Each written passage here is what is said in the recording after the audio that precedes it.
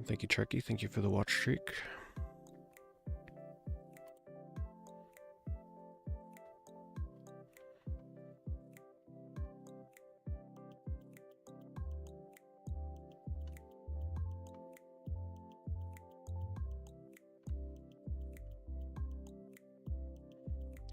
Yeah, they alerted me when I went on stream today.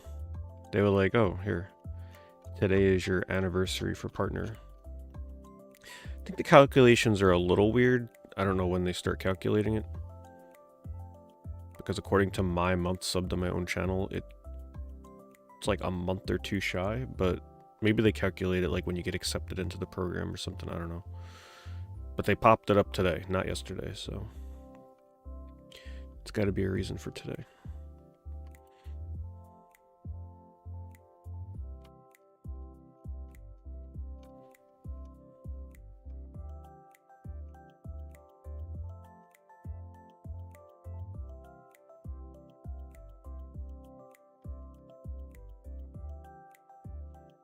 Yeah, because I got partnered back on Justin TV.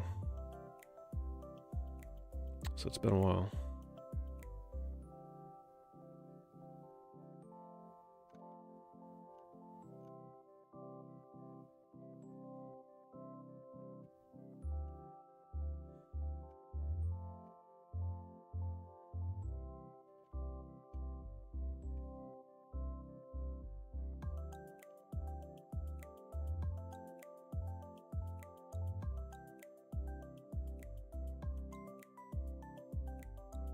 Is it National Retro Video Game Day today?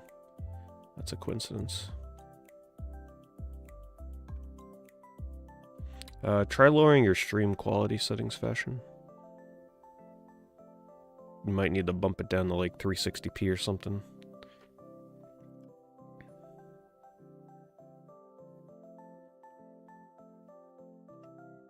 Hello, Quick Blue. Hello, Christian.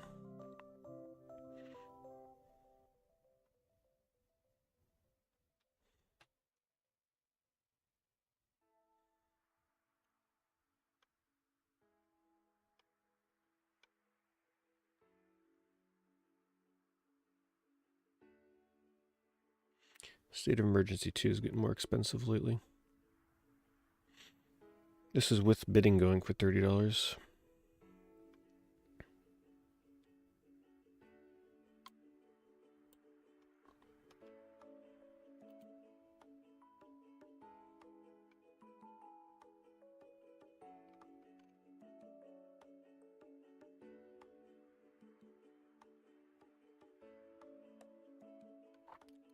Sega Games Power Plug Bundle. I feel like we looked at this one last week. Looks familiar.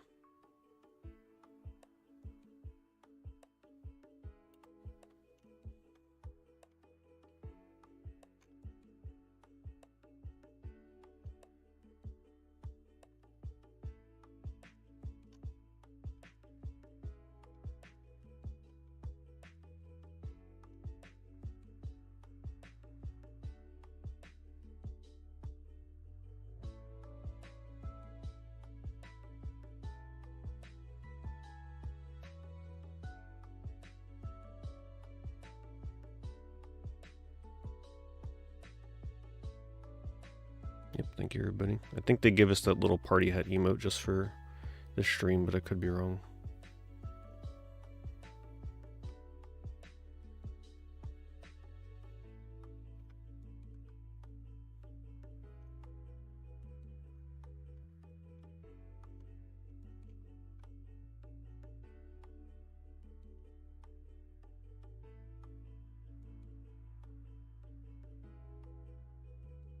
Oh, it's a global that you use often. Okay. Yeah, I don't pay attention to what the global emotes are these days.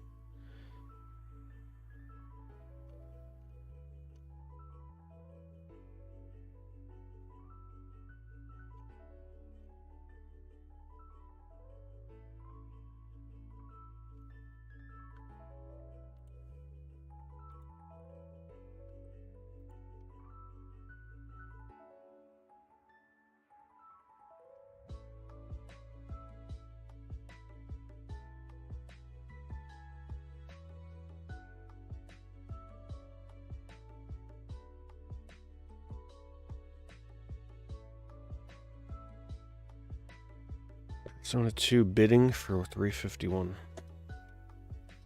I guess people just really don't care about the remakes of Persona 2 and just want the original. Yeah, exactly. Congratulations on 10 years of streaming on our platform. Celebrate by deleting, was it 17 years of highlights? Yep.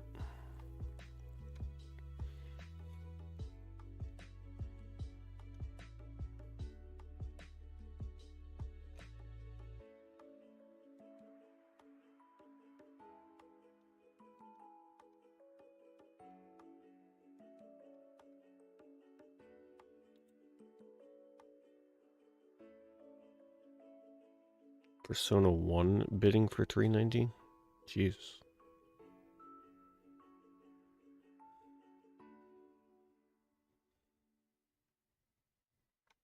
Some people just prefer those long, chunky loads, you know?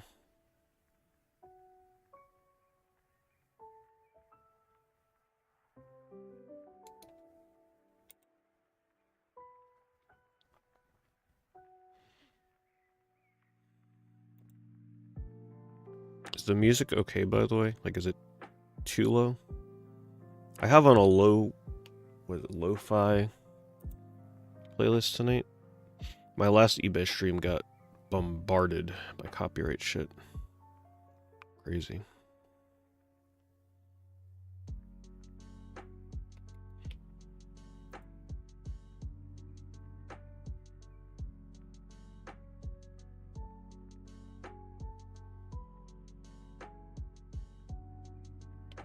Thank you, Gaspard. Thank you, Vonal.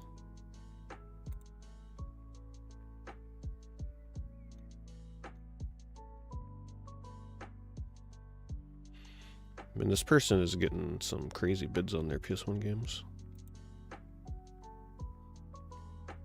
I remember I had a few sealed copies of this game back in the day. Digital Press. Somebody on Digital Press was selling them. Back when you couldn't even get rid of this game. I forget how much they were charging, but I picked up like 3 copies of it. I think I held on to them for a few years. And the last one that I got rid of was at a convention, maybe like 7 or 8 years ago. I think I got 150 or 200 for it.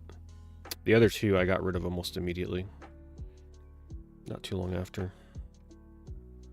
Yeah, this used to be sort of like a almost not quite bargain bin, but it used to be a game that you couldn't even sell a sealed copy of. Like, they just sat there unsold.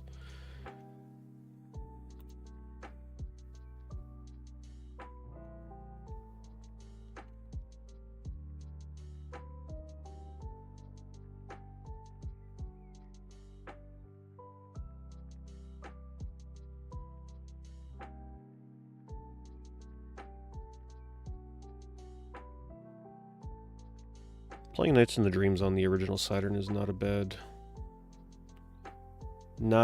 way to play it, honestly. There's just something very unique about Saturn graphics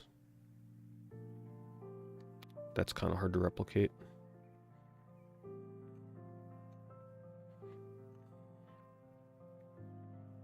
You can't really speedrun Vectrex games because they're all really high score based. So it would kind of be an endless thing.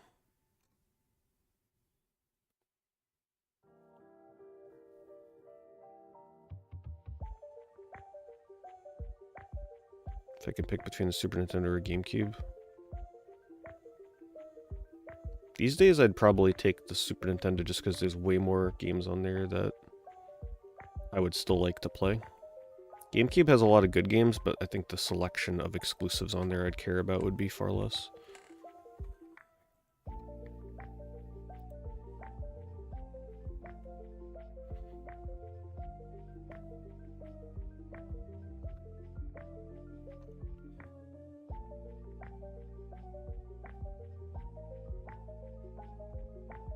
Favorite GameCube game is Sonic Ultimate Gems Collection.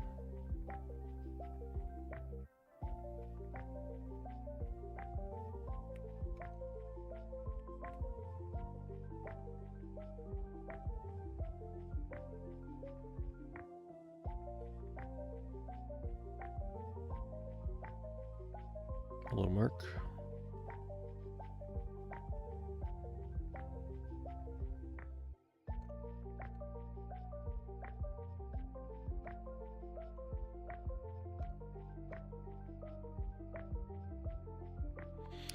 I don't think you really find too many places doing midnight launches anymore. If you do a midnight launch, it's just going to be people that pre-ordered at like maybe a local game store or something. But you're not just like walking up to a store and waiting in line to get your console. The thrill of not knowing if you're getting one or not when you get in that line is gone.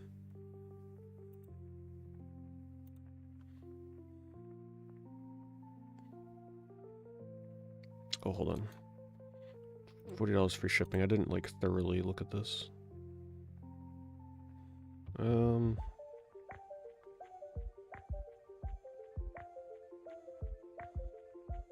Yeah, probably not. Free shipping, very reasonable though.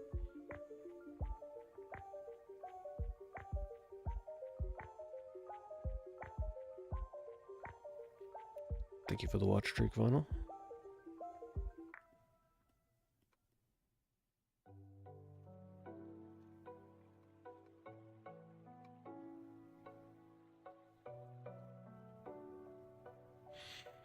I don't care what Nintendo says, I think the Switch 2 will be very hard to get at launch. I don't care how many of those things they have made. I think it's going to be a similar situation to like the PS5. The scalping's going to be out of control.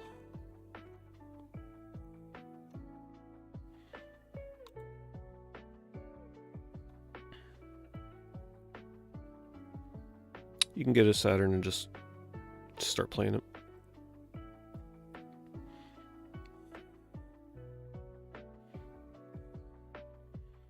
The only thing you may need to make sure you have though is a new battery that you got to put into the console. Like it's just a little back door you open, you just stick a battery in. Or you can get like a backup memory card. Unless you're not really concerned about losing progress.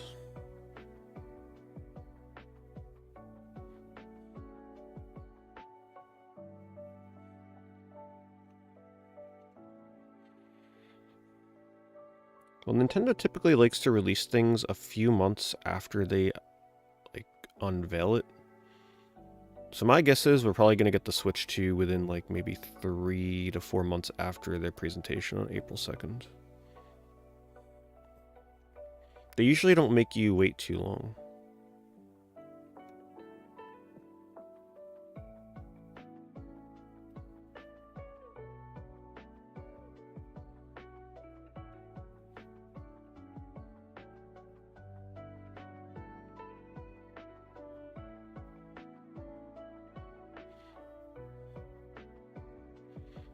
I appreciate you looking out, Evan. You don't got to worry about it. I appreciate the offer, though. I was always interested in Da Vinci Code, though. Really curious, like, how that game actually plays. Never watched the movie. Feel like I'd have to watch it before I play that. No, I don't have any Rock Band stuff. And if I did, it would be long gone. That stuff clutters space. Wouldn't want those drums sitting around.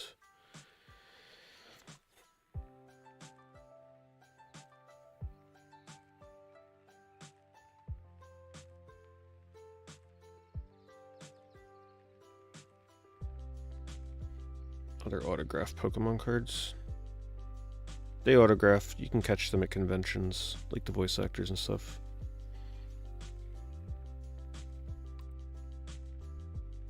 You're going to be paying about $30 to $40 per autograph, though. So that can get pricey if you're collecting a lot of those. If you're buying them on the secondary market, people mark them up quite a bit.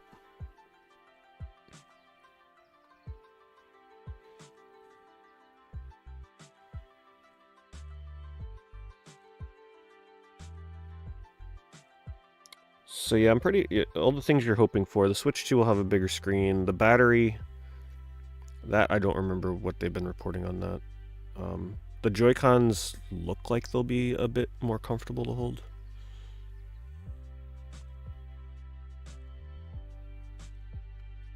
I'm not even trying to speculate on that thing anymore. We're just so close to them showing us more about it, so we'll just have to wait.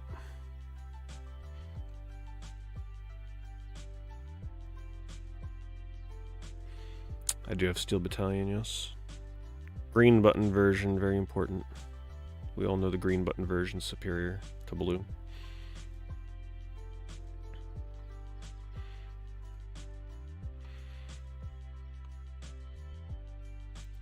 It's been a while since we've encountered a jewel case D. Man, this person's auctions are there's something going on with these auctions. Everything they have listed is going for ridiculous prices.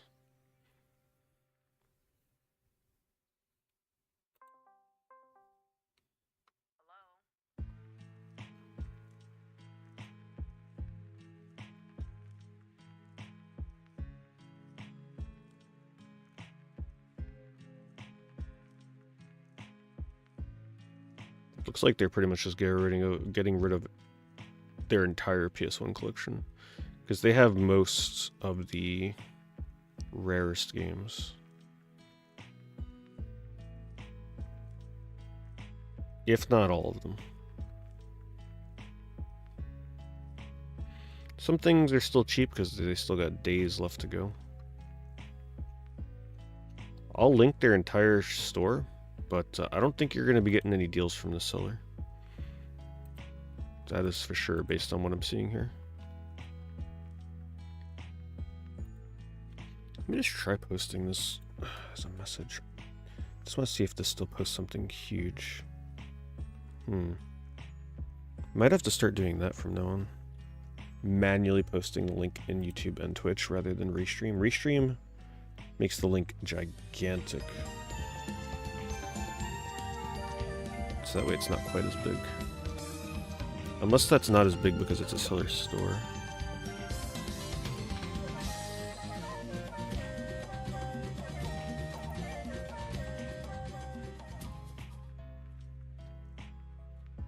Thank you, Gaseous. Thank you for the 86 months.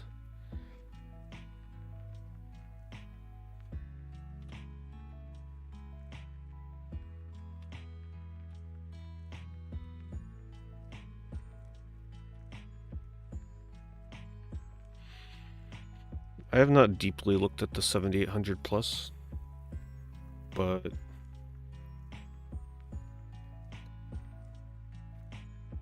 I wouldn't be totally opposed to trying it out one day.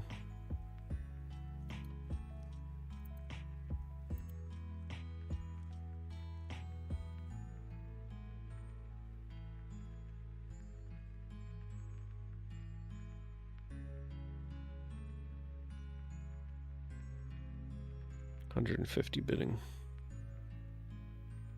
Definitely not worth it. Thank you, Boatliner. Thank you, Gazebo.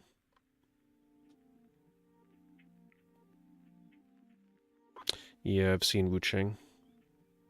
I put in a request whenever they, like,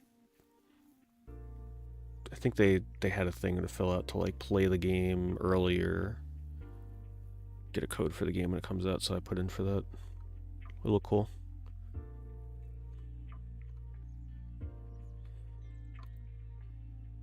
Hello, Mark. Speaking of getting a code, I filled out a thing to get early access for Clair Obscur Expedition 33, and then I missed the email where I got accepted for it. Luckily, though, I think I could still play it. So that's what I'll be streaming tomorrow. We're doing an early look at Clair Obscur. So that should be fun. I'm not sure how much of the game I'm able to play, but I did a quick search and it looked like somebody else streamed it for like over 4 hours. I don't know if they did like more than one playthrough. So make sure you tune in for that tomorrow. It should be fun. Hopefully it's good. I mean, it's really one of the only games I'm looking forward to this year outside of whatever Switch 2 gives.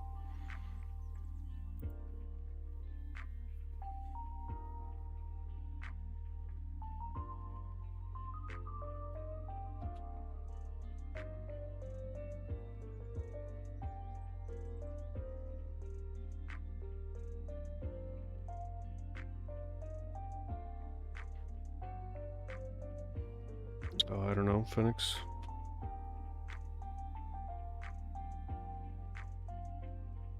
You mean like for uploading? I'm not sure what you mean.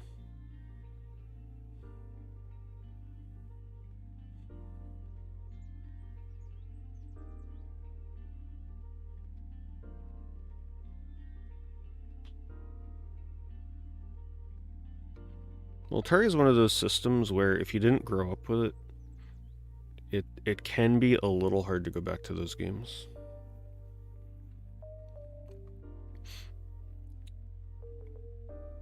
If you don't have the nostalgia for them. At that point, you're mostly just playing them for the appreciation of the games.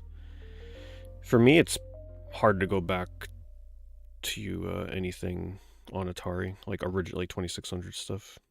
Not that it's hard, but I don't really have much of a desire. ColecoVision would be like the only one I would play because I played that when I was younger. But usually NES is like the oldest console that I would actually genuinely enjoy playing.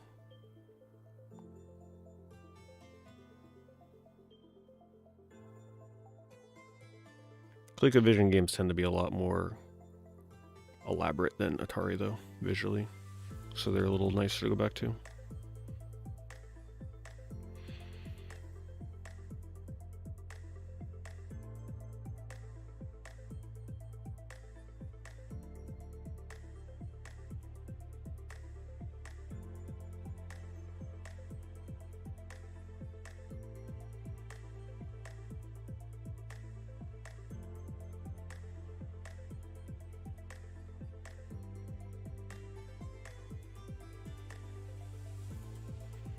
Well, I've definitely lost my touch to play first-person shooters, I'll tell you that. Once you give up playing first-person shooters and you try and go back to play them again, jeez, that is not easy.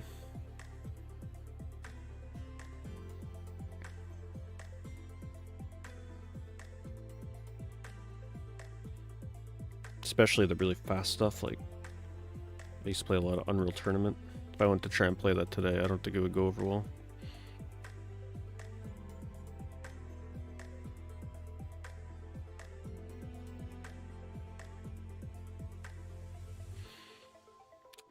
PS2 wheel will be done, yeah. I'm sure I'll pick an ending for that at some point. A way to figure out how to go to the next one. Or at least come back to it at a later point, like go to a different console and come back to it.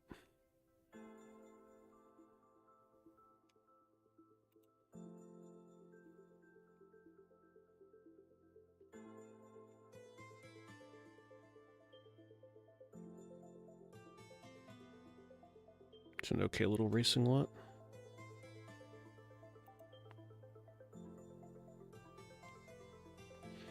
I wouldn't just, well, Sony just did an update for the PS3, which is crazy. They apparently just rolled out an update for the first time in a very long time that, like, adds stability or something to... I don't know what they did, but they actually just updated the PS3. Now, you can look at that as a warning sign, like they're preparing to shut it down, so they updated it so it would, like, crash less potentially when that time comes, but I would anticipate we probably got at least another couple years. I don't think they're going to be shutting that down anytime soon. They got to give it some time since the last time people got riled up. But now that things have shut down on, like, the 360 side, maybe they're a little bit more receptive to doing it themselves. Here, let me test this and see if this gives me a huge link.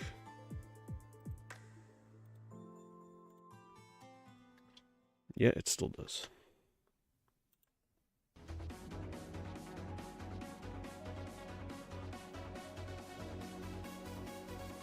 Oh, thank you so much. Picks Ellie with the sub gift. Look at that, they picked somebody else that has 2 X's in their name. Coincidence. Thank you so much, Ellie. Appreciate the sub gift as always. Always very kind with those. Do I have Dark Cloud sealed? I do not.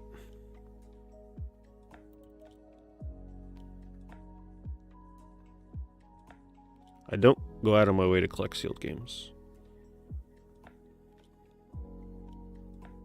However, if I had one of Dark Cloud, it's probably one of the few that I would hold on to. I think the only console that I would be okay with actually holding on the sealed games would be sealed PS2 games of games that actually mean something to me.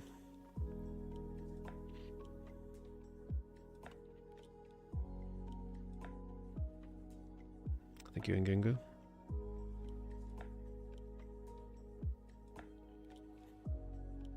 I love how Pixelly watching on YouTube comes over to Twitch to gift on Twitch. That's what you call multitasking support.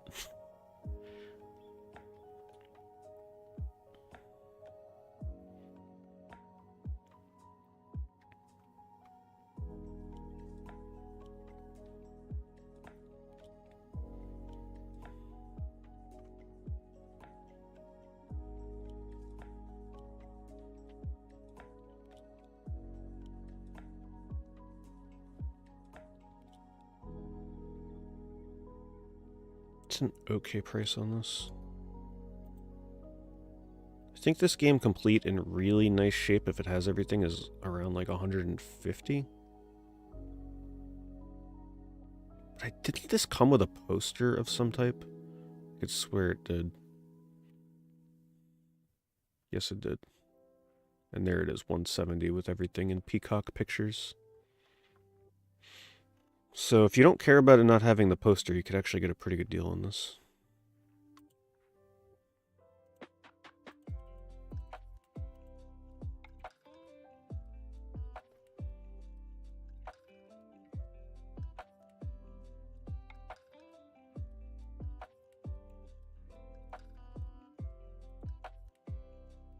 Just a reminder, if you're on the YouTube side, remember to like the stream. It is appreciated. Helps more people know that I'm streaming right now.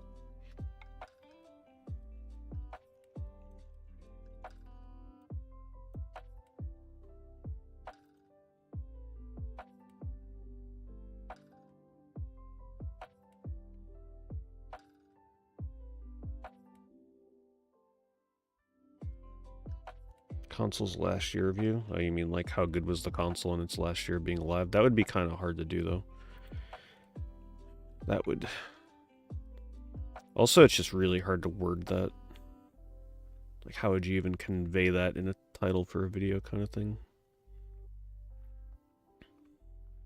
I think it would confuse a lot of people what you would actually even mean if I made a list like that.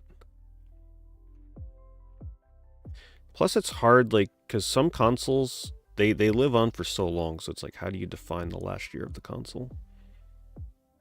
Especially with consoles still receiving physical releases that are, like, long dead.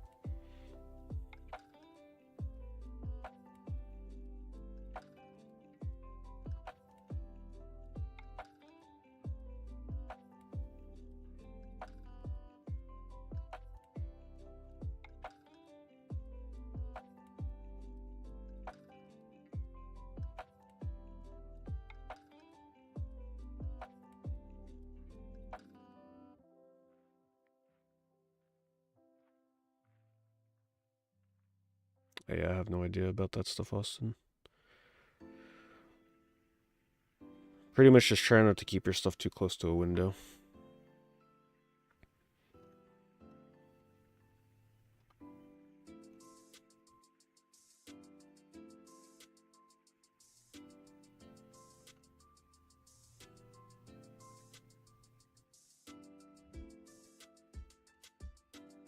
Is it a perfect time to collect PS3 games right now? It's not a bad time to collect PS3 games right now, because the hype of the PSN store closing from a few, years ago that's died down. Most PS3 games you can get pretty, I wouldn't say cheap, but they're definitely like at their normal to lower prices right now. Even 360 has come down.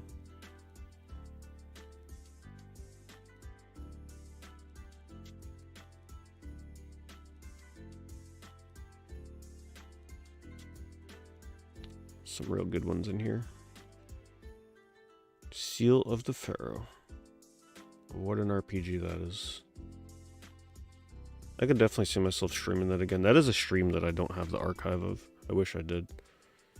I was the first person to to document a full playthrough of that game in video form. Prior to my playthrough of that, there was nothing. Like, I think there was a 5-minute video of the freaking game on YouTube. But I don't have the stream. I was never able to upload it or anything. Now I'm sure there's more out there. That was really fun, though, because it felt like we were going through the unknown.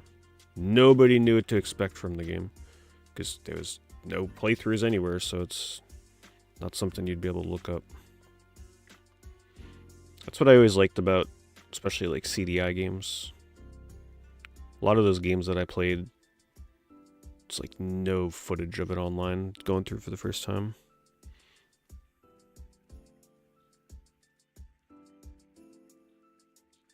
And a lot of like obscure Japanese PS1 games.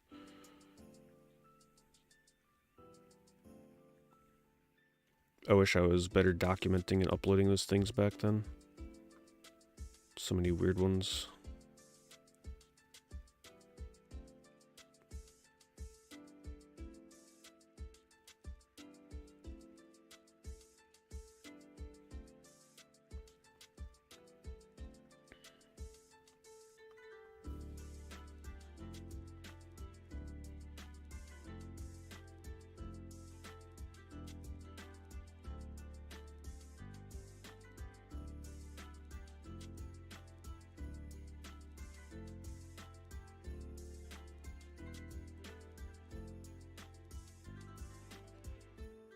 Radio is a little crazy to get into now, though.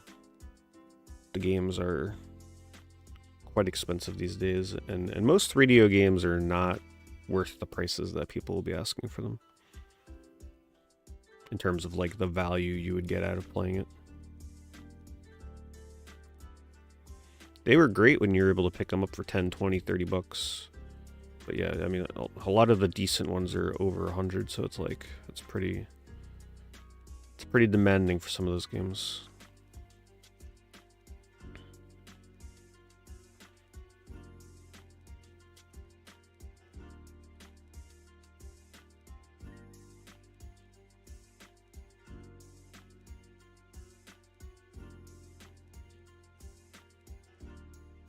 Yeah, we were looking at that auction. That person's auctions are going very high. I wouldn't really bid too much on those. Bit above the average price, I think, for those games on that store.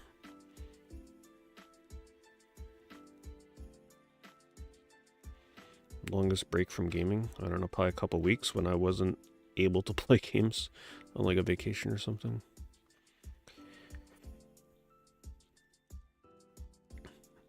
I don't really take breaks from gaming. I'm always streaming them.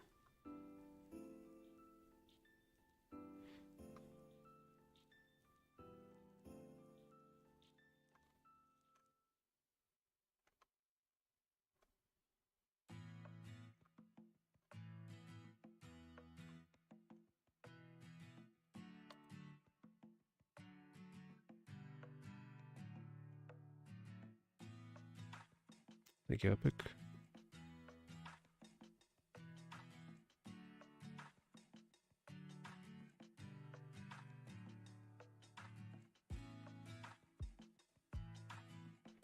Yeah, the seller definitely had some of the seller here. Definitely has some of the rarest PS1 games.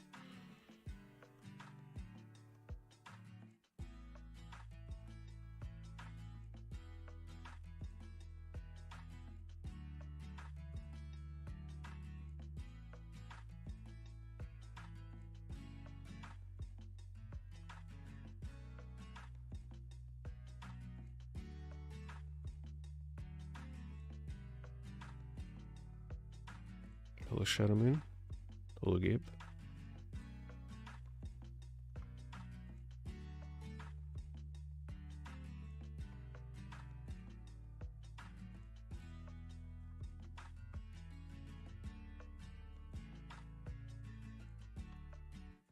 Random PS2 game bundle, 6 games. Yeah.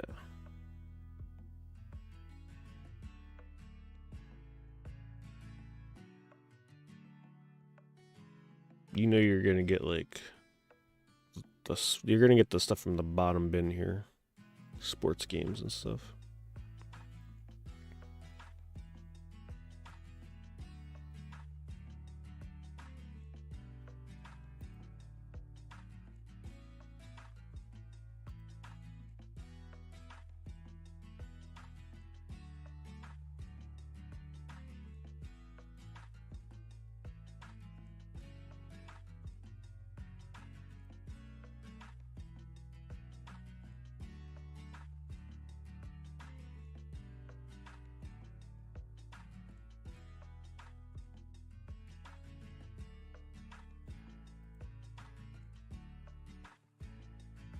Nice try, Joseph. It's like a puzzle game.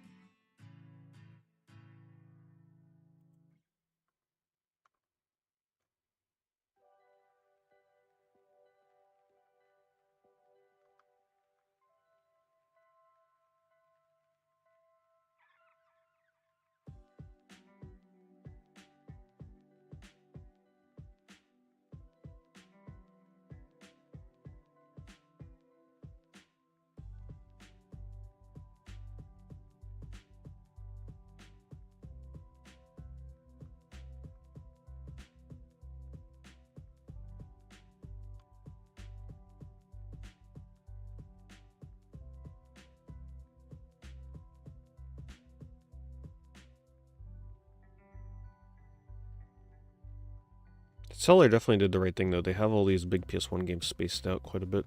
A lot of people make the mistake of listing those games like practically on top of one another, and then people, if they want to bid on another game, they just don't have time. But at the same time, I would say listing all those heavy hitters at the same time, I don't know, it just feels like most people will be able they'll be able to get like one or two, then they won't be able to bid on the other ones. But maybe they need the money quickly.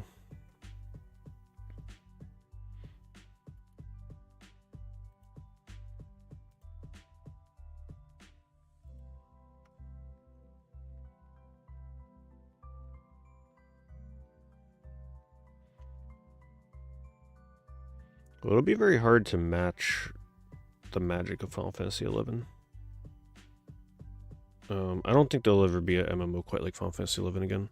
The only thing that's come close for me in recent times is Pantheon Rise of the Fallen, but that's like an unfinished early access game that, if I'm being honest, will probably never see the full light of day.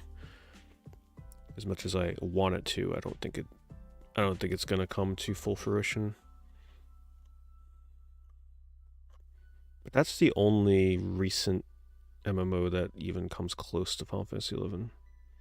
Maybe Monsters and Memories. Monsters and Memories has a chance. I'm not really following the tests that you can do for that, so that way when I jump into it, it'll feel like so fresh and new. But you should look into Monsters and Memories. That is probably the most likely to capture the feeling of Final Fantasy XI for me.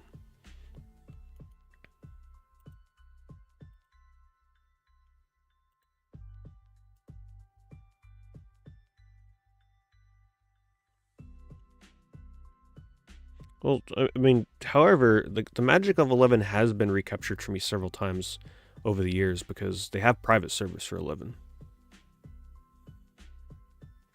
So I've played Final Fantasy 11 several times from the ground up with the original servers, like the original 75 cap,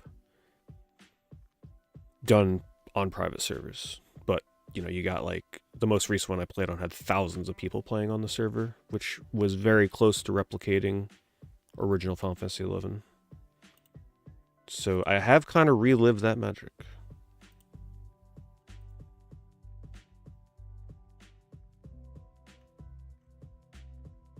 Monsters and Memories is more so just like, it's more EverQuest, but EverQuest is the only MMO series that really replicates the feel of 11. So I'll take it. Yeah, that's as close as we're going to get. It's almost impossible to replicate 11, but EverQuest comes close in many of the mechanics and progression.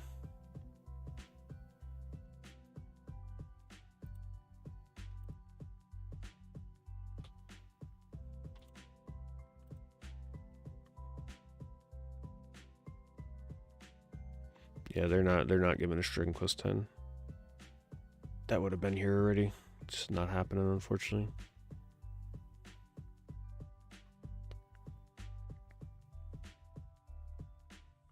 On 11, I don't really know.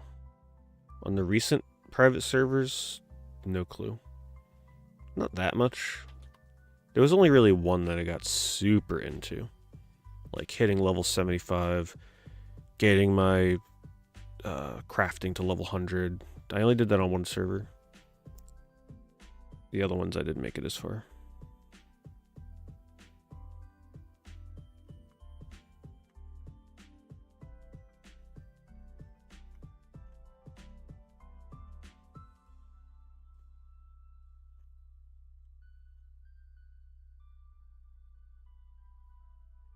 I can find out how many hours I had in Final Fantasy XI original servers, but that would require me to somehow figure out how to re-sign back up and log into Final Fantasy XI, which, yeah, I'm not sure how to, I'm not even sure if that would happen. I don't think I'd be able to recover the login info.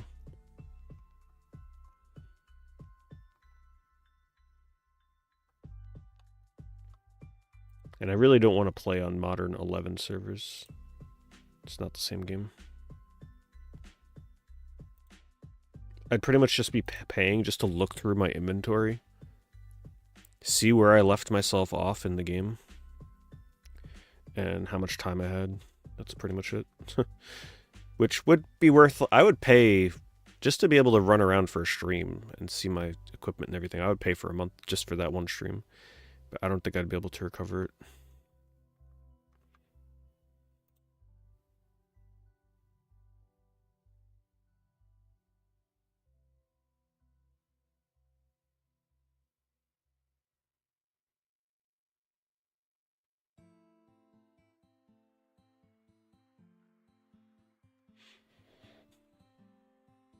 There are definitely a ton of people that still play the old school RuneScape, yes.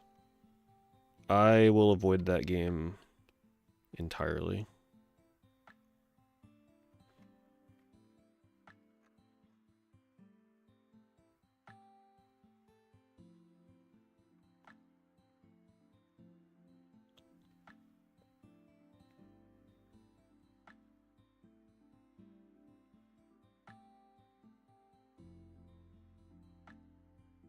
They do free login events. Yeah, it's more so finding my info to even be able to log in.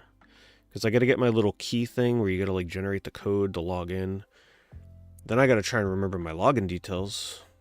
Yeah, it would not be easy.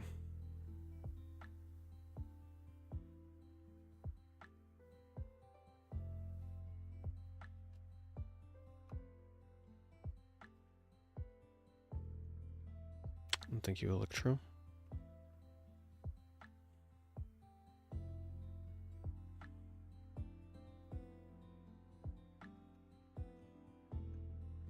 Most regrettable purchase. I made a video on that a long time ago. Games I regret buying the most.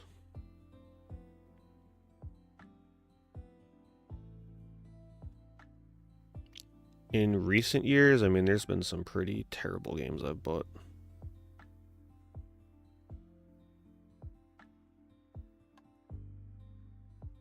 Games where it's just like, oh my god, spend full price and then there's just something unexpected about the game. Like Super Bomberman R2 having a completely dead online game from day one where no one was playing it. And I spent full price on it. I was pretty pissed.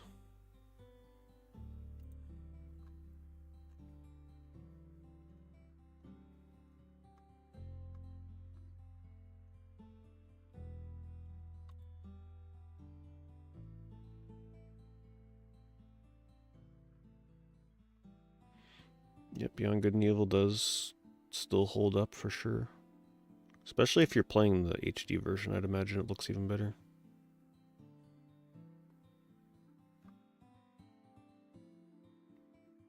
Oh, I don't really regret getting games digitally. If I'm getting them digitally, there's usually a good reason for it. So it doesn't really bother me.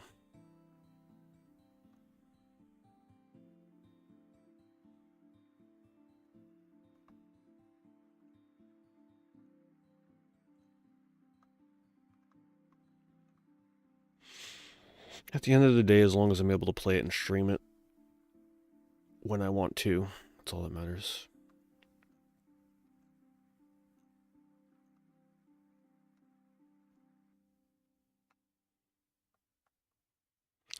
change our search. We're up to 2 hours for these ending. Not very many good auctions tonight.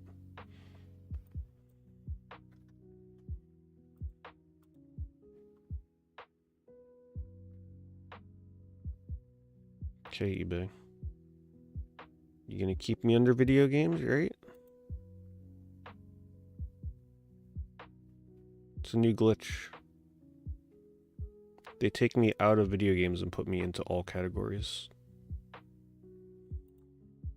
Ridiculous. And I'm sure they'll never fix that.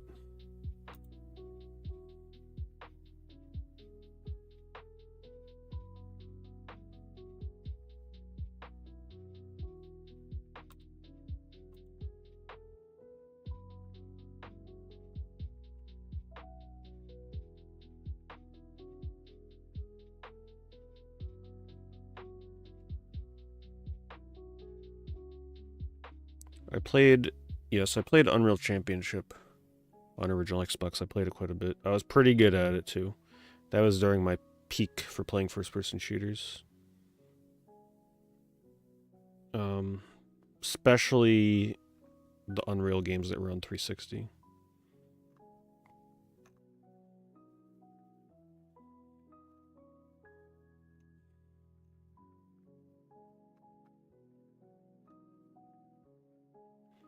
I had some very old streams of those back when they launched. But that was on Justin TV, so I don't think those are archived. Oh, speaking of which, how crazy is that, right? Not a coincidence at all. Unreal Championship for Xbox.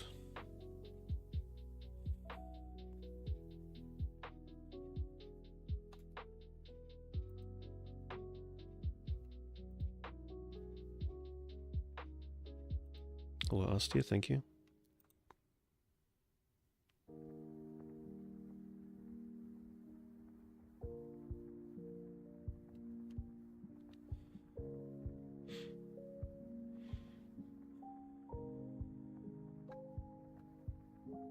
I definitely am still a collector. I just don't consider myself a collector of the modern consoles. I just stick to PS3, 360, and older, mostly.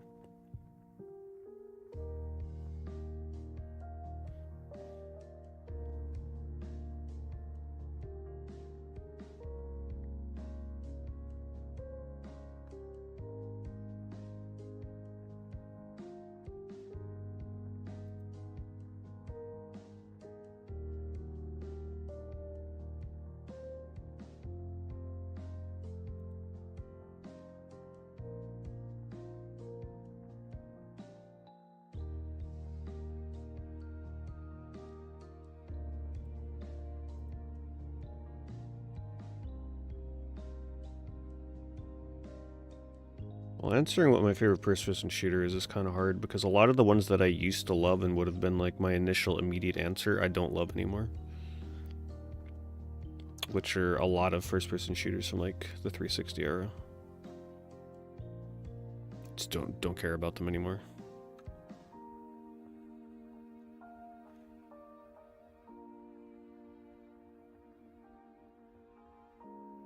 So it's like, even though I really liked them back then, do I still like them as much now? I don't. But I always like them, it's just that I don't care about them anymore. It's such a weird feeling. Yeah, Modern Warfare 2 was like a near perfect first-person shooter back then, but do I care about it now? Not at all. Never play it again, never touch it again. So it's like, okay. How would I even answer it? I don't really know. I don't really play newer first-person shooters anymore.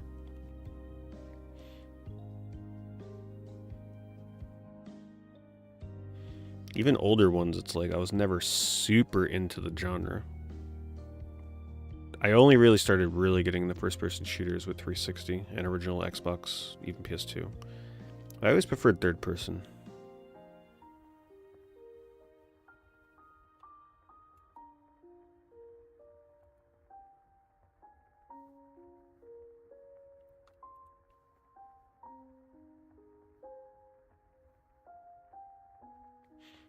And thank you, Labushrums.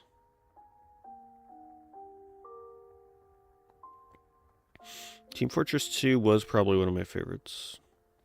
But that's another one of like, I loved it, but I really don't care about it anymore. I love my Spy. Had a blast with that game, but yeah, I just don't care about it anymore.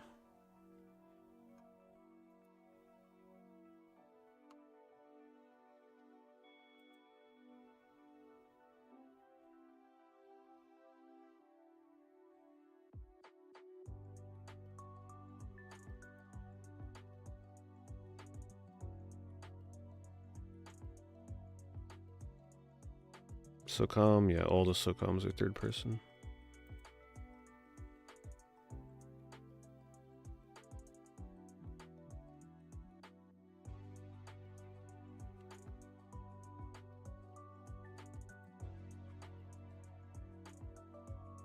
That's why it was so hard for me to do the top 10 games of the last generation video, because like I had to weigh how much those games meant to me while I played them, even if I don't care for them anymore. It's such a hard thing to consider. It's like, can you just completely negate your time with the game just because you don't care about it anymore? So I went with the I won't completely negate a game despite not caring about it anymore for the video. Otherwise, games wouldn't have been on there. Like Hearthstone would not have been on there. I don't give a crap about Hearthstone anymore. But it's like, I played that game a ton, so how can I not include it?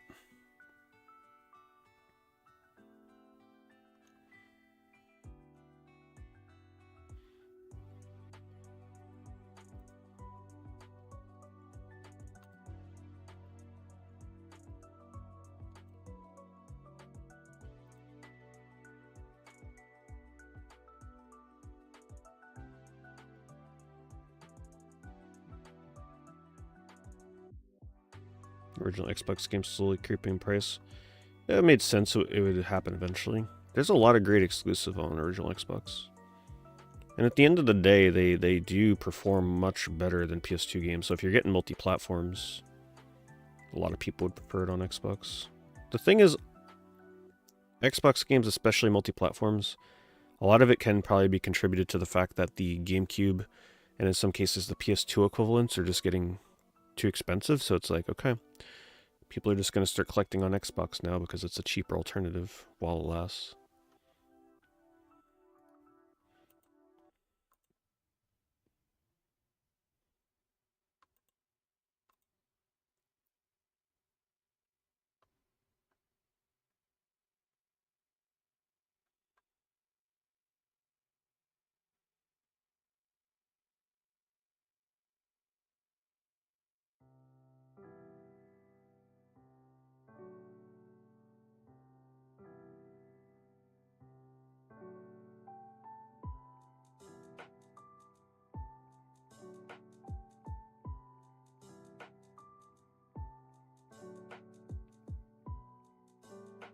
Well, it's not so much the feeling of missing out on other games, it's more so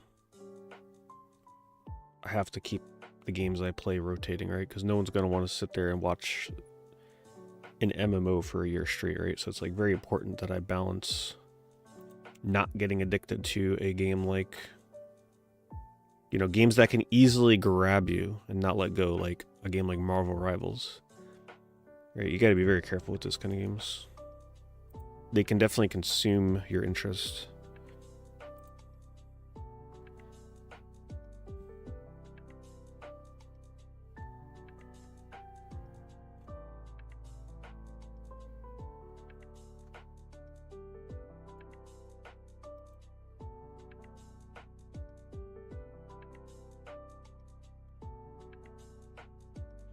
I don't feel like anytime I spent a lot of time in a game, I don't ever regret the time I spent in it.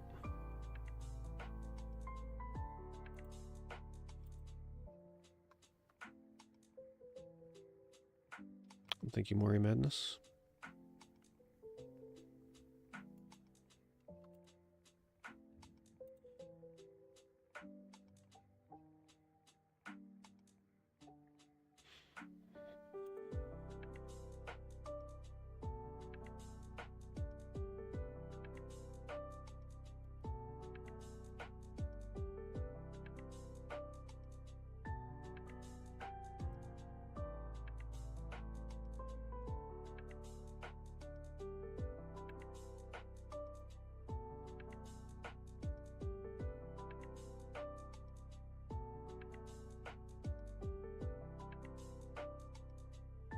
It's not $60 shipped. Strategy guide lots are always so rough because it's like finding somebody that actually would want guides for all these games, not easy.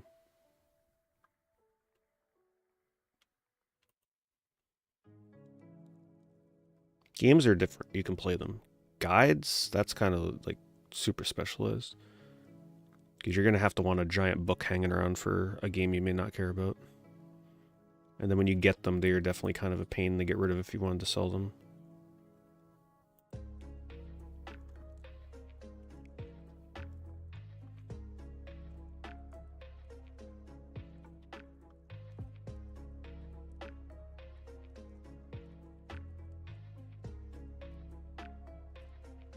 Look.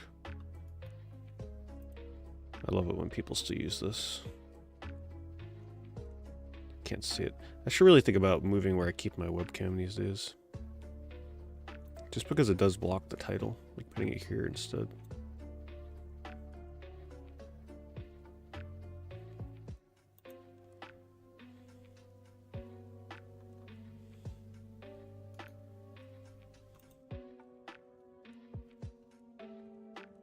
$60. Jurassic is about a $20, $25 game, I believe. Condemned, that's like $20. Unfortunately, most of the other games here are quite cheap. Xbox Live Arcade 3. That used to be pricey, not anymore though. If you see a few games in here you wanted, it's not terrible, but it's really kind of hinging on these top two here. The $20 shipping though kind of kills it. $80, yeah. It was almost a really good lot.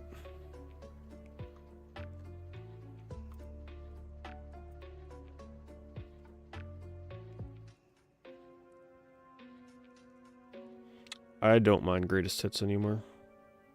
Yeah, I don't mind if I get them in my collection.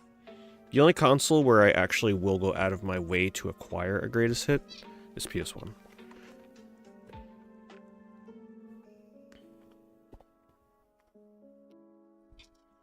Because I have so many greatest hits PS1 games, it's like a sub collection at this point.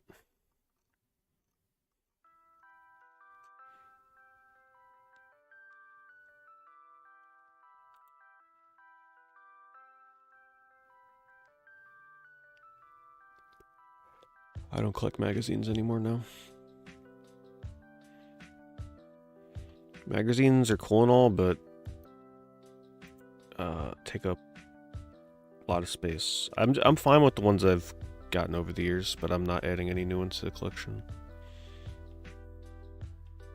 Got plenty of reading material.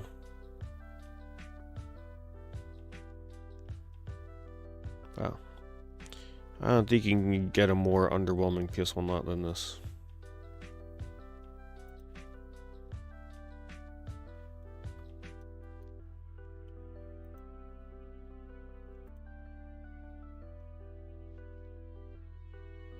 It's a decent little Game Boy lot. I'm not 100% what these go for card only. The highlight here probably being Power Quests, followed by Castlevania Adventure. Pretty good though. Pretty good lot.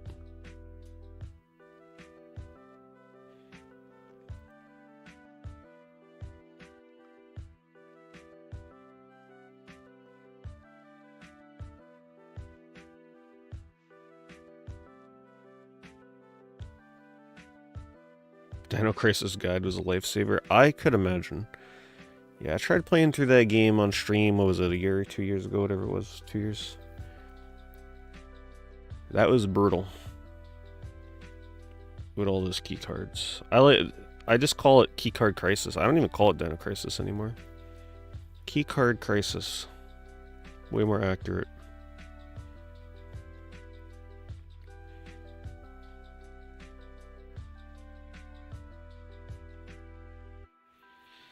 Game that I think is super overrated and why? Oh, there was a game I played recently where I was saying it's one of the most overrated games I think I've ever played. What the heck was it?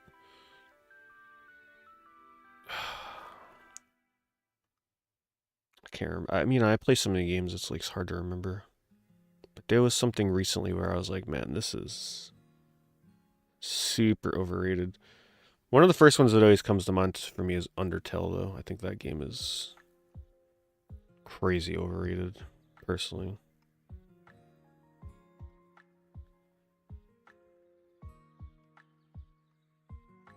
There was something else.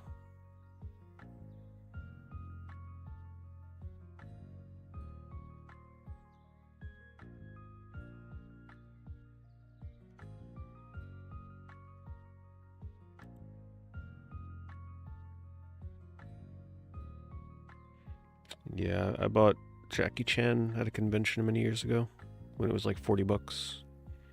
Great little beat 'em up. Yeah, it's pretty good. I like 3D beat 'em ups. Beat 'em ups in a 3D engine, one of my favorites.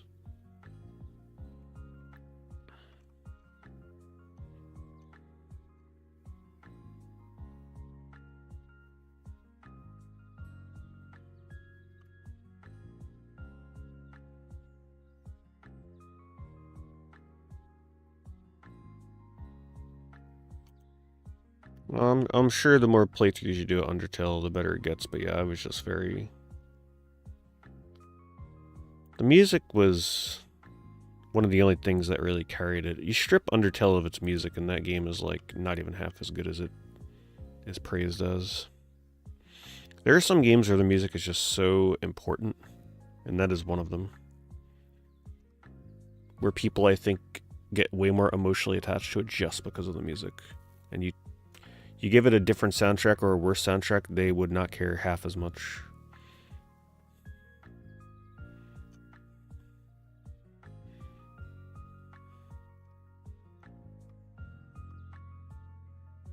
But I think people connect with that game differently. It's like one of those games that some people get very emotionally involved in, and I didn't feel that connection whatsoever, so for some people it does more than others.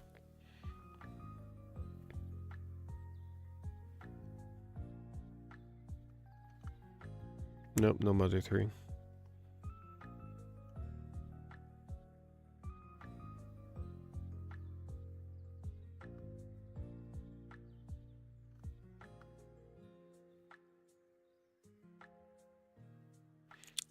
What is creating this shadow? Window frame? Looks like they're outside. Very odd lighting.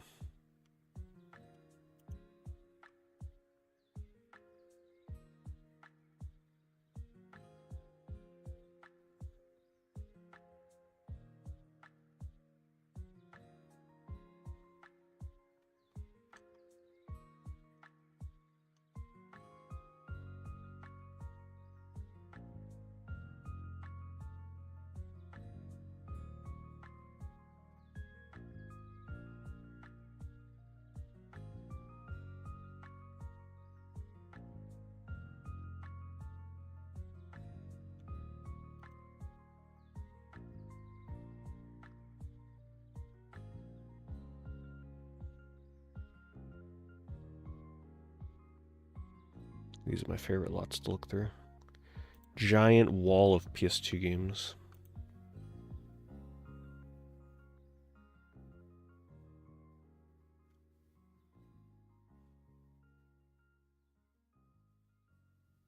Wow, that's a lot of Cabela's. Jeez. There are a lot of Cabela's games on the PS2.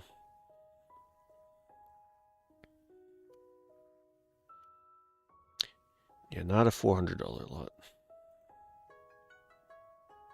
Something like that, if you break it down by like a cost, game by game cost basis, then sometimes it makes sense. But even looking at a lot like this, you're paying over $4 a game. And a lot of those games, I don't think I'd pay $4 for it. If the way I look at it is if you're out and about at a convention and you saw some of those games for $4 or $5 each, would you buy them for $4 or $5 each? You probably would not. So you got to look at the lots like that.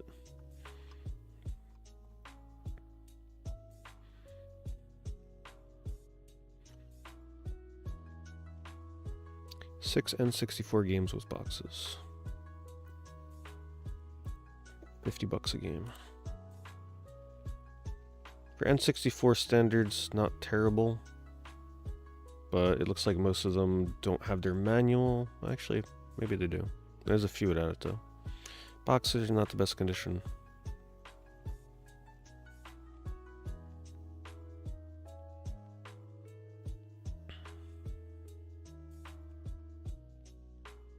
I guess the highlight here is Mario Kart Complete in Box. Non-player's choice version. It's coming from Goodwill.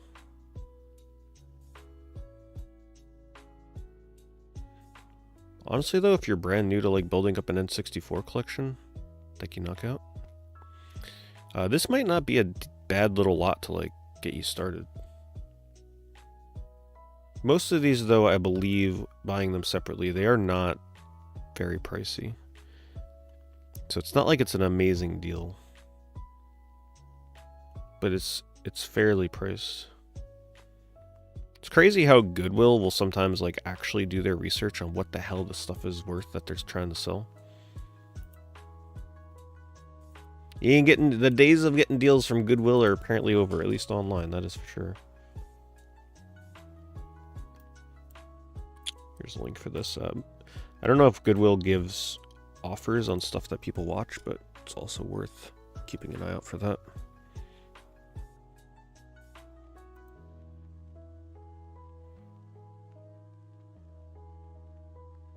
Oh, did I pass Raz to Honor? Isn't that kind of weird how we always bring up games on stream and then like 2 seconds later we see it?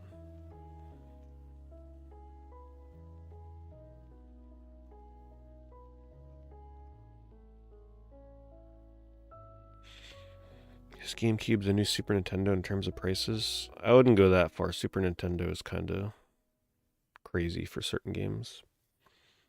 But I'd say it would go Super Nintendo, then NES. And then maybe Virtual Boy, just because the amount of games that are on Virtual Boy, a lot of them are very expensive, even though the library is small. But it is still very expensive to collect for Virtual Boy. And then GameCube. Actually, no, hold on. If we're including the handhelds, it would go... Honestly, it would probably go Game Boy, Super Nintendo.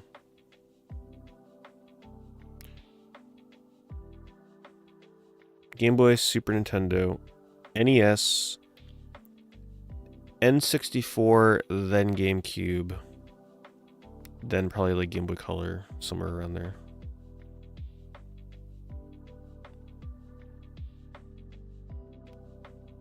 And then everything else would kind of just like be a mishmash with like 3DS.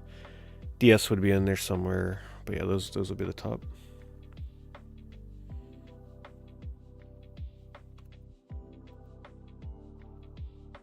Do not underestimate how expensive it is to collect for the original Game Boy, if you're including boxes. There is a reason I sold any original Game Boy games that I had years ago and just told myself I'm only buying cart only. As one of the only consoles where I am completely fine just having a cart. And that's originally what got me into Game Boy Color, because when Game Boy was going crazy, nobody cared about Game Boy Color. It was just so pushed to the side. Dirt cheap. Everything was cheap as hell. There were very few games that were over $100 complete in box. It was like a gold mine. So I capitalized on that for a long time.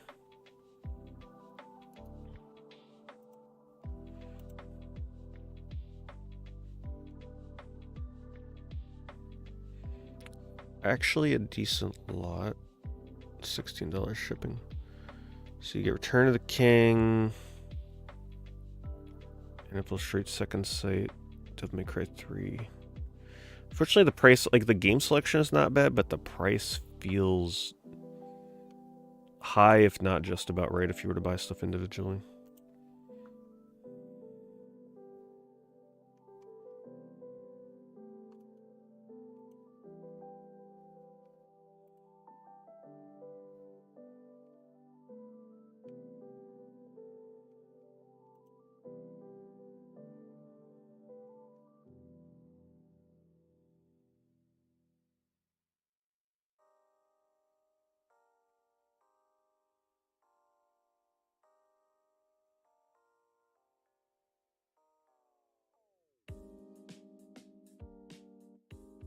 Thank you, Silent Fury. Shantae, there was a point where I had a chance to buy just the box and the cart for $400 at Portland Retro Gaming Expo. But it was at the very end of the convention, and I wasn't going to pay $400 for that at the end of the convention. If it was in the start or middle and I wasn't finding too much, I might have been like, alright, let me use pretty much my budget for the day to buy that. But yeah, that was very expensive back then for a Game Boy Color game. Like, that was not considered cheap for Game Boy Color. Shantae has always been very expensive for Game Boy Color.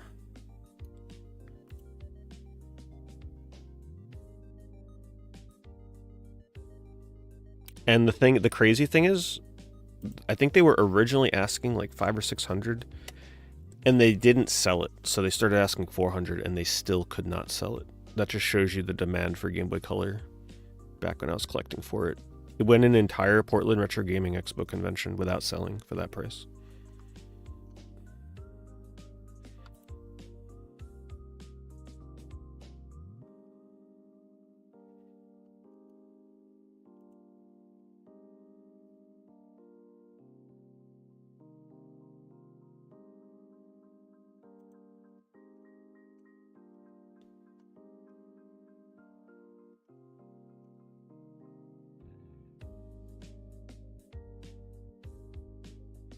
Visiting the UK? I don't think I'll be visiting the UK. The closest they ever came was like a decade ago when they would hold like the Sonic Boom events out there. Like Sonic conventions. But yeah, I would not consider it now.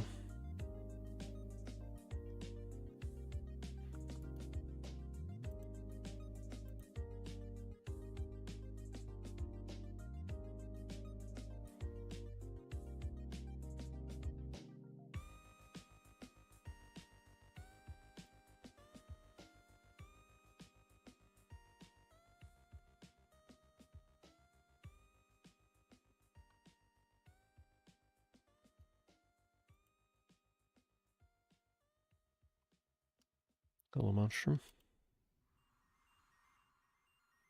Japanese, PlayStation, and... oh, just PlayStation games, okay. I swear it said 3DO, but it didn't. Nothing. Even at $50, that's pretty high for this.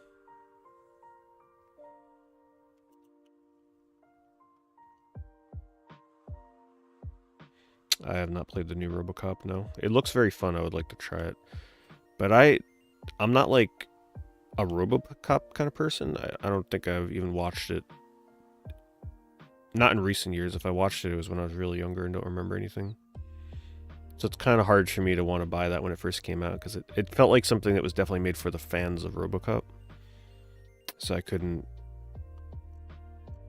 consider it at the time. It just didn't make sense.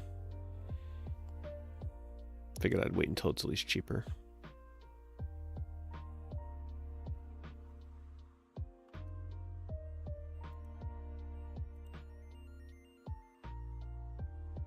Repro boxes. Probably repro carts as well.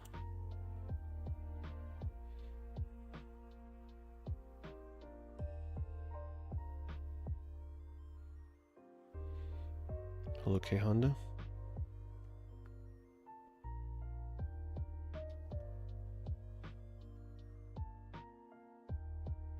Yeah, I'm sure RoboCop can still very much be enjoyed without being too familiar with the universe. Looks very fun, but I'm sure it's much better appreciated after you've like watched some RoboCop.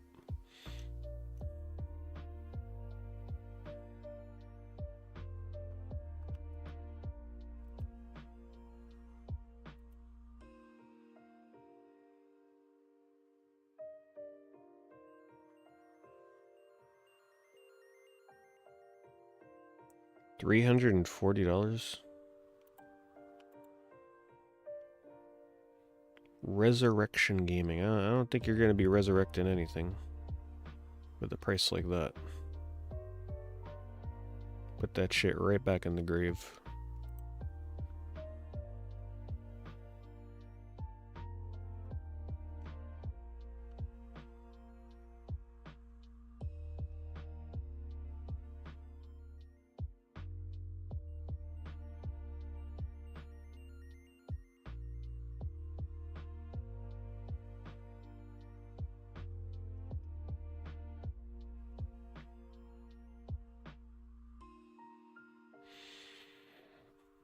I think Vita was mishandled.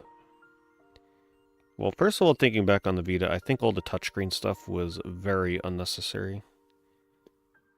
Most games never utilized it at all, or much at all. Or even when they did, it didn't really add too much to the game. I think that was a very unnecessary feature. I wonder how much extra it cost them to have, like, that back touch panel and the touchscreen and everything. I'm sure if they took that out, they could have cut their costs so much. Ridge Racer 6, and that's about it.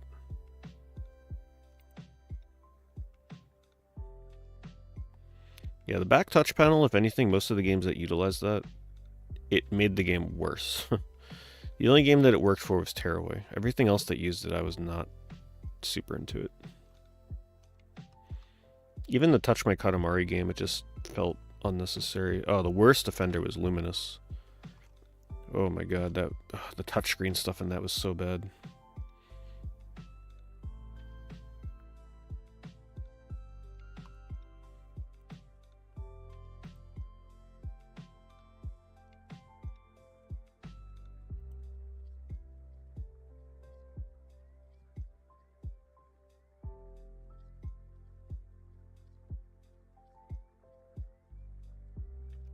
This actually isn't terrible if you needed Twisted Metal 2. Also has Make an Offer. Twisted Metal 2 is like 40-ish. Maybe 50 if it's mint these days. Driver is like 15 to 20. Need for Speed is like 15 to 20.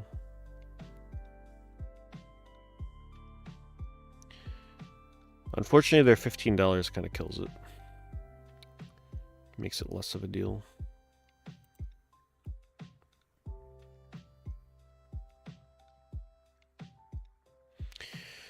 The touch-based DS-Zeldas, they were definitely not for me.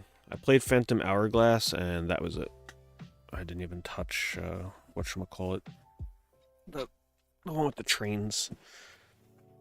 I was not a fan of the DS era of Zelda. They also started getting way too puzzle and dungeon heavy for my taste.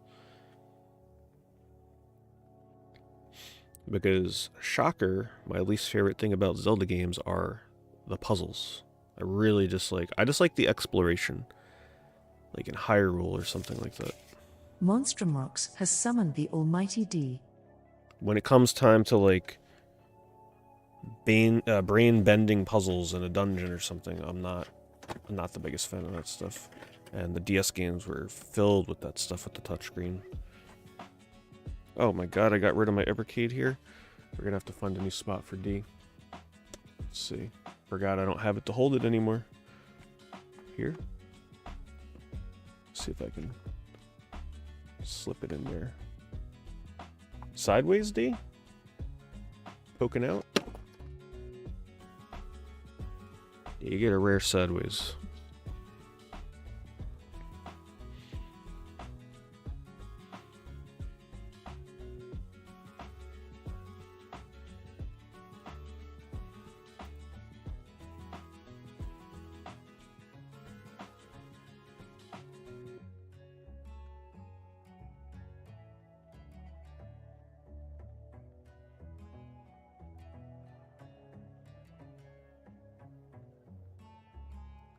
It's not a terrible licensed kids lot for PS2.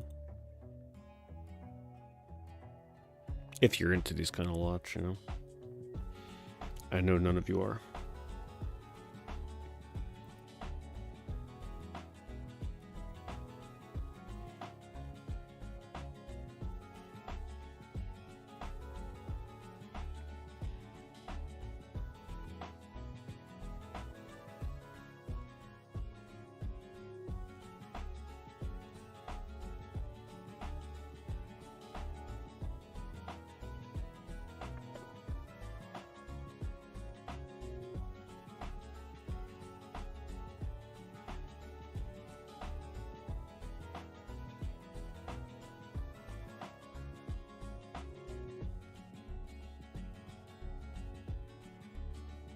Scalender's Battlecast packs? I think I played the mobile version of this. I did a stream of it many, many, many years ago. It was actually an okay game, but I don't even remember seeing the physical cards.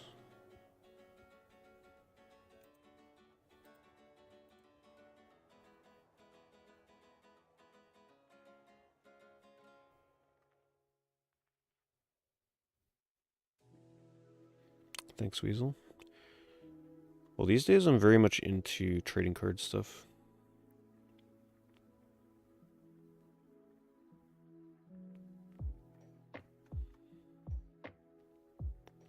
Whether it's watching other people open it, doing it myself, dipping my toes into the graded world of grading cards. Some crazy drama going on with the grading card companies these days. Tag grading? Oof. I don't know if any of you follow that stuff. If you know, you know.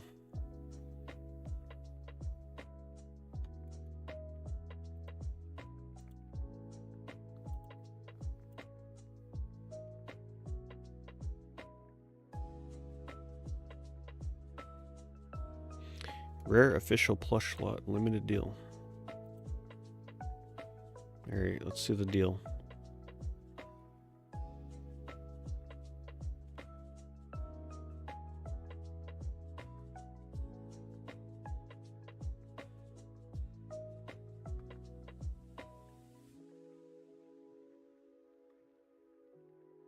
Well, they're probably gonna have to remove the word limited because I don't think this is gonna be selling anytime soon.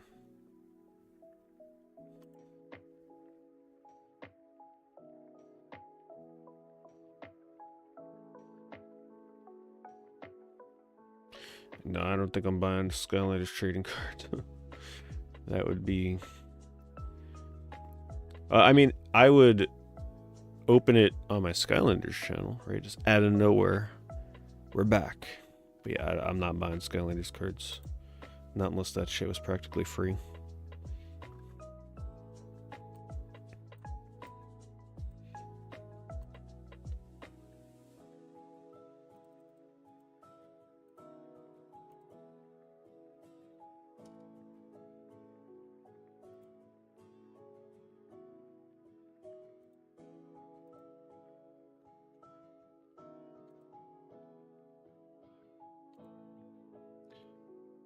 Monstrum's got a little trailer he wants us to all watch.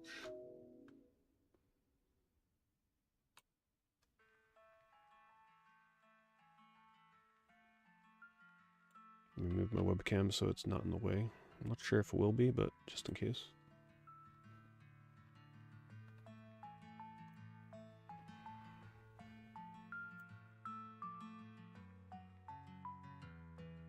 Make sure the volume's okay. Terminator trailer with lo-fi.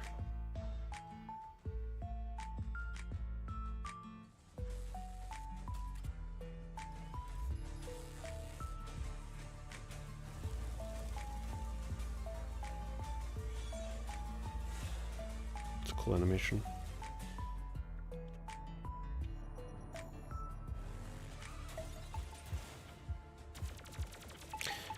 I mean, it's cool and all, but the thing is, there's so many games like this now. You know? It's like seeing something like this is just so much harder to get excited for because it's... They're not super unique anymore. They're just like all over the place. This looks like it's from the same developers as that Halloween game I played, though.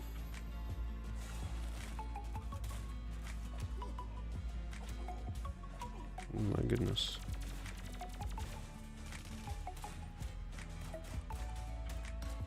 I'd love to see more games like this that use the old sort of like, I don't know what the effect is for capturing the characters, where they look like they're like Mortal Kombat kind of characters, where they capture real footage of people and then like turn it into sprites. Oh man, we need more games like that. Okay, pretty cool. Will I be buying it? I will not, but let me know how it is.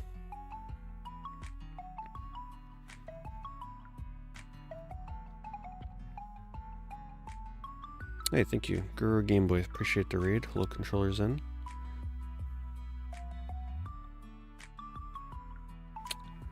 Hope you all had a good stream tonight. Rotoscoping, yeah, we need more rotoscoping. Not being super utilized in most games these days.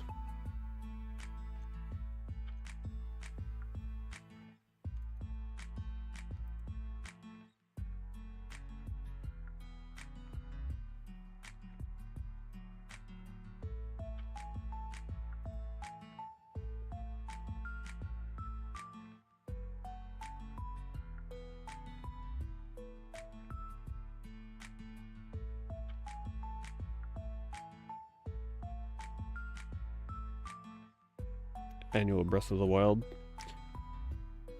Well, that's a good choice to play early. I think Breath of the Wild may be one of the first games that I... Not one of the first, but Breath of the Wild would be a candidate for me to revisit on the Switch 2. If the Switch 2 makes like meaningful upgrades for Switch games. Seeing that game on a Switch 2 might be worth it.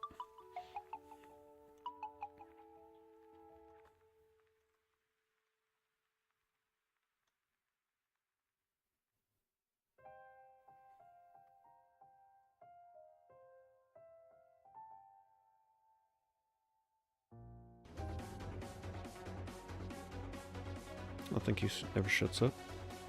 Hooking up the For Real fan. Thank you for the sub gift. Rumors abound that there could be a deluxe Breath of the Wild release for the Switch 2 with DLC. I would be interested in that.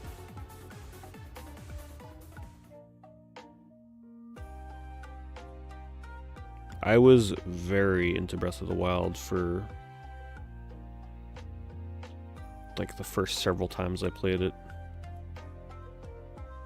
But then the luster started to wear off for me a little bit, but I was very, very into that game when I first started playing it.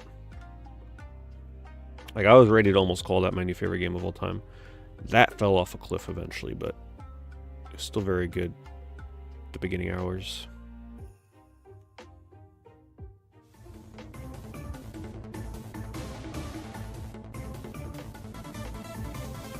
The Golden Compass Hollywood video case.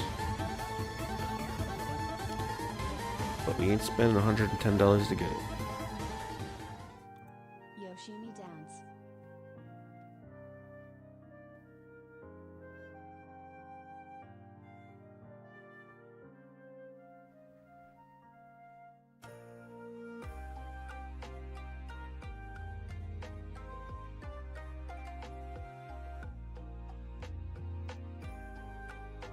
And thank you for the resub, never shuts up.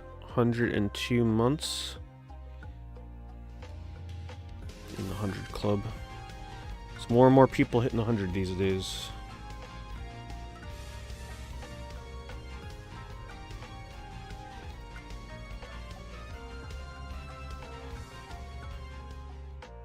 Cozy eBay streams. Retro Gamers Collector's Corner? I don't think I've heard of that.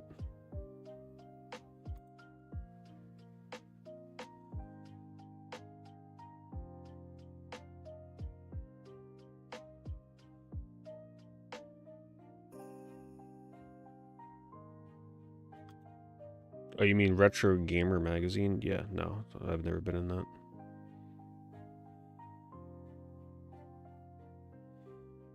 Have a good night, Harry.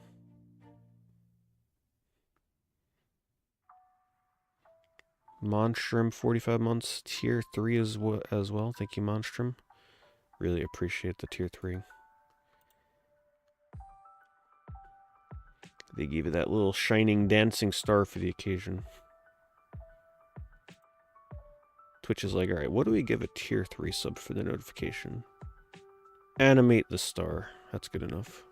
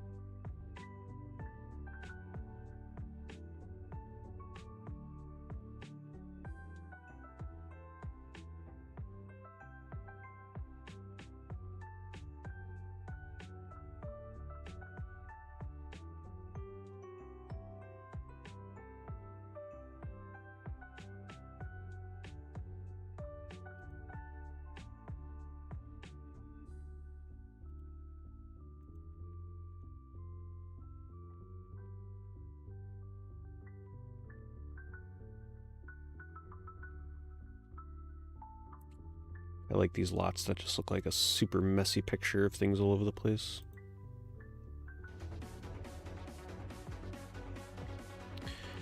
Monstrum with the 5 sub-gifts. Thanks so much, Monstrum. Looking up some lurkers with some free emotes and no ads if they watch the past broadcasts. Probably the most underrated feature. Because Twitch can be pretty insane with the ads on freaking VODs. Thank you so much. Thank you for gifting those out.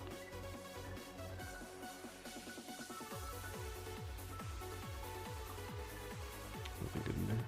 Oh, you do get some consoles, though. SPs that look like they're broken. Hinge is broken. Wouldn't count on the DS working either.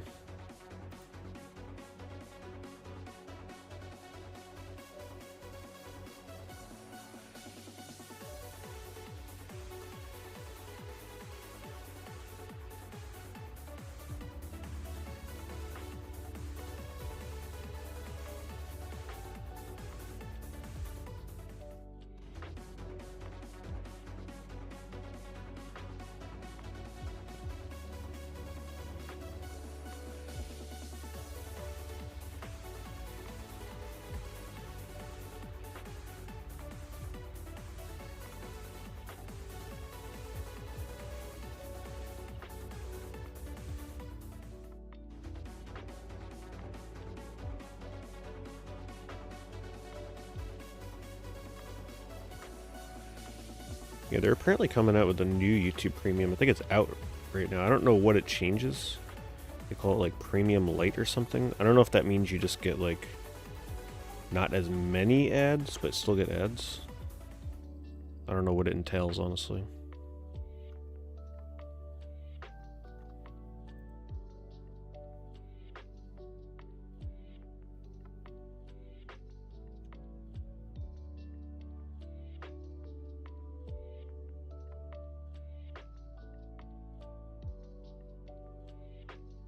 No ads on music only? Oh, okay, so it's garbage. If that's right. Oh, wow. Monstrum got that super rare sub-gift badge. Look at that thing. The purple with the pink bow. Looks good. That is a very exclusive badge, to say the least. Thank you, Monstrum. 350 gift sub milestone. Crazy. Thank you so much. It actually looks really good with your name color, too. For me, your name color is like a tealish green. And my favorite color combo is purple with green. So it looks good.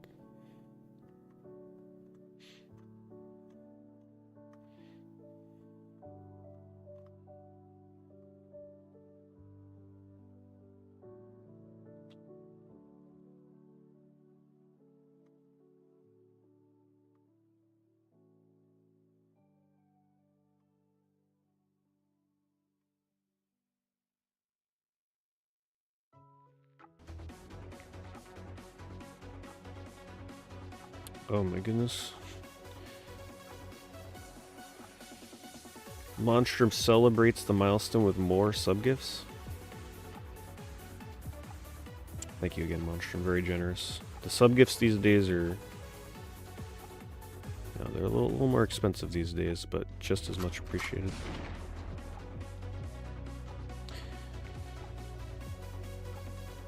Hooking up some old school lurkers in there as well.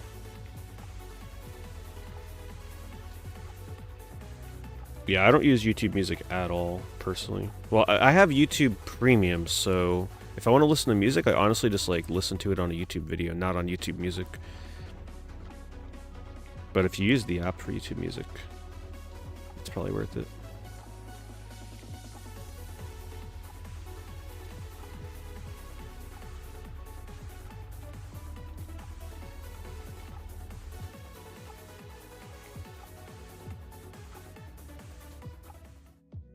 There will be many Sonic dance parties happening here for the next few minutes. You know what the crazy thing is? I've never... That Sonic dance notification, I've been using that since day one of when I was able to have sub notifications on Twitch. The alert has been around for a decade.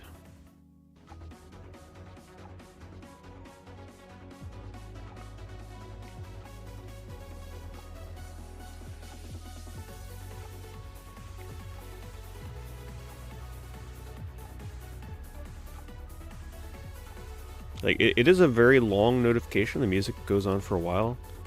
But I was like, listen, if someone's getting a sub to the channel for the first time, we might as well celebrate it, even if it's 10 years later. That's why I never changed it. Bovine coming in with the tier 2. Tier 2 102. Hey, thank you so much, Bovine. Yes, 10 more years of amazing streams. It's just that we're not going to have 10 years worth of highlights and VODs on Twitch. Shoutouts to YouTube for being a safe haven for archiving the streams. And Bovine... Oh, and then, hold on, I'm going in order here. Anonymous with the sub gift. Thank you, Anonymous. There's that one anonymous person out there. I don't know if it's more than one, but there's that one anonymous person that loves those anonymous sub gifts. I don't know who it is. But thank you, Anonymous.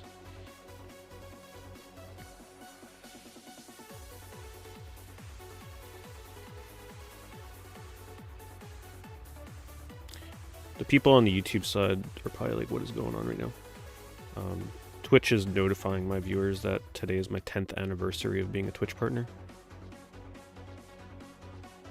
So that is the extra excitement tonight. The generous people with the sub gifts. And Bovine, thank you for the 5 sub gifts as well.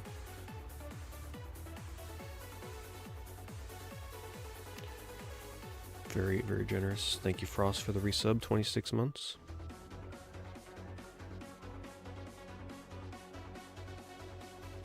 And yes, 10 years would go back to Justin TV. That's how far back it goes.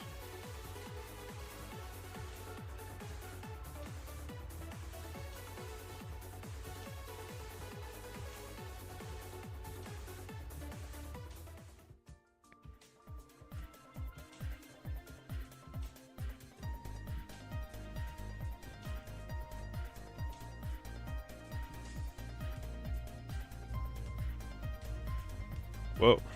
A tier 3 subgift? What the hell?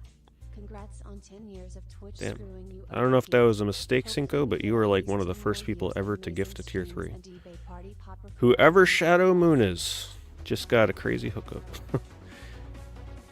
That is super rare. Thank you so much.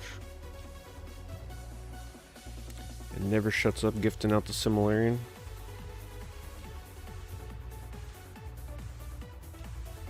I think it never shuts up. Never shuts up. Always got Similarian covered. It's a nice little lot. Chaos Legion Dragon Quarter. Still one of my most wanted to like play PS2 games. I hope this comes up on the wheel sometime this year. Dragon Quarter. I am very interested in seeing what that game is like. Feels like the kind of game if I would have played it when it came out, I probably wouldn't have liked it, but now I am very curious what I will think of this game. Knowing what I know about it now with the gameplay. Another gift from Anonymous. Thank you, Anonymous 1 or 2, I'm not sure. Gifting out more sub-gifts. Thank you, Anonymous. Yeah, I see Split Fiction is doing pretty well on Steam right now. It's really hard for me to want to play a game that you're forced into doing co-op.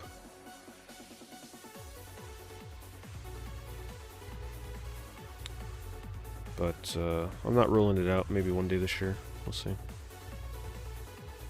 Might just have to be something I play off stream. Thank you, Cody. Thank you for the 50 months.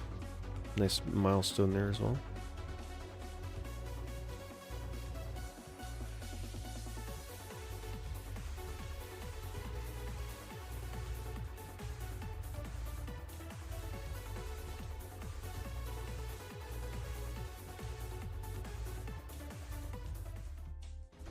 Out to your brother, nice. Well, thank you, Cinco. Giving your brother a few exclusive emotes. Get a little golden star next to your knob as well.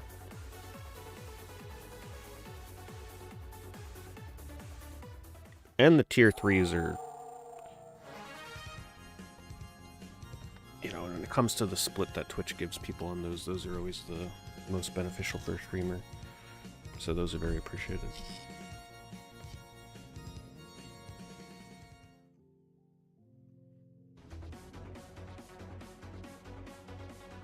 Let's change up our search. What are we doing right now? Lot, let's do rare.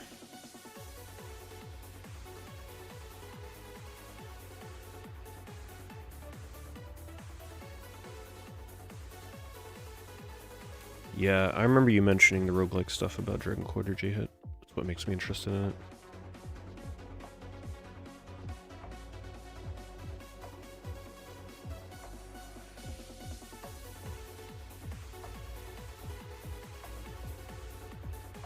Sonic Music soundtrack, what?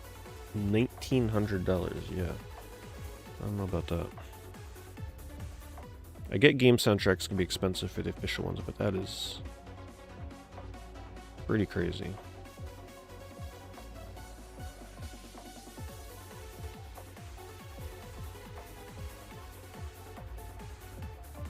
Thank you, Monstrum.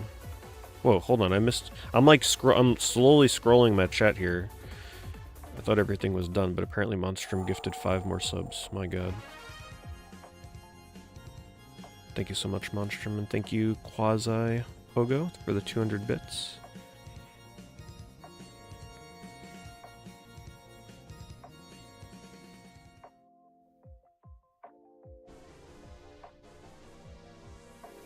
Did I hear YouTube is adding an ad-free plan? So, we were just talking about that. How does that work? Does that apply to YouTube videos? So why is it... Like, what are you losing from going from premium to, like, the lesser version? How does that work?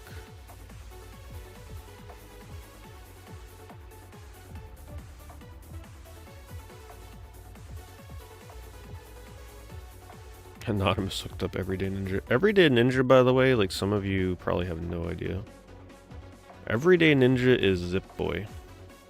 Zip-Boy, a pillar of the community over the years. Not to be understated, by the way.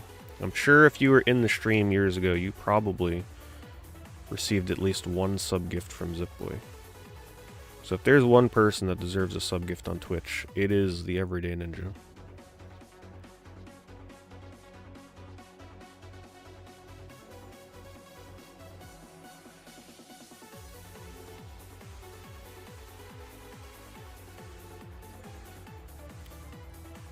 PVM with little speakers, $1,600. Is this what people really want for this stuff now? Wow. I'm sure it looks amazing though.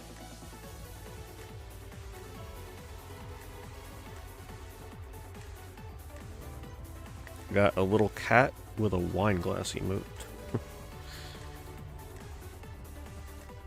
Thank you, Dan. Thank you for the 115 months as well. Dan just casually, you know, dropping one of the highest resubs in the channel.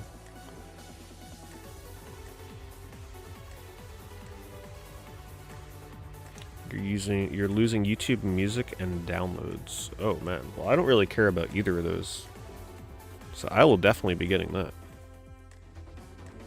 That's really good. Damn, $8 to take away all ads on YouTube. Jeez, Twitch has got some catching up to do. What are they charging for Twitch Turbo these days? I remember streaming this game. This is a cute little puzzle game. Sumu. Yeah, this was cute. You play as the little hamsters and you put the blocks together to form pictures. I would not recommend it for these prices, but if you can get it cheap, it's pretty good. And you like free the little... There's like a little girl hamster, I think, that you try and free by solving the puzzles, if I remember right. Dora Crazy Macaw Arm.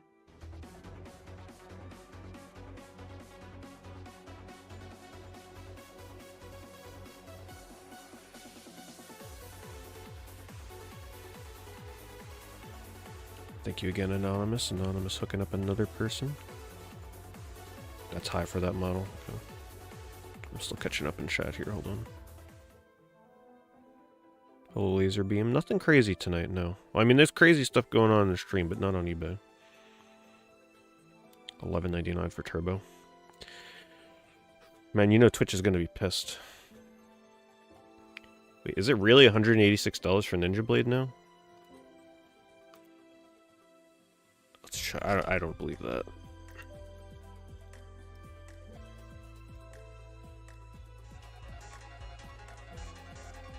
No. I don't know why that person feels the need to ask $186.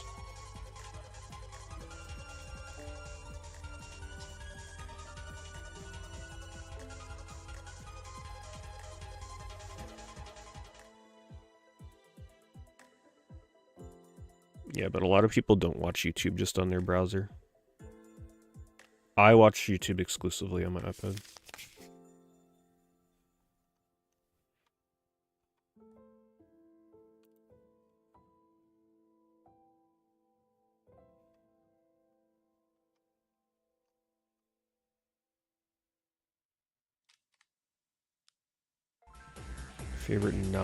What's my favorite non-traditional Bomberman game? I feel like most of the Bomberman games I've played are traditional. Bomberman Fantasy Race is okay.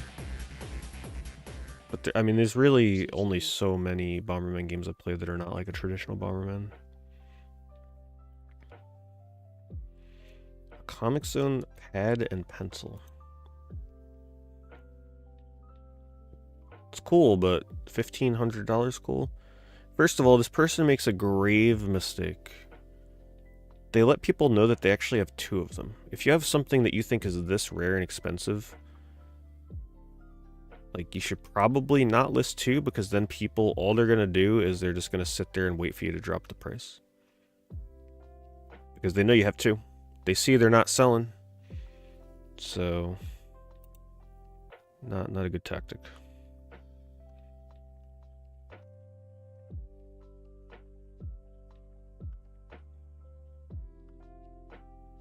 Thanks, Johnny. Thank you for the 87 months. Every time I see Johnny now, I'm going to think of Monster Hunter Wilds. I will get back to it. I will get back. I really want to... I want to get the end game with the hunting horn. Get those healing builds going.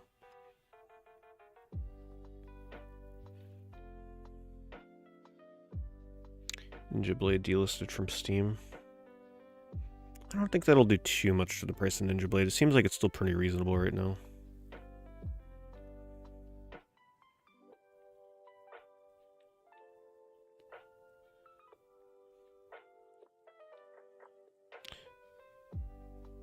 Okay. I can tell you... You have to, like, click your name to see it similar. And following since November 30th, 2014.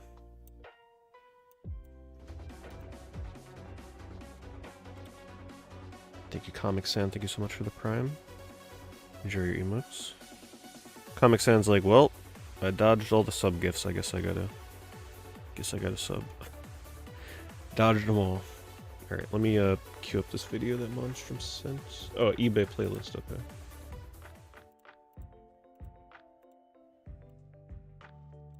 See what music Monstrum has picked out for us tonight.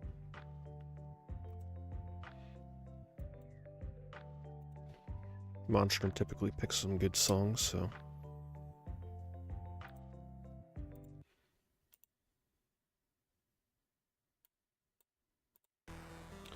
Loop Hero? I don't think I've seen much gameplay of Loop Hero.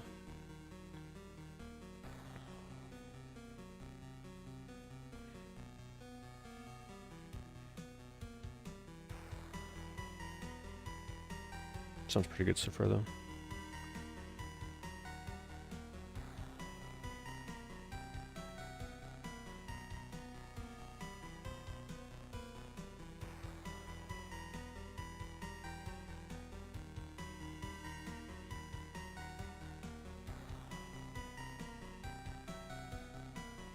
Because Loop Hero, it sounds like one of those kind of games where, like, you watch people stream it because it's really difficult. It sounds like one of those kind of games.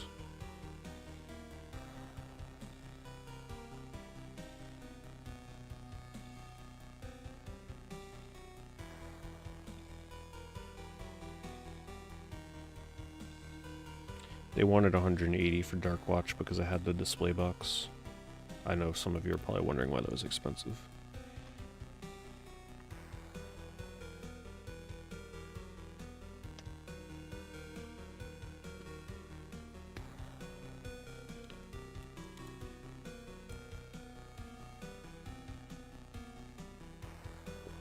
TubeBuddy? I'm not sure what TubeBuddy is.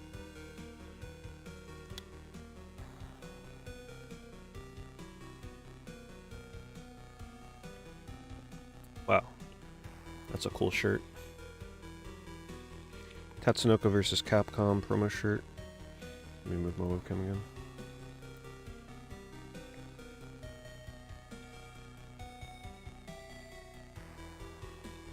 Back when, wow, limited, they actually put in the shirt, limited to 300 at E3 2009.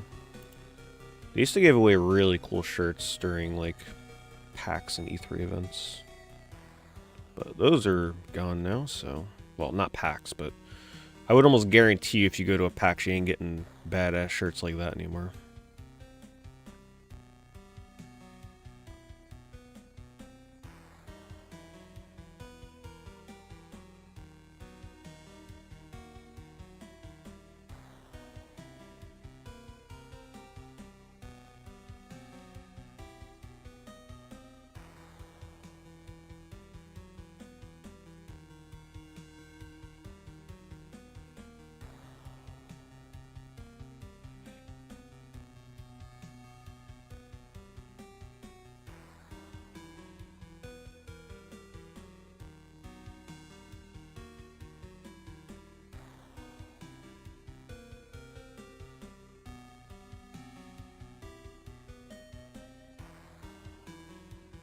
$1,000 rare Dreamcast games.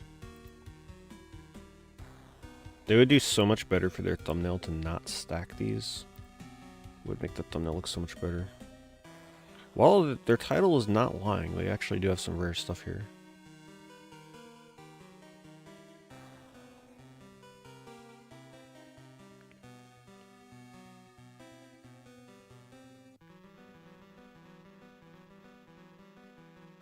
Their price kind of checks out, not gonna lie. I think they actually have about $1,000 worth of games here. Especially just from this picture alone. This picture alone is like half the price. So, yeah.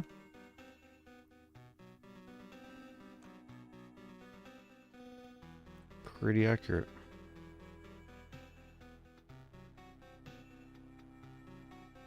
Really good starter collection.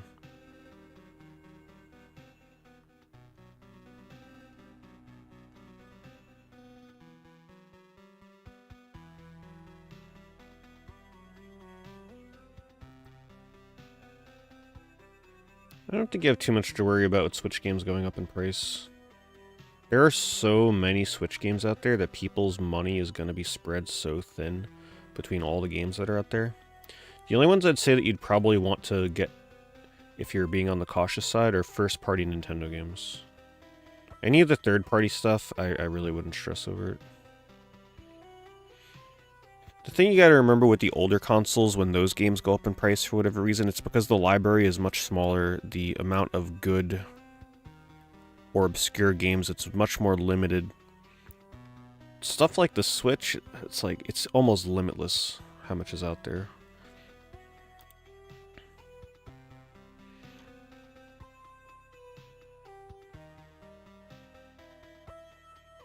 So it's much easier for people to focus everybody like buying one game on, say, the 360 or something, because there's just not as many games on the 360.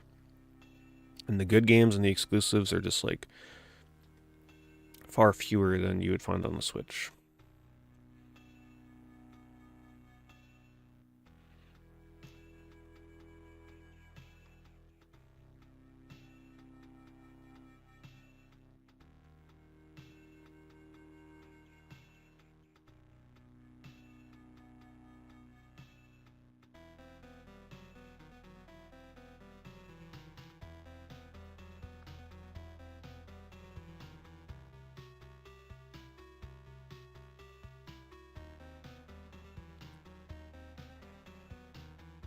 pretty excited for tomorrow, though. I might as well mention it one more time for people that weren't here at the start of the stream, but I found out that I was accepted into the content creator program thing for Clair Obscure Expedition 33.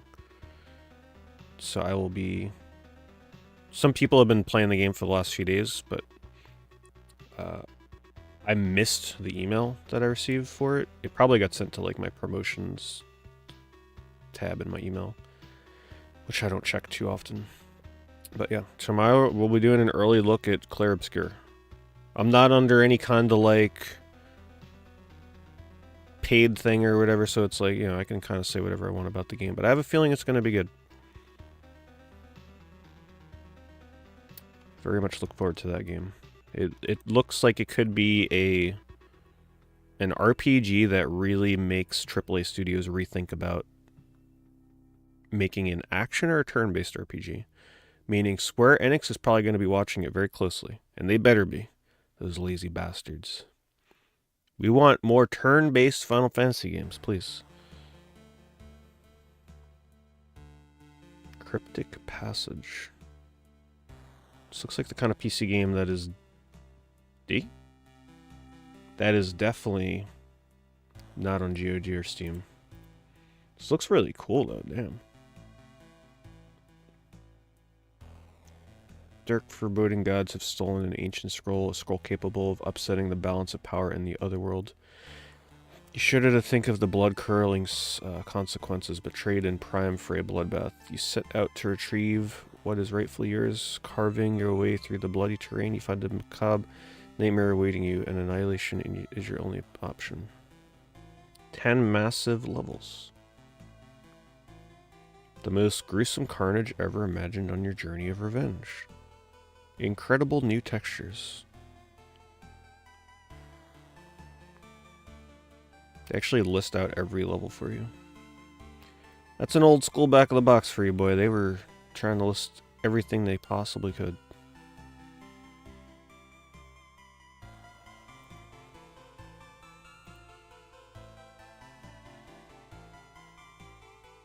Yeah, it's a turn-based RPG, but you're doing like action game style countering and like parries, so you gotta like be very accurate with your timing when enemies attack you and such. But it also has real-time events during combat as well, but it is still turn-based. We'll find out tomorrow.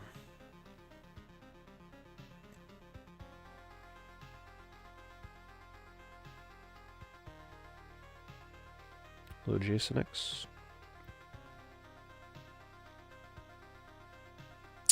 Good old Ecstatica. This was one of my favorite horror games from last October. I know not everybody was into this one, but I really enjoyed this game. Good old Psygnosis. Yes, it was hard to progress sometimes. But wow, what a special glimpse into like one of the earlier survival horror games. I enjoyed it.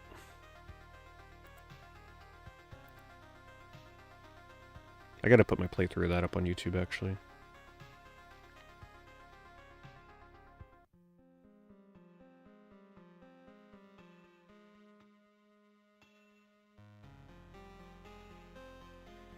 On the back of the box these days, you're lucky if you even get text. Usually it's just like 5 words and then like a single like screenshot that spans the back of the box. What game was it that I played recently where it did that and it looks just so ridiculous? Yeah, the back of the boxes these days are just so sad.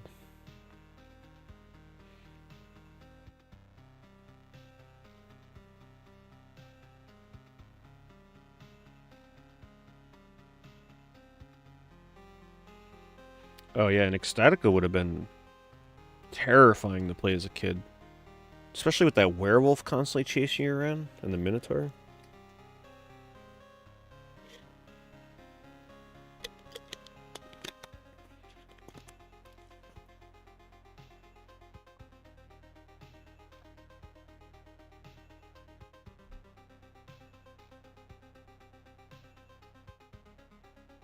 Yes, I definitely want more AAA turn-based games. We can't rely on just like Atlas with Persona games and such to be releasing big budget turn-based games. And, you know, it's nice to get those, like, HD 2D pixel games, but getting more games like Clair Obscur would be very nice. We don't want turn-based games to die, or at least only be held up by small budgets or indie studios.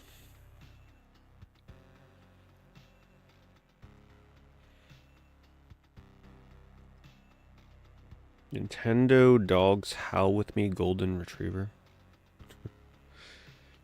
Good old Nintendogs.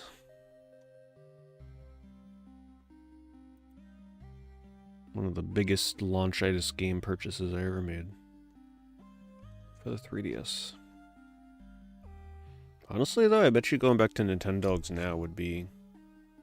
It's probably actually a pretty good series, looking back on it now.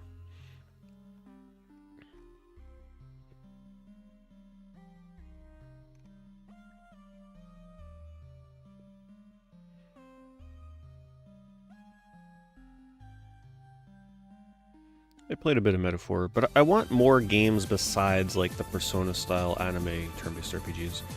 So getting a game like Clair Obscur is pretty special. Like, I want to see more games that look like that, or Lost Odyssey, like that kind of stuff. I'm really hoping that eventually Square Enix will see the light and potentially make Final Fantasy XVII turn-based. You know, they act like it's outdated or something, but obviously these games are proving that you can innovate turn-based in a way that makes it new and fresh.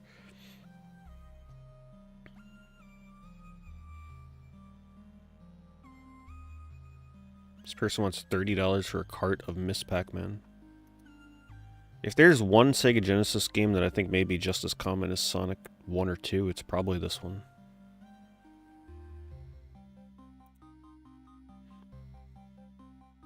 Thank you, Chessmaster. Thank you for the 40 months.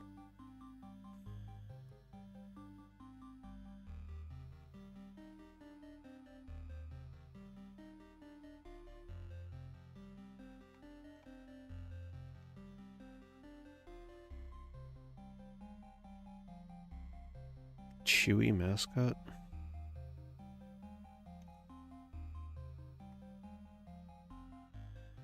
Yeah, I'm excited for Clair Obscur as well.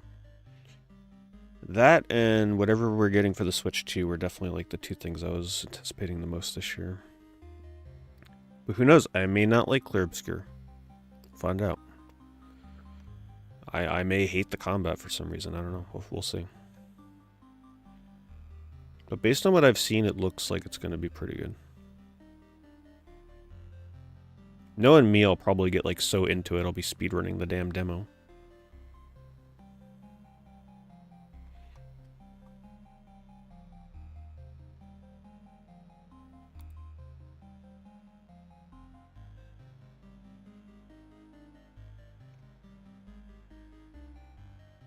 Can you guys still hear the music? I feel like it's got to go up a tiny bit, right?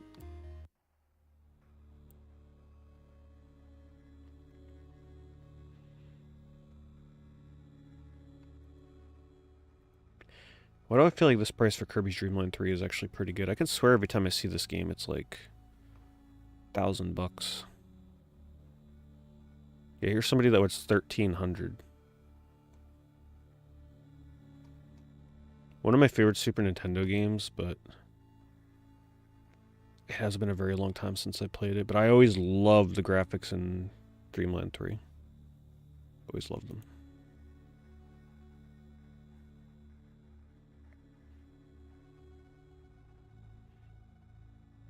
It's an early look demo. I'm not sure how long it is. It's hard for me to tell. Most people just did like recap videos where, you know, they're 10-15 minute videos. I was able to locate someone that streamed it for like 4.5 hours, but I don't know if they like played through it twice or something, or took a really long time. I don't know. So I'm not really sure how long I'm going to be able to play it. We'll find out tomorrow.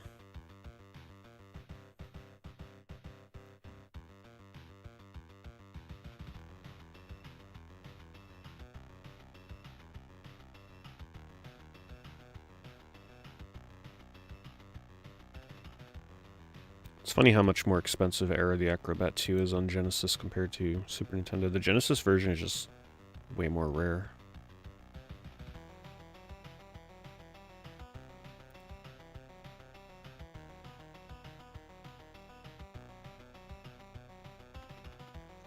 cool song.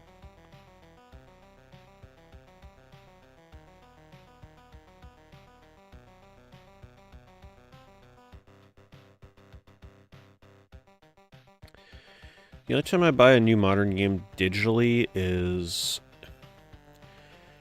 if I get baited into one of those, like, play the game a few days early kind of things, because, you know, as a streamer,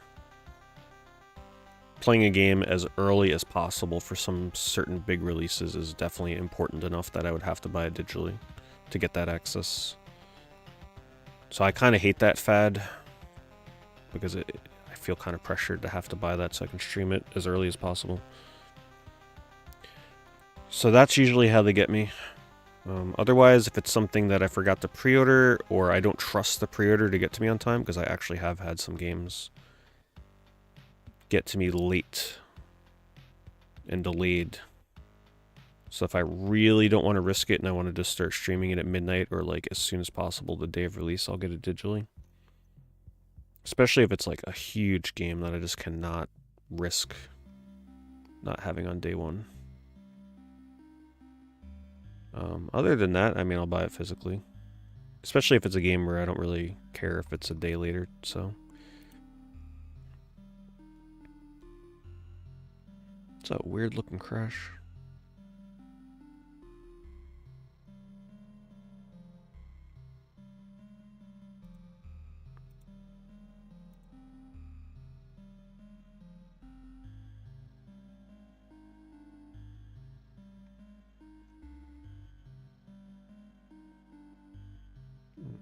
I haven't seen Disc out, no.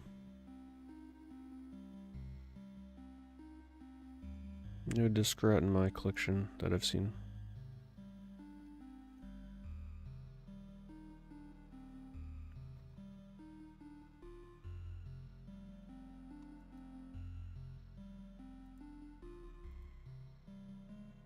It's a pretty cool watch, Silent Hill.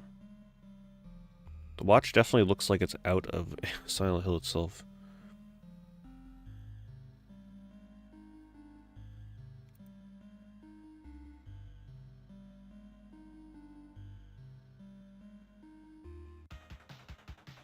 Oh yeah, if a modern game is on sale digitally way cheaper than what it would have to be bought for physically, that's also another good incentive. It's like, alright, if I can get this game digitally for $5 instead of spending $40 for a physical copy, that's pretty tempting.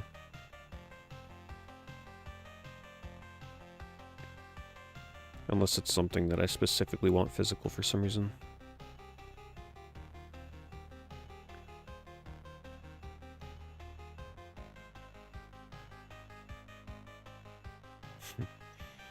Yeah, crash after he's seen some stuff.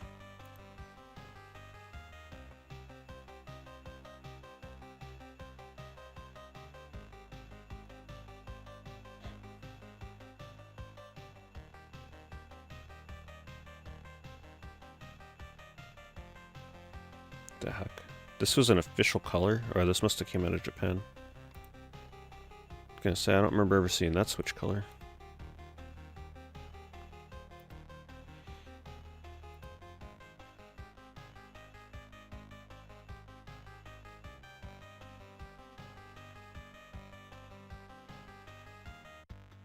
No, my PS2 streams are done on my PS2.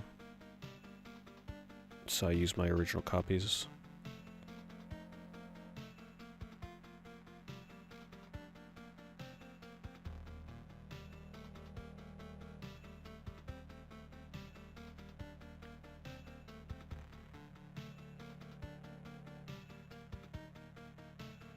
Wow. They had Jack X cars. It's got to be pretty rare. Never seen those before. Oh, from limited run. That would explain it. I was gonna say, I don't remember them releasing this back when the game came out on PS2. That would explain why people want so much money. It's like, oh, it's a limited run thing, time to ask a ton of money.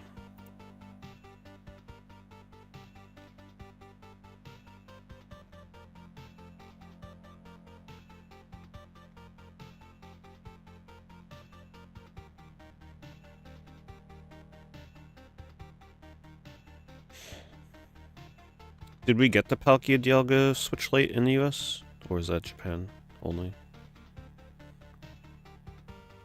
You just gotta buy an adapter that will convert your PS2 from whatever output you're using into HDMI. It's not too bad.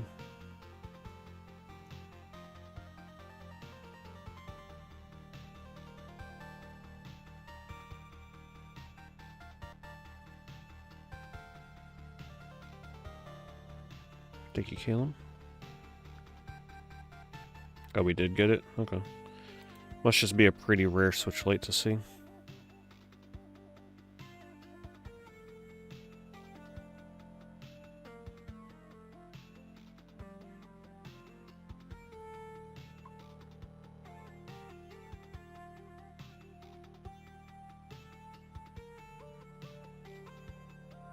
No scratches on disc. They want $160 for Legend Dragoon.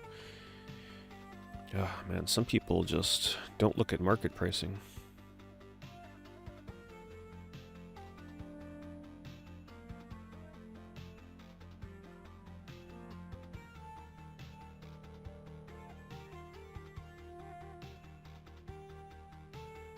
That's a cool poster. Xenosaga Episode 1 movie DVD free with pre-order of Xenosaga 2. Perfect for a hardcore Xenosaga fan. How many of you are picking up Xenoblade later this month? Chronicles X.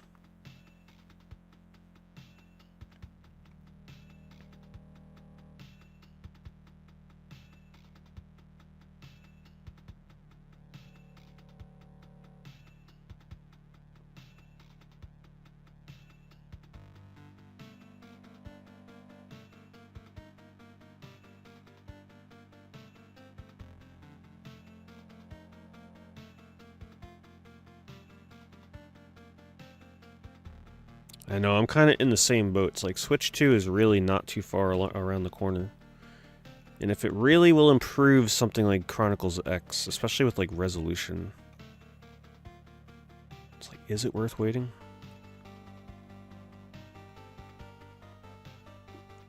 I haven't bought a Vita game in a very long time. Once I find my PS TV, which apparently is never going to happen, I will stream the hell out of Vita. If I had a modded PS TV where I can stream any Vita game, I would get back into Vita stuff for sure. But if I can't stream it, I ain't buying it. I've also just found my new favorite Blastoise plush. Look at this bastard. God, I love old jank-ass looking Pokemon plushes. Look at that thing. They just look so goofy. Come on, what one are you really gonna take? You gonna take this one, or are you gonna take? You gonna take this one? It almost makes me want to start collecting small little, shitty-looking original Pokemon plushes. They just look so different from what they look like now.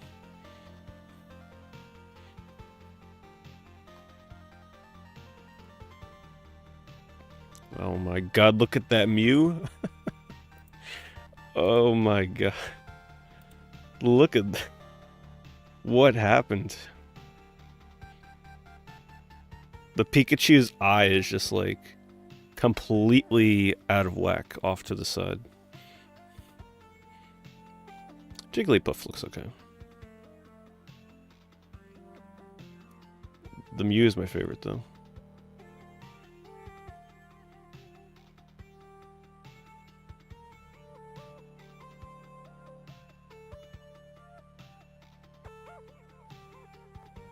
Yeah, I don't do modding for consoles like that, soft modding. I would need my PS TV for me to consider it.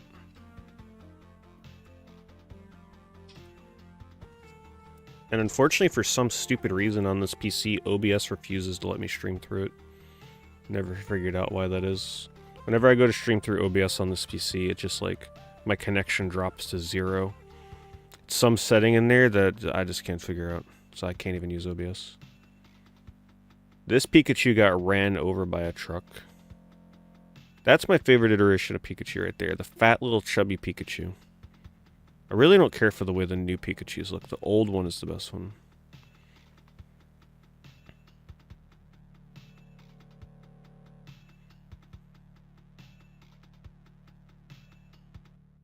one's cute. Extra fat Pikachu.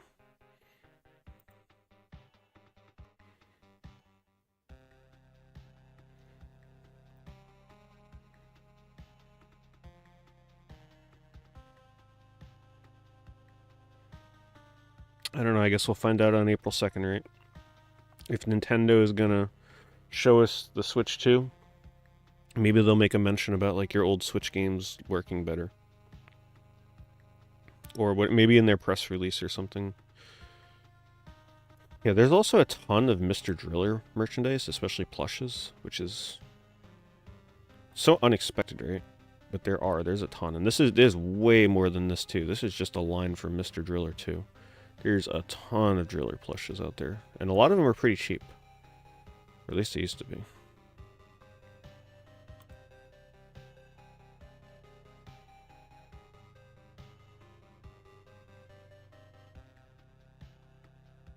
Yeah, that's how I streamed the Vita. I streamed the Vita for launch day.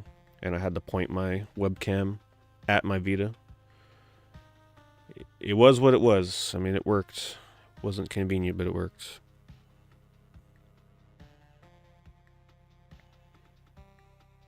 Oh, look, it's the seller that, for some reason, is still selling on eBay, even though they apparently hate it enough to advertise it in their thumbnails. Very interesting seller.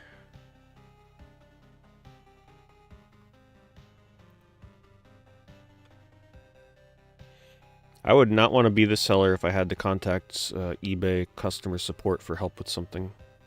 They will probably be a little biased, just a little bit.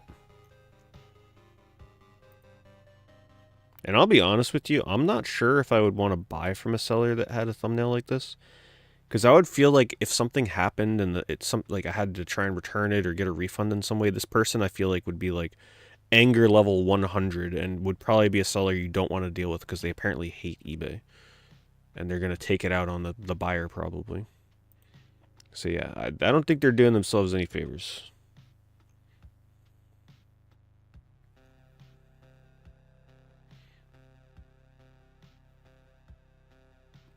Oh my god, is that Yoshi's eye on top of his head like that?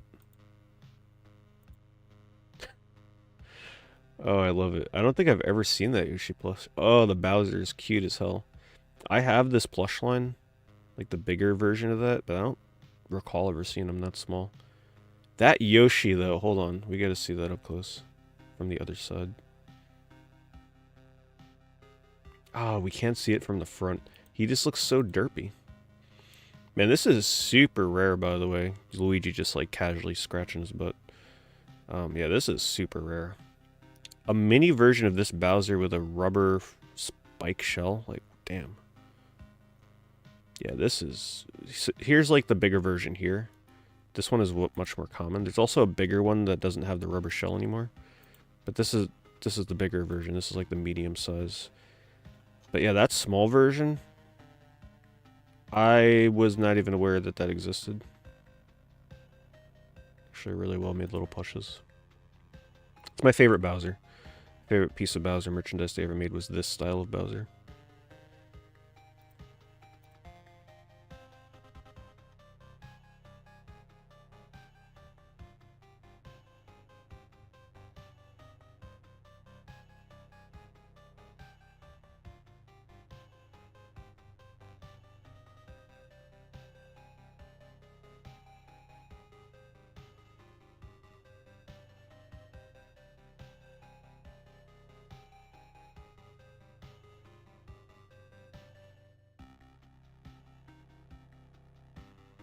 Alright, let's do affiliates for tonight.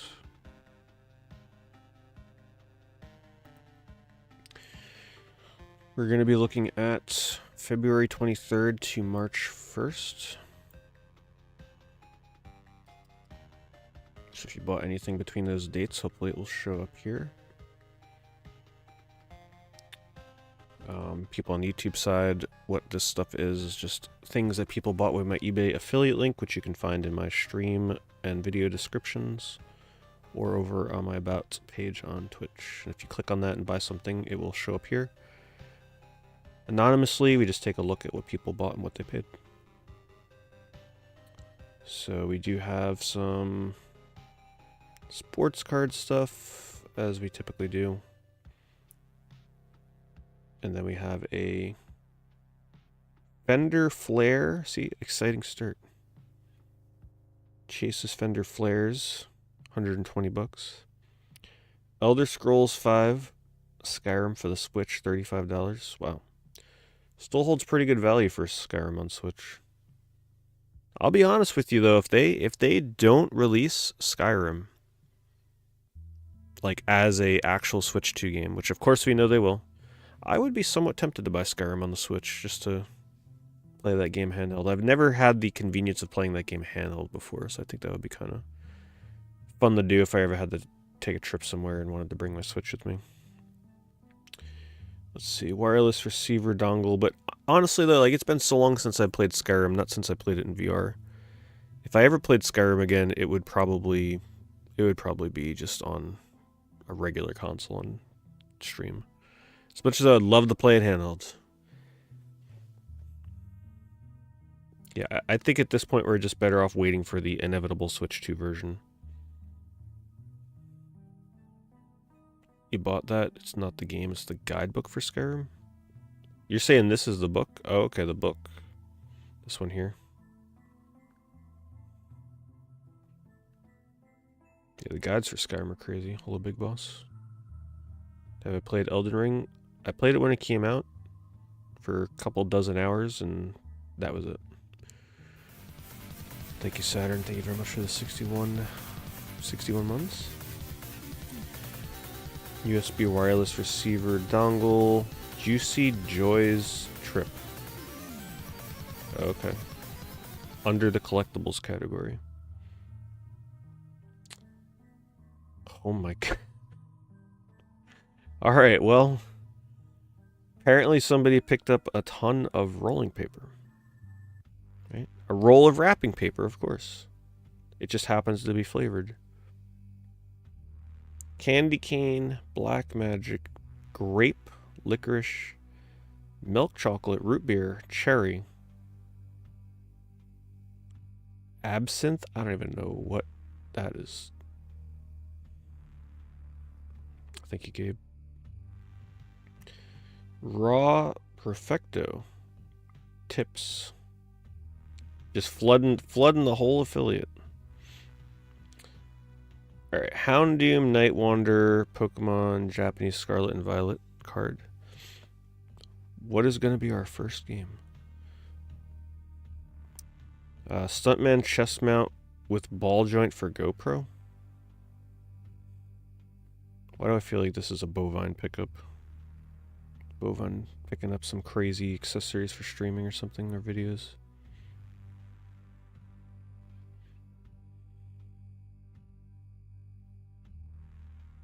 Nintendo Wii Remote Plus controller, $15 with silicone case. I mean, I avoided the Remote Plus stuff for so long. Like, I didn't pick up any of the games that utilized it for a very long time. Never played Red Steel 2, one that utilized it the best from what I hear. We got a mixtape. I have no idea what this is about to be. It's like in German or something, so let me check this.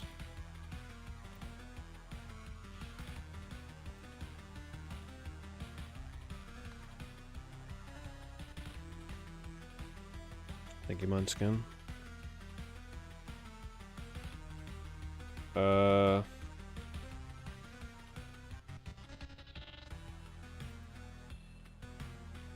Honestly, it's not showing me the original item. It looks like it was like wool socks. Yeah, it's socks. But they don't show me the picture.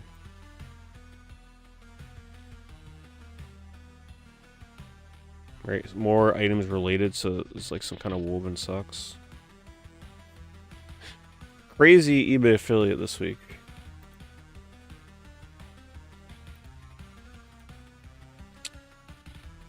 Remote control for a soundbar.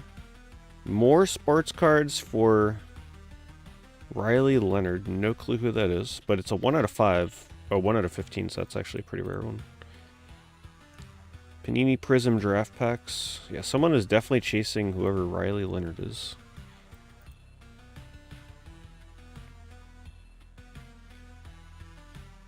TurboGrafx 16 Turbo Pad controller. Wow, brand new in the box, $170. Let's take a look at this.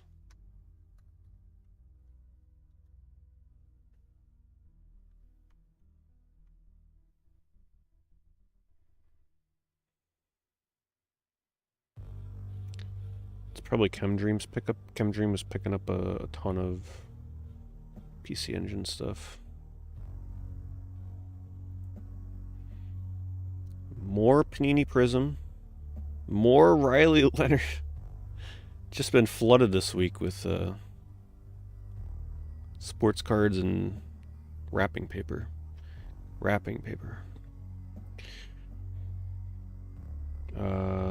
goodness. Clear for the PSP console replacement Full House shell case. Elder Scrolls 5. Oh, there's the guidebook. So it looks like somebody bought Elder Scrolls Skyrim and the book. Unless those are both you. Detective Pikachu returns for the Switch. Never played those Detective Pikachu games. And guess what? More Riley Leonard. Holy crap.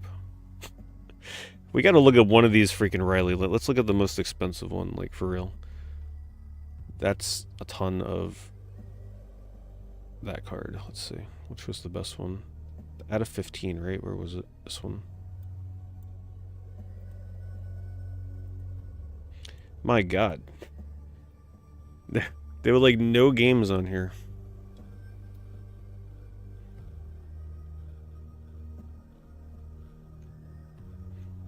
Well, apparently he's a football player.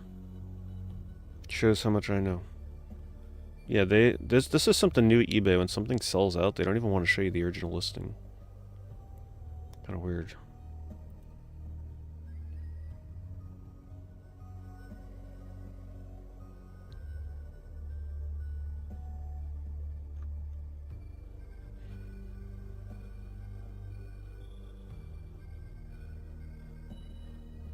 Well, you said that you're using ad blockers and stuff on YouTube and stuff tricky, right? Is it possible that you forget to turn that off when you click the affiliate link? Because that kind of stuff probably plays with the tracking, the trackability.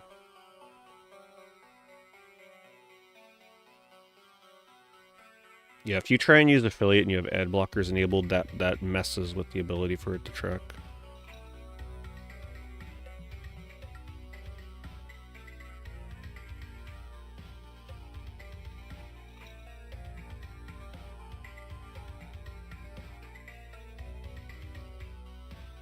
PS Portal is worth it if you have a decent internet, but even with really good internet, you're still going to get input delay. So it depends what you're using it for. It depends what game you're using it for. If you're using it for like a high precision shooting game, it's not going to be worth it.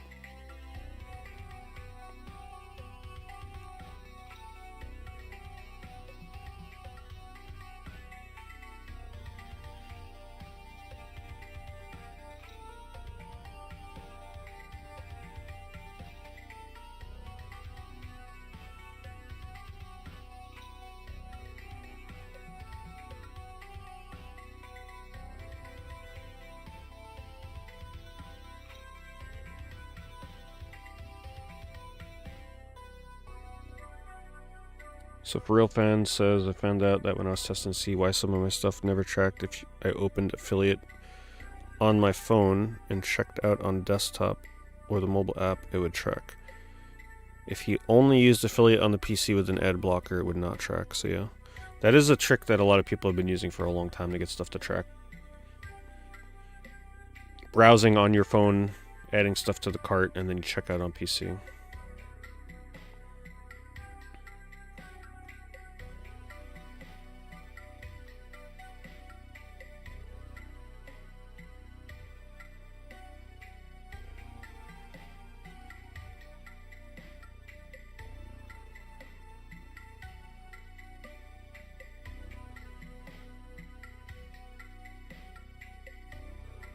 Well, if you're using your work internet, maybe then it's got like almost no delay, but I'm pretty sure that no matter what kind of connection you're going to have, the portal is going to have input delay. It depends how much you can deal with input delay. Like if you're playing a Call of Duty game or something on there, something that needs precision aiming, especially if it's something you've played a ton on console, if you go from playing a game on your home console and TV to playing it on the portal, you are 100% going to feel the difference in the aiming and like just the delay. But if it's something that you start playing exclusively on the portal, it may be something you could just get used to.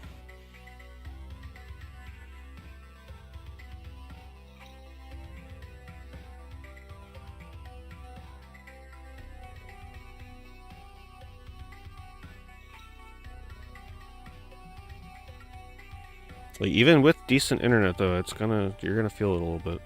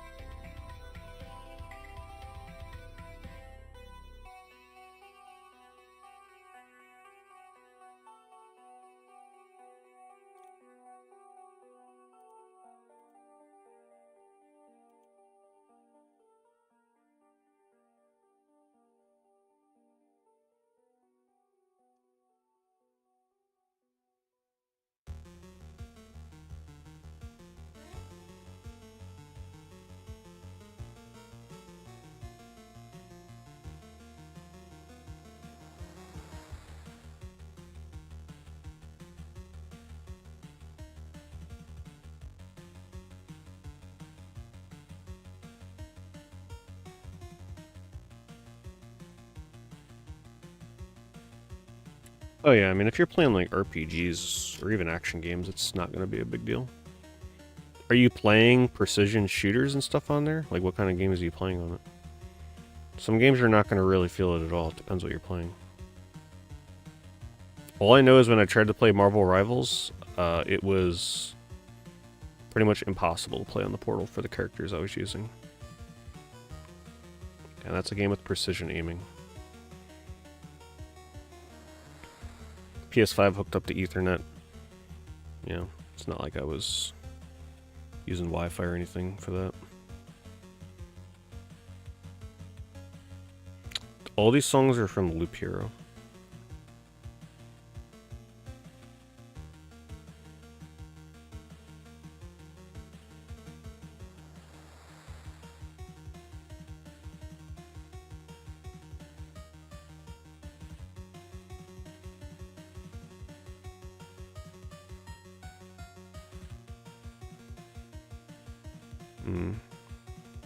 Yeah. Maybe the combination of playing an online game with using the portal is what makes it difficult. It may add a little bit of extra latency.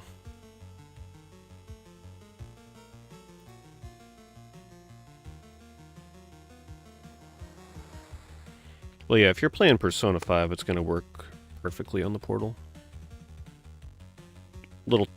Even if it's just like a few milliseconds of input delay, you're not going to feel it on that game.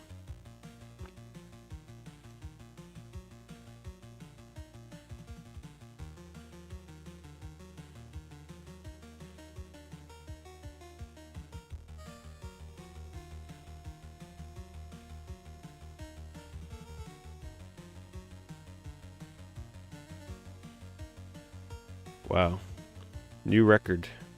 Highest priced Hollywood video sticker I've ever seen. $49.99. And you can tell this game was rented a lot. Look at that. $49.99. Used game, by the way. They took like $10 off. Like, this must have went on sale and somebody bought it immediately.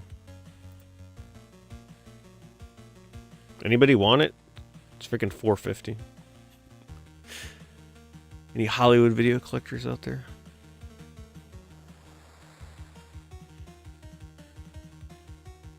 That disc ain't gonna work though. That disc is scratched to hell.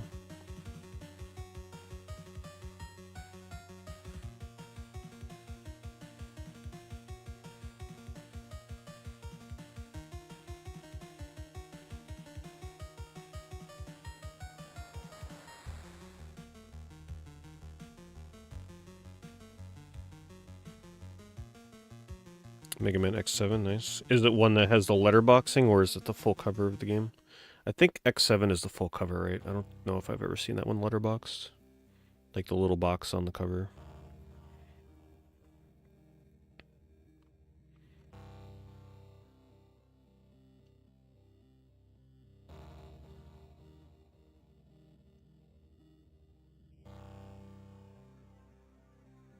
Oh, it is the letterbox one? That's cool.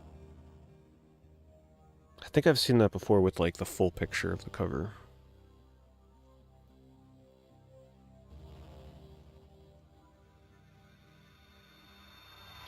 How is this Simpsons game on DS? What kind of game is it like top-down 3D or something? Don't show the back of the box.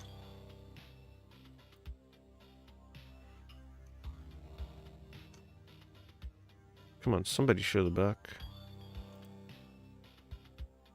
Thank you. Oh, it's one of those like mini game compilations. Should have known.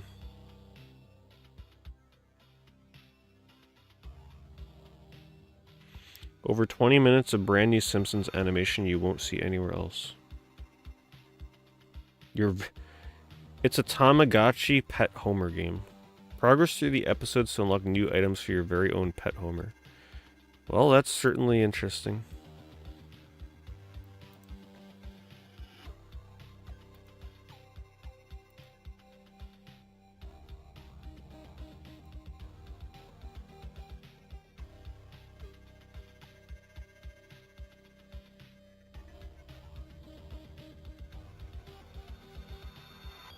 Homergotchi, yeah.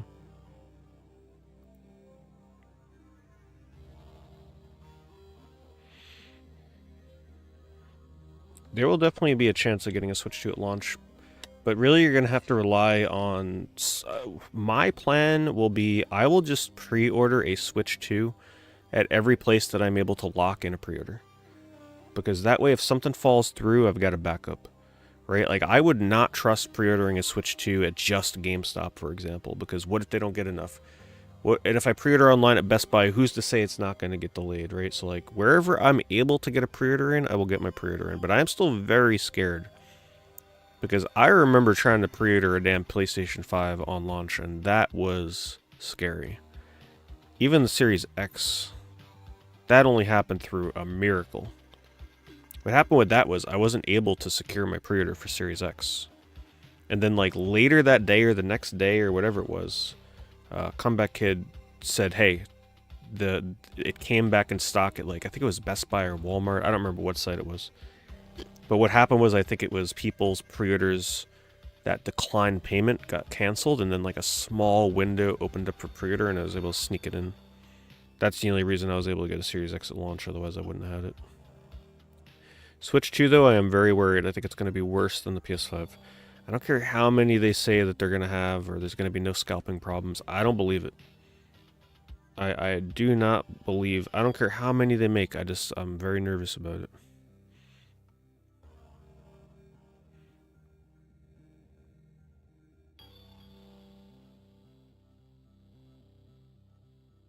Well, the thing with the Series X, I don't think it was so much the demand. There were just so many scalpers buying the damn thing. Because not too long after the launch, if you went on eBay, they were going for practically MSRP. The scalpers couldn't even get rid of them. So it was all scalping that was buying up Series X's.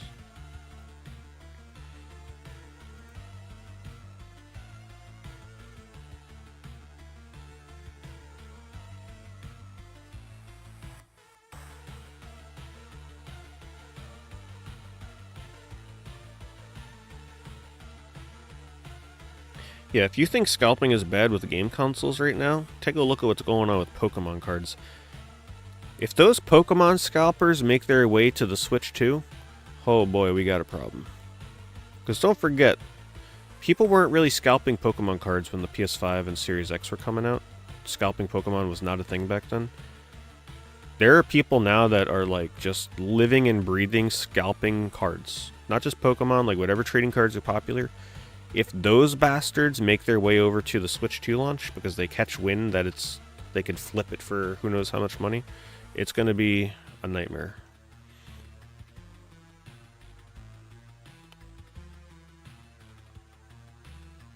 $150 for Shadow on Xbox.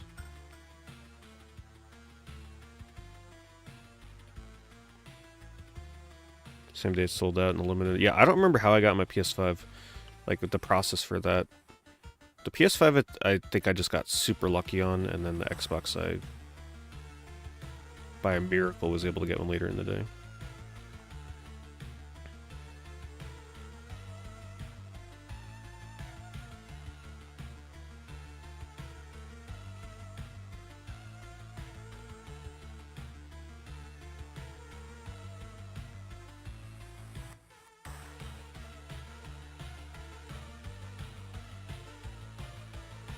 Oh, I'm still procrastinating on VOD saving Similarian. Hell, you think I'm gonna get that done 2 months ahead of time? Hell no, I'm gonna be scrambling in the final week, of course. Well, I know what's gonna happen with the Switch 2 pre-order. It's probably gonna happen while I'm streaming, and then I'm gonna immediately have to end my stream and try and get a pre-order in for that shit. It's gonna be a nightmare. I imagine the pre-orders are gonna go up on that like maybe April 2nd. I don't know. I'm hoping they announce like a pre-order date that is not April 2nd. Because then everybody that's watching the Switch 2 reveal is gonna be online at that moment to pre-order, and it's gonna make it harder.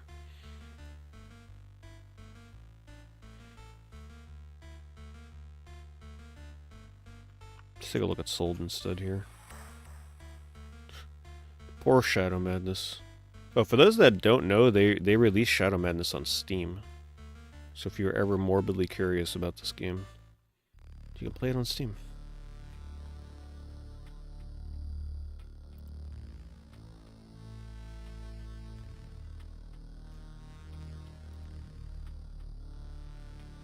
The GameStop by your house is already taking pre-orders. I don't really see any other places taking pre-orders though, right? Is it just GameStop? How are they going to fulfill that? I would not trust a GameStop pre-order that's this early. How are they charging you for it? Like, they don't even know the price for it yet.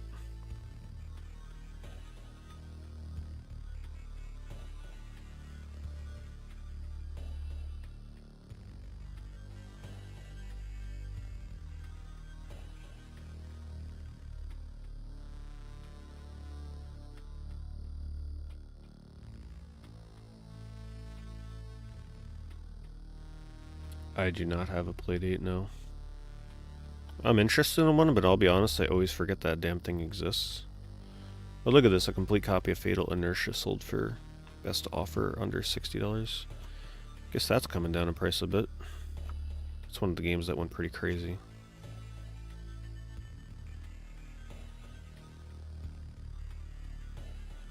Yeah, see, I would not trust a GameStop pre-order. If I were you, I would do a pre-order somewhere else just to be safe.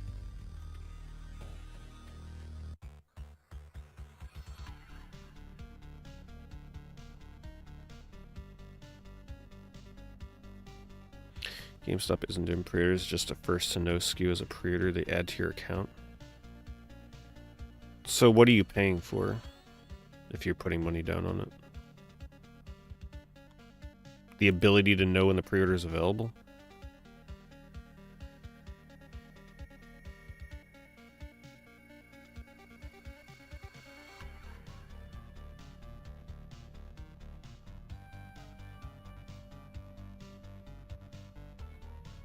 Nice.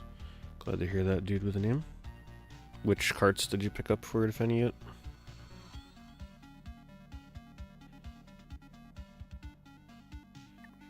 Yeah, I'm very interested in the Playdate, but I remember when it came out, it was like sold out or you couldn't get it, and I'm just like, I'll wait. And then I waited and waited, and then I just always kept forgetting about the thing.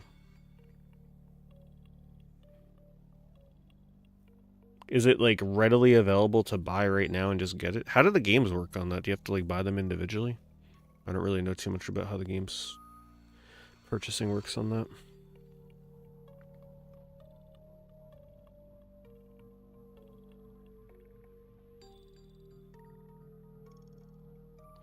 $1,900 for Stunt Racer complete in bucks. One of the rarest N64 games to get complete.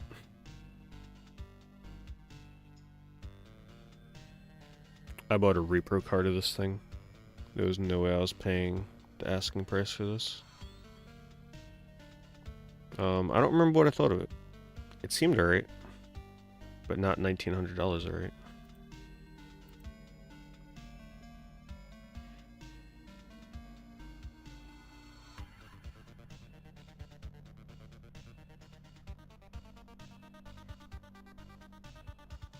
Okay, so people put Playdate games on itch. Can you play the Playdate games on PC just from itch, or do you have to have a Playdate in order to play them?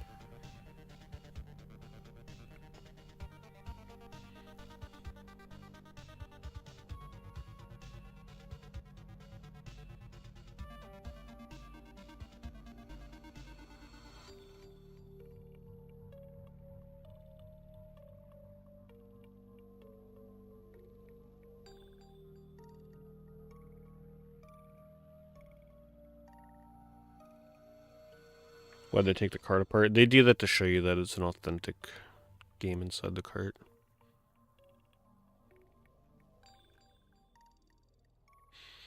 Yeah, I would think about picking up a Playdate. We'll see. What are they charging for them these days?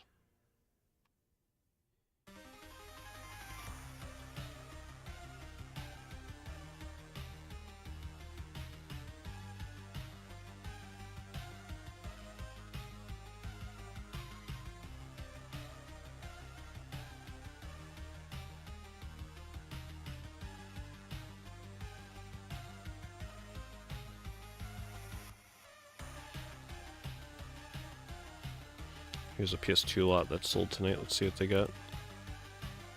See a Hollywood video case of MLB 2005. Bunch of sports games. There must be something crazy in here for 135 bucks. Wait, really? What game is that over there? Come on, zoom, get over there. Sylphied, it looks like. Sylphied. This does not look worth $135, even with free shipping. Wow. Someone got lucky. The seller.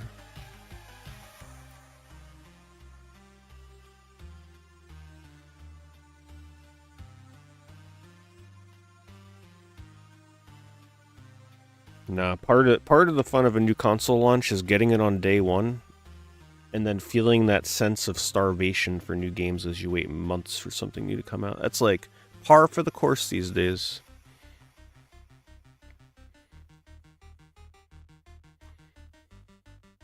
It ain't a console launch unless you're sitting there playing like that one game that's worthwhile on day one and then dying for a new game for 3 months. It ain't the same.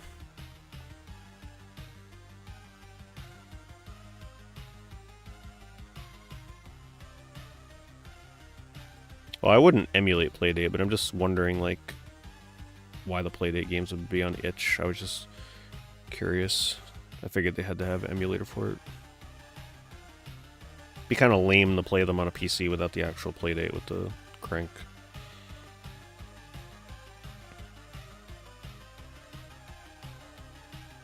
Exactly. Yeah, PS4 was very rough. Wii U was also pretty damn rough. Series X, well, Series X was rough the whole freaking live, like the whole time you owned the damn thing. Even the Xbox One.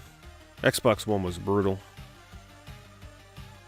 Series X at least had backwards compatibility and Game Pass, but Xbox One thing was on another level of just feeling like you wasted your money on that damn thing.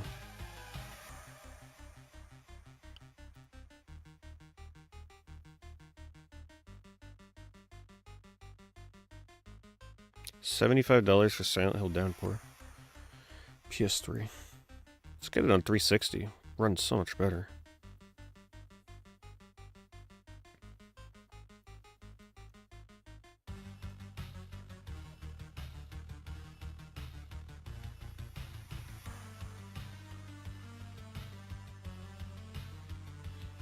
Yeah, Xbox One, I mean, I never regret buying a console because, you know, I always love new console launches. I love streaming that. But man, Xbox One was the first console where I was like, damn, this thing was a waste of money. It's one of my least...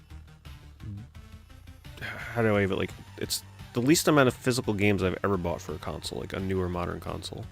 Xbox One. Thing had nothing going on. I'm actually still shocked that Shinobi Legions is still not more expensive. It's a pretty cool game, but I guess it's actually not super rare. It's more on the common side, honestly. One of the more common uncommon games. Very hard game if I remember, though. But I'm a fan. I think this game used that rotoscoping effect too, if I remember it.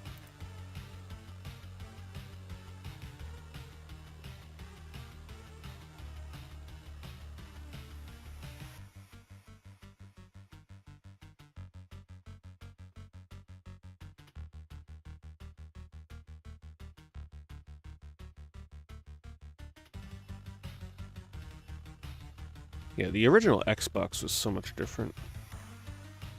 Can't remember the name. Yeah, you're thinking of Crimson Dragon.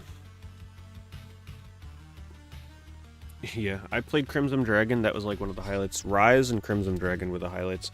I played a little bit of Killer Instinct, but that was still around the time where I was not really super interested in fighting games. Would you believe that Crimson Dragon was originally supposed to be a game that was exclusive for the Kinect?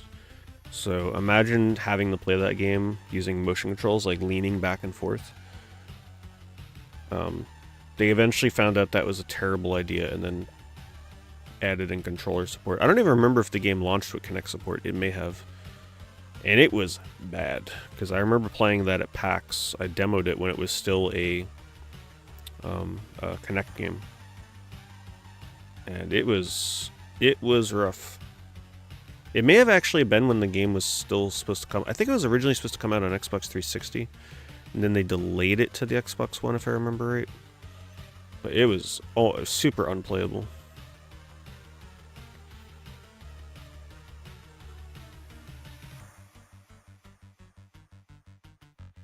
Rise still looks amazing. I really want to go back and play Rise again soon. Especially now that I've been to the Coliseum, I could actually like look at the game and be like, shit, this is an amazing representation of the Coliseum. That would be kind of a cool little bonus to play it again. I just don't understand these Coraline games. No matter what version you're buying, DS, Wii, or PS2, it's expensive as hell. What is up with this Coraline game? Is there just like a secret underground of Coraline fans? Like, what is up with that?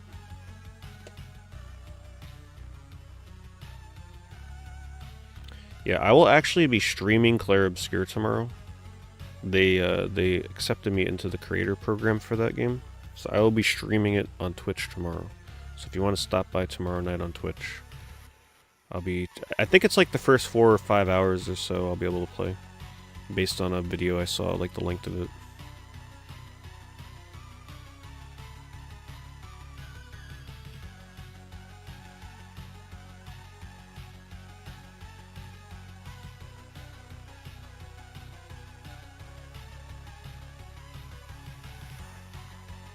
I'm not sure what time yet. It'll probably start somewhere between 8 and 9 p.m. Eastern. It's typically when my streams are starting lately. There's absolutely a hardcore Coraline fandom. When you watch the other streamer play at America, do you remember how much gameplay they got? Like, how many hours are we talking? Just so I know for tomorrow.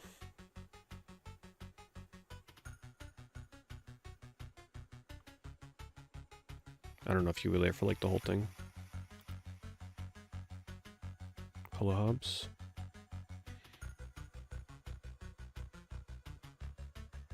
Two or 3 hours, okay. If I really like it, I'm probably likely to do 2 playthroughs of it if they let you choose like 2 different difficulties. Or knowing me, I'll probably just like immediately start trying speedrun tactics and start speedrunning the freaking preview.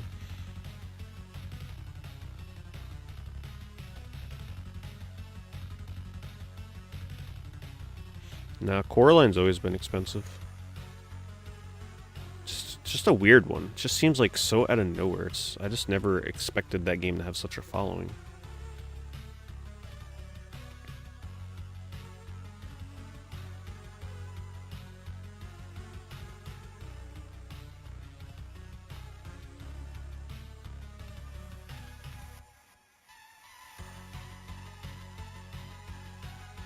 With Pura got quite the soundtrack. Why does this sound like a song of like the final boss or something practically? Or whatever you do in the game.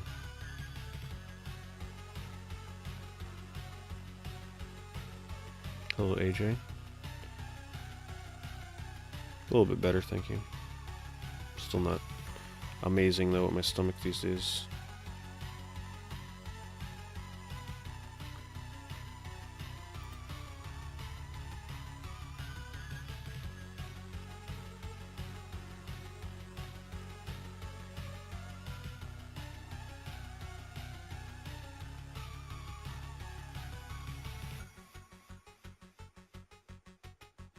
The Dogman Switch game was going for $80 until recently.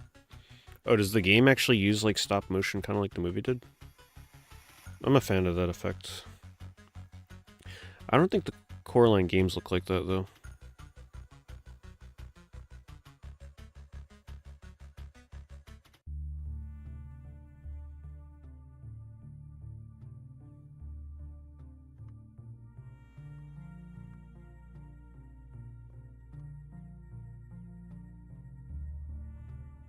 Ooh, wow. Wolverine coming down in price a little bit. Used to be like 60-ish, 70, and now it's selling for under 50. It's just a Flash game.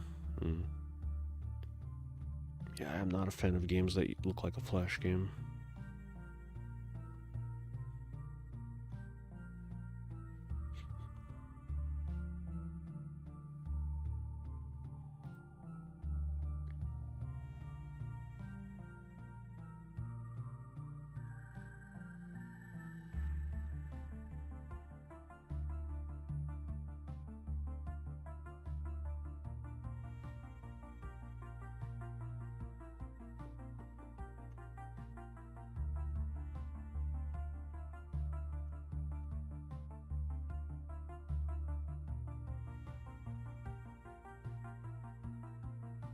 Yeah, Parappa the Rapper being $200 on PS1 is...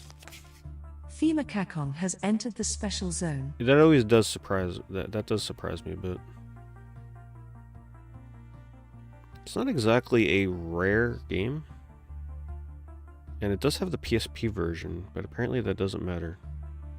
But keep in mind, a lot of times when Parappa goes for 200 plus, it's because it has the poster. Which, if it doesn't have the poster, the price tends to drop a lot. I did not know. I will be getting back into playing PS2 games very soon, so I'm not really looking to add too much more onto my plate. Right now I'm trying to dip my toes into Monster Hunter Wilds and see if that's something I want to stick with. Otherwise, we are resuming PS2 very soon. Because once I get back into PS2, I really don't intend on coming back out of it for a bit, so I want to make sure I got everything I want to play done.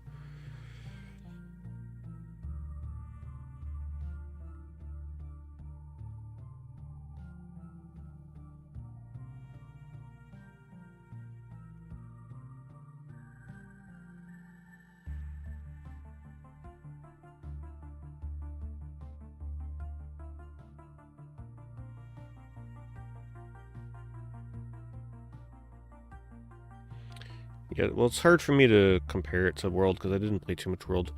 But I will tell you, it doesn't feel like the Monster Hunter that I remember playing. That is for damn sure. It definitely has a different feel to it.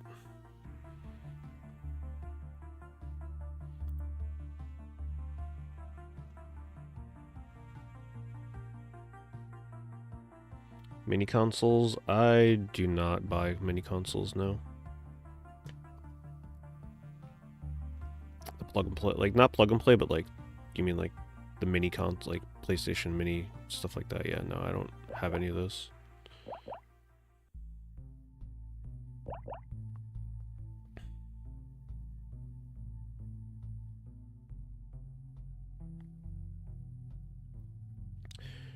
Not by me. We haven't found too many crazy deals tonight.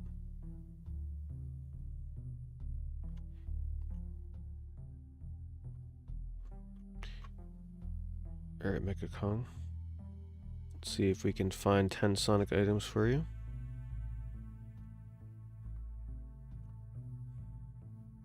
That was a pretty good price for Manhunt. Game's closer to like $40 right now.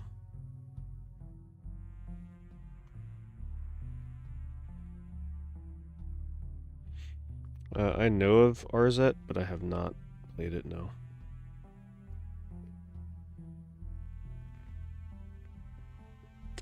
Yeah, those mini consoles can be a little hit or miss with people. I have not played Nier Automata, no. It is definitely on my list of action games to get around to at some point. I was very into the original Nier when it came out, but when future Nier games came out, I just was not super interested in them. I do own it. I picked it up a couple years ago in anticipation of playing it one day.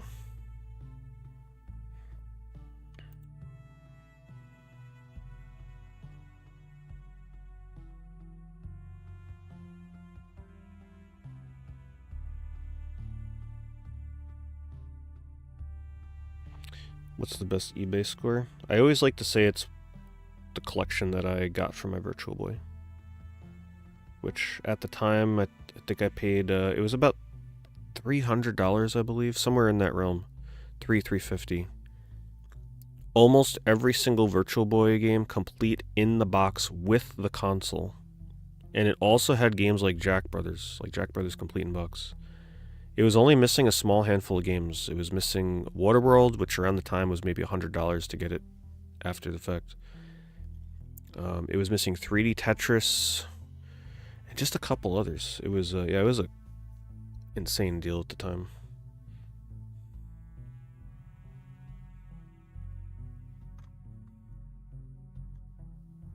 Just to put it to you this way, just the manual for Jack Brothers these days is worth more than the entire Virtual Boy lot that I bought.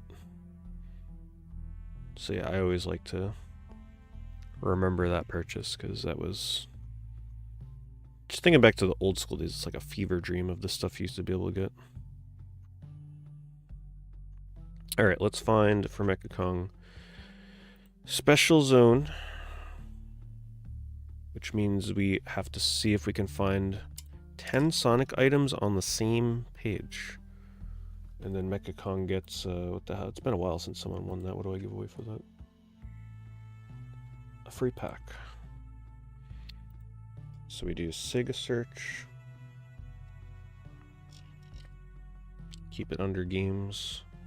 Let's go to page lucky number 7 for Mecha Kong. Keep it on best match. So best match, all, page 7.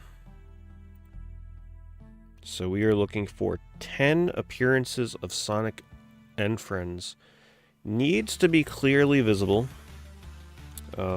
So not something that we gotta like click into the listing and search around for the spine of a game. In the case of this, I will count it because I can very clearly see Sonic Triple Trouble right here. So we're off to 1. We need 9 more.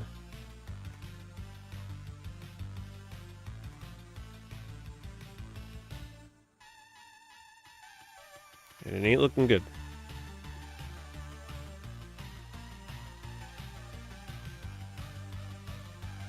We're about halfway down. Okay, there's 2.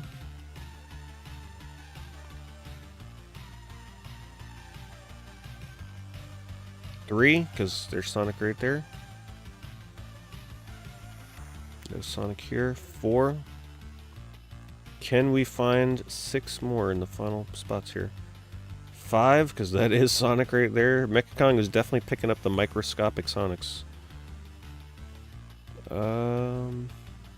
Nothing here. 6. Uh-oh, the comeback. Like, this is a good example, right? Like, we're not clicking in this to check it. That's what I mean. Nah, 6. Darn. You're close.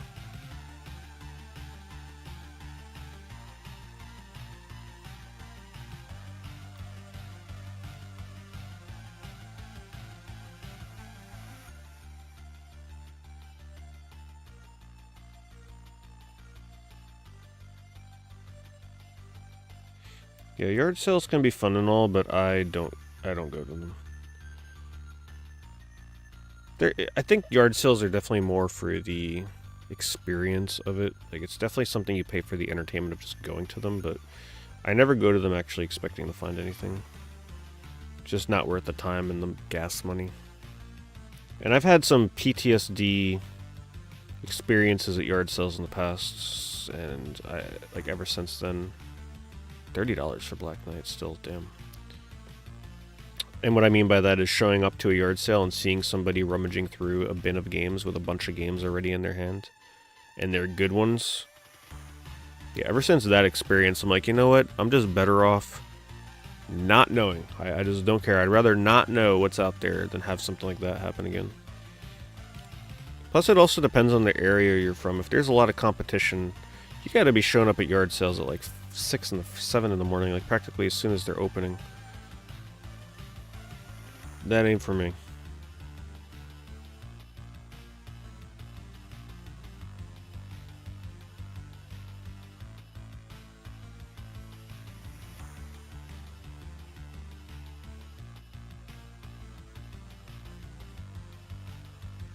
I've had some good yard sale experiences, but the yard sales are just not what they used to be. Especially now, since most people know what they have anyway. I'd rather just not go to them. I'd rather go to thrift stores if I had to pick.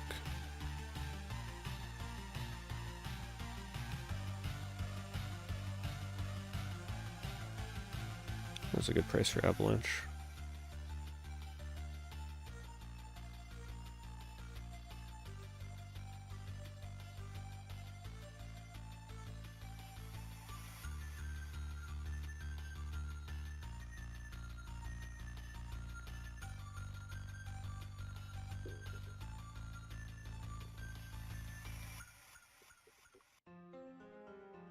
Thank you, A-Bomb.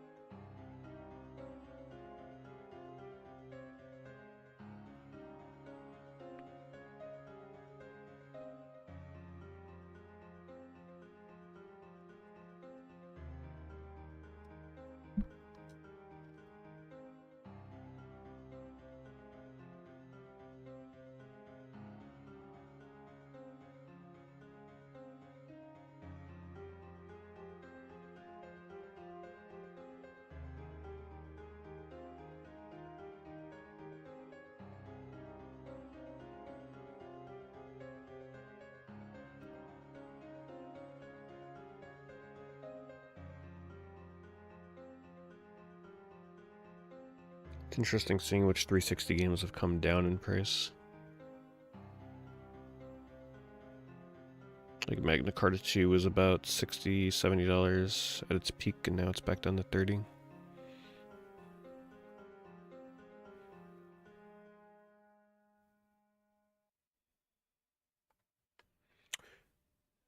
Thank you, Monstrum, for the nice little Loop Hero playlist.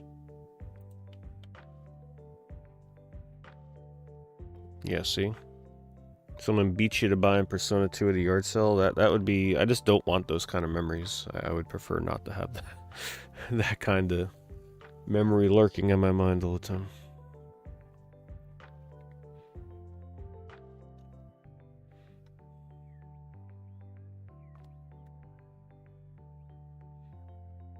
Thank you, Sean.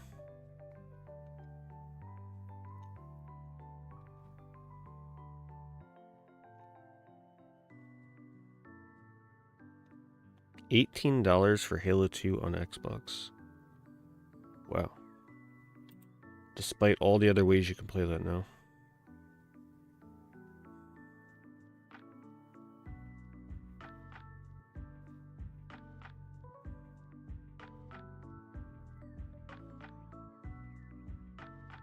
Still have a CD holder from Funkoland. I had it. I don't see it here. I used to have it here. I think I have this. Oh, there it is. It's under us. No, I can't pull that out. Yeah, it's like a gray CD holder, right? Is it gray with the logo on it? I have that same CD holder, so.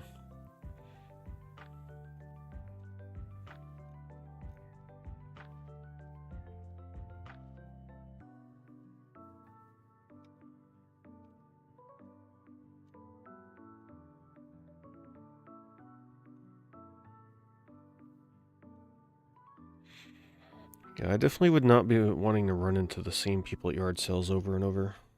Because then it's kind of weird if you like beat them to a deal, they're giving you that like evil side eye.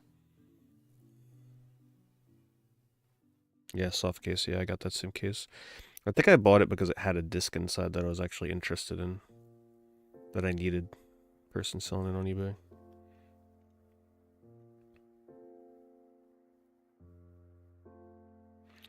Funko price sheets. There have definitely been Funko price sheets on eBay.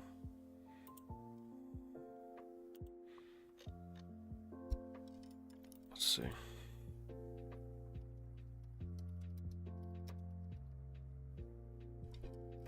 Oops.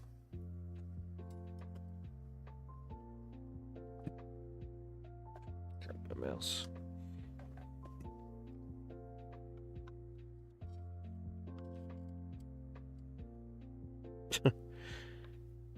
Somebody bum rushing an estate sale to run up to GameCube games? That's just scummy. Funkoland Fun Club catalog. Here's one. $100, $40.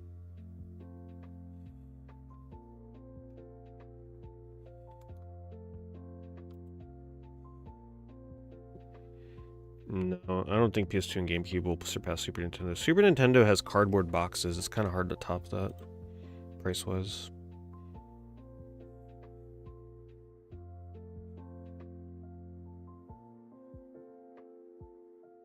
It's like we're dealing with NES games. Let's see if we have one that has like Genesis or Super Nintendo. N64. A little hard to read this one.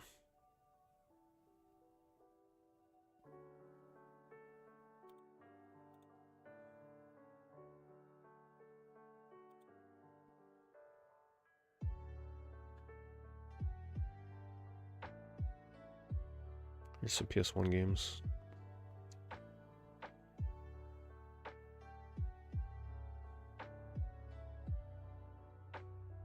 You know what the funny thing is? Most of the prices on these PS1 games are still pretty damn accurate today. Versus is like a $50-ish game, I think, still. War Gods is around 30, 35. Warcraft 2, though, is a lot more expensive.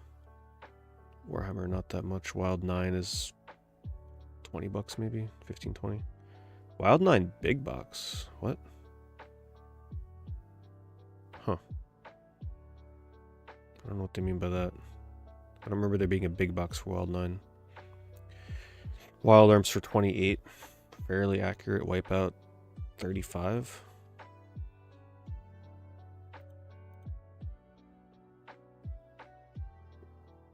Oh, look, this is when they had a website, funkoland.com.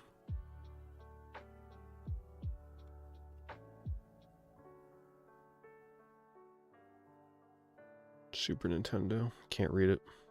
They can't show you all the goods, otherwise you wouldn't buy the paper.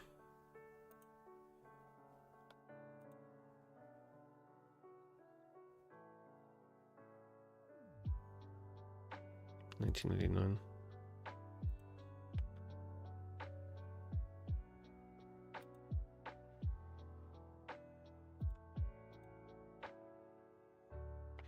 Tomba, $28.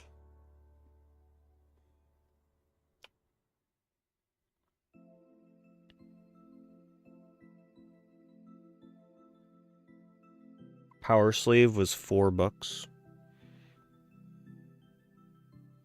R-Type Delta was 25. Trap Gunner 13.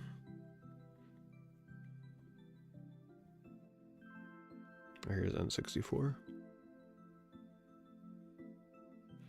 Big Mountain was 45. Pretty expensive now.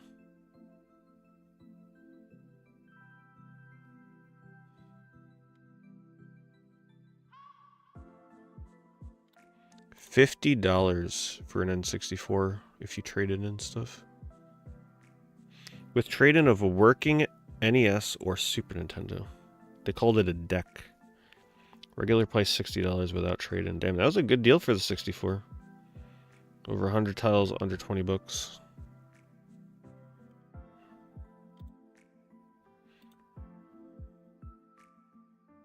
Genesis games.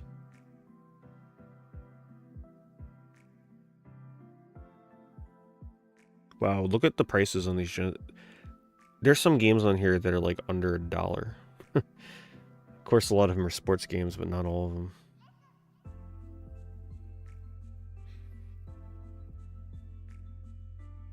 Those prices are crazy.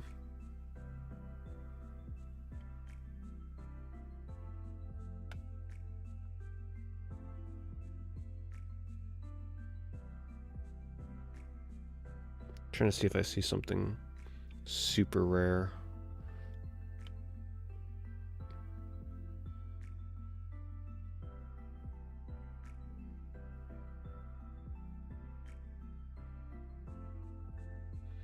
Truxton, $4.99. The Valis games, like $4.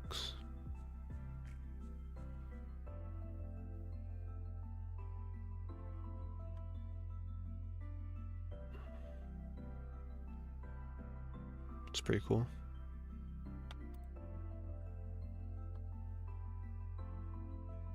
No, no Atari on there.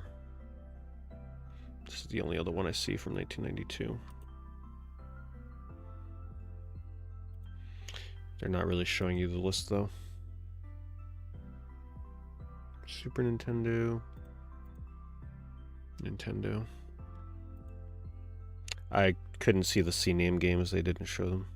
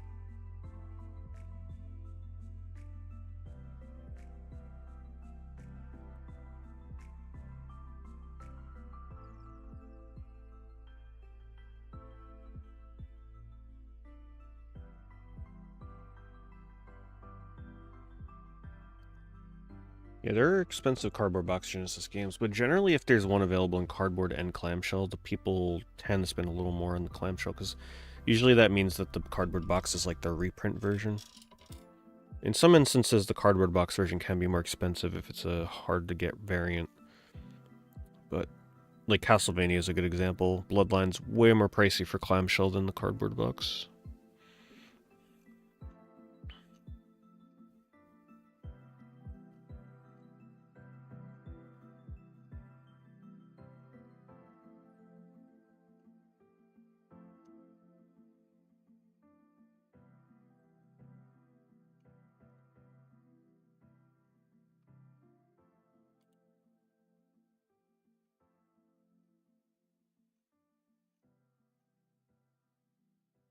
Tenkaichi 3 bidding $66. Really good price. Ends in 10 minutes. This is without the manual though, unfortunately. Also doesn't have the bonus disc. So I guess that kind of kills the excitement on that.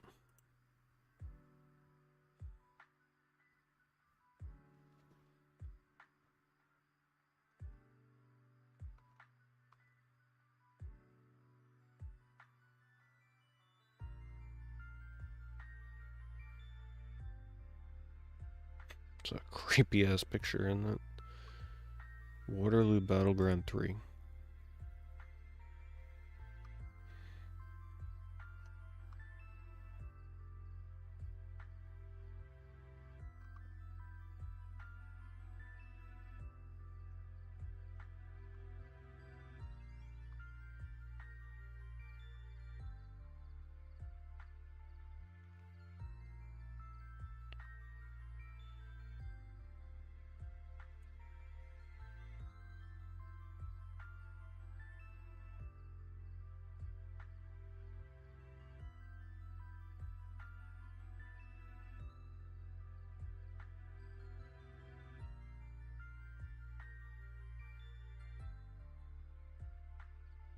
The hell is this with the controller?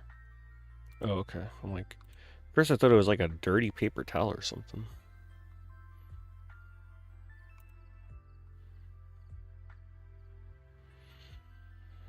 Am I still missing Sonic games? The only Sonic games that I would still need would be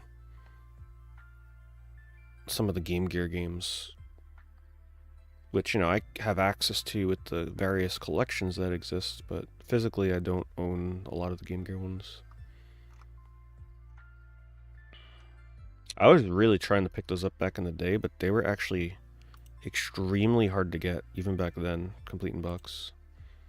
I wanted to buy them, I just couldn't find some of them, they just never showed up.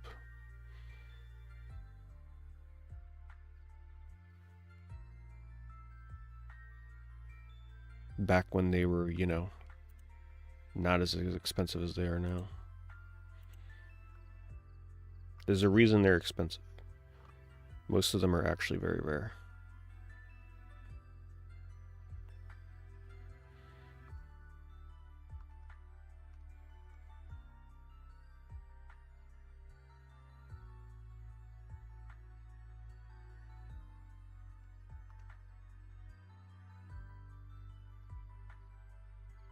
Also, I own none of the Mario and Sonic at the Olympic games. So one day it would be cool to check out those. That series never interested me. Not really true Sonic games, but they are Sonic games. It's not the type I'd want to play.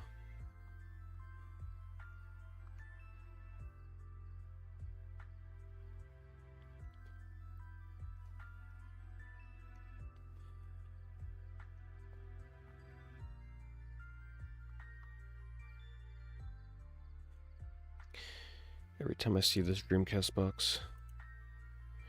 And every time somebody like explains to me who this guy is and I never remember, and just I think it's just better to not know because it just looks more ridiculous that way. Wait, they're hooking you up with D2 with this. Look at that. God, what a crazy game. Just look at the back of the box. Screenshots are so all over the place. The DS Mario and Sonic Winter games are good. Yeah, I never considered that actually, what those might be like.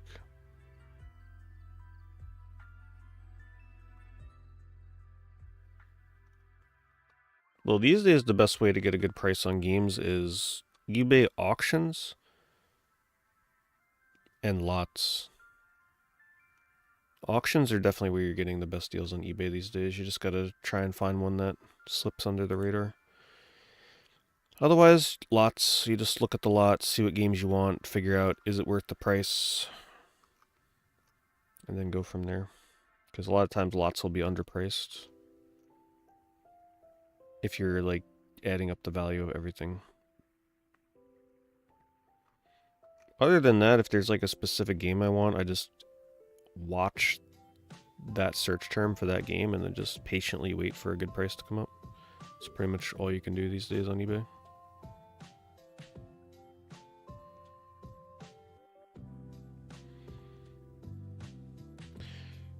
There were some childhood games that were sold when I was younger. I got rid of a lot of my Sega Genesis games. Ones that I just wasn't playing anymore to get, I don't know, probably like N64 games or something, I don't know. Whatever it was at the time. But yeah, there was a time where I did sell some, and I can't remember how they were sold. They were either sold in the very early days of eBay, but I think it was before that. Probably traded in. I only traded in games once, I believe. And then never again.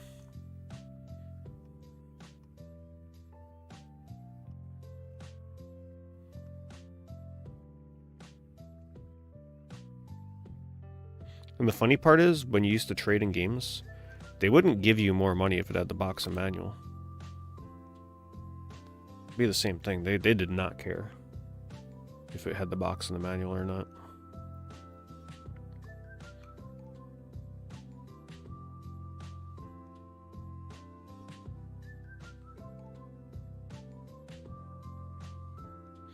Yeah, the lid trick worked for me with some Dreamcast games, but Like Nappletail, the lid trick does not work with Nappletail. I remember that, so I got rid of my copy of Nappletail because it wouldn't work.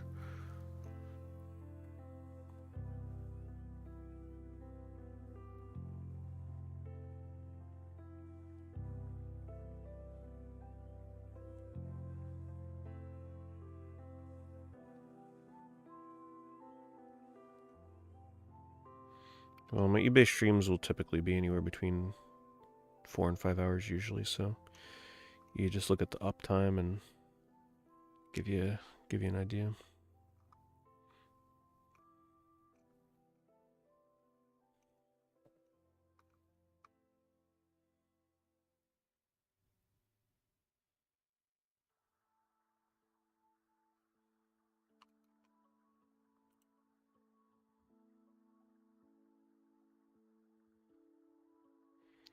Nice game selection.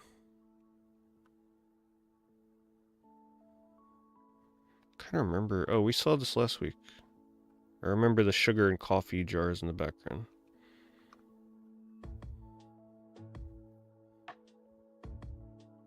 But I don't recall this having auction on it, though. I could be wrong.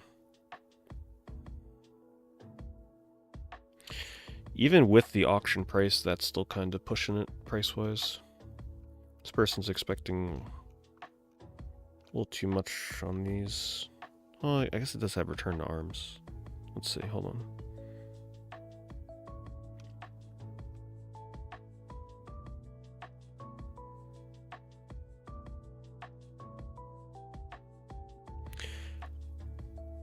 You're looking at somewhere in the realm, if everything's complete, which it is, like $160. So really, even to buy it, like the bin with the shipping is, you're not really getting the deal.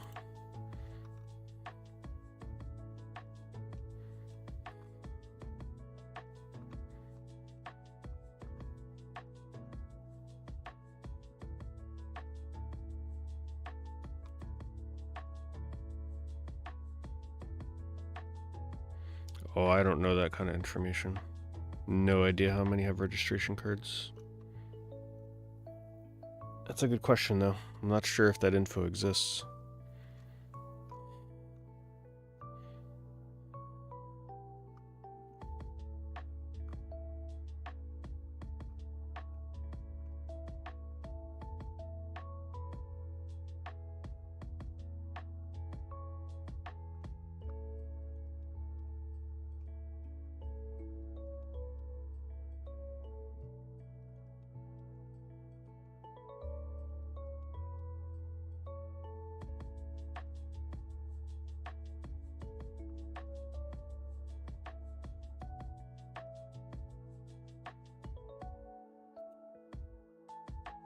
Have a good night, Toy Bro.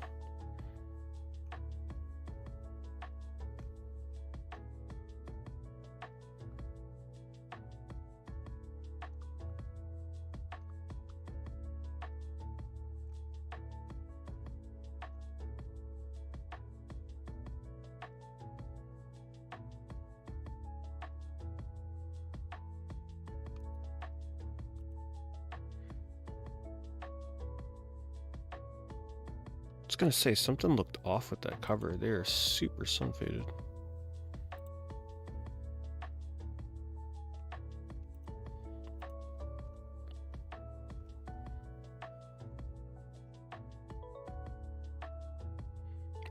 $60 NES games, ending in an hour and a half. 355 so far.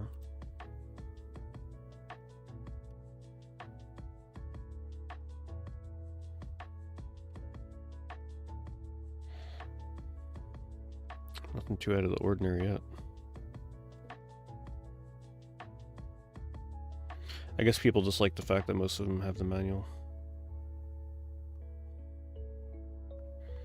Yeah, pretty standard NES slot. Just they have manuals, so it's going for more.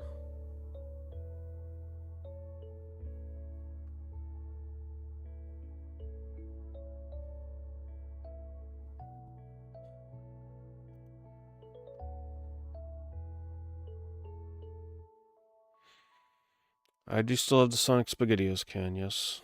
But I'm pretty sure that thing is just a solid brick of who knows what inside. I don't think there's any liquid at this point.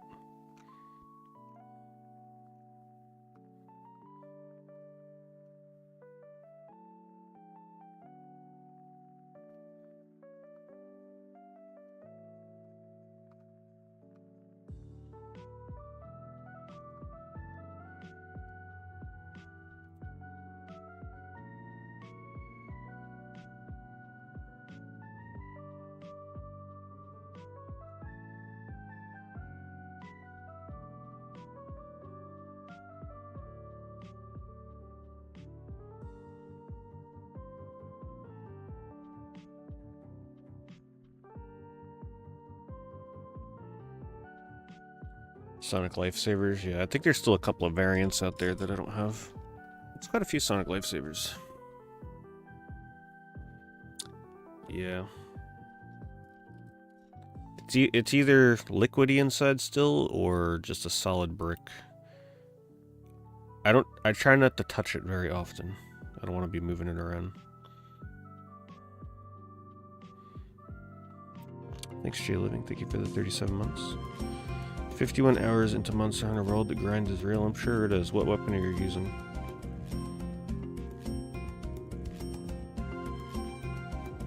Square Special Video VHS tape. 51 hours into MHWs. The grind is real.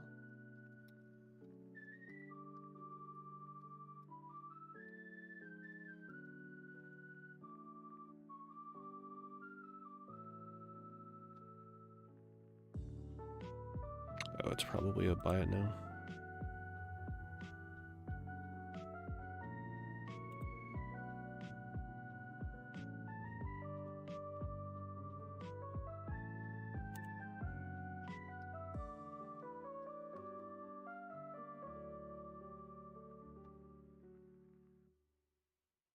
Yeah, these used to be very popular back in the day for... I received a Banjo-Kazooie one. And I think a Donkey Kong 64 one, maybe? I didn't receive too many VHSs, honestly.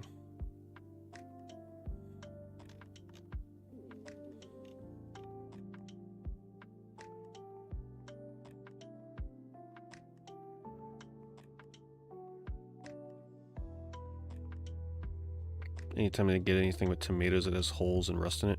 But maybe with SpaghettiOs, the tomato acid that's inside is just like so modified that it's not like true tomatoes.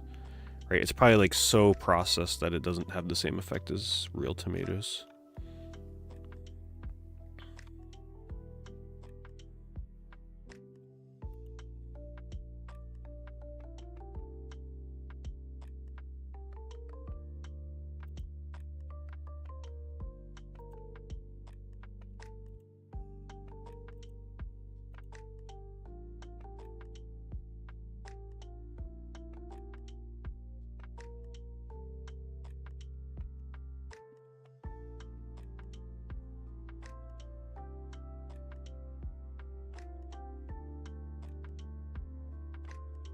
I remember when the AGS 101s were going for a lot more than $100. Actually, this one looks like it has some sound problems.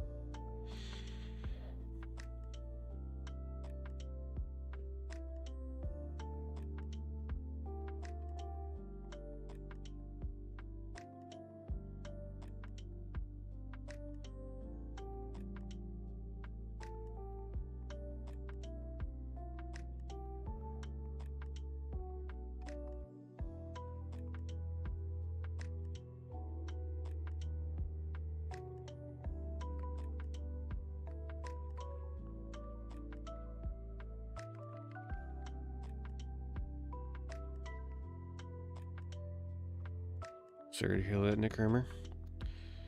Instead of us talking about spoiled tomatoes, let's talk about Spoiled bananas.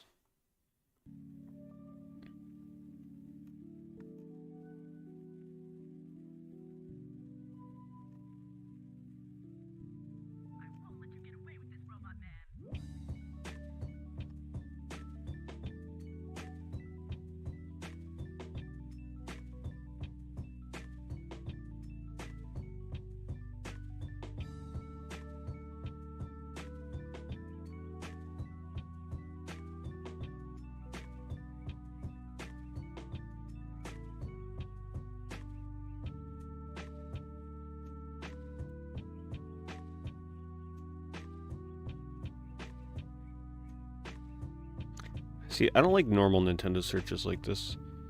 I always feel like when you search Nintendo, you gotta like narrow it down to a certain console. Otherwise, you just get so much random, uninteresting things.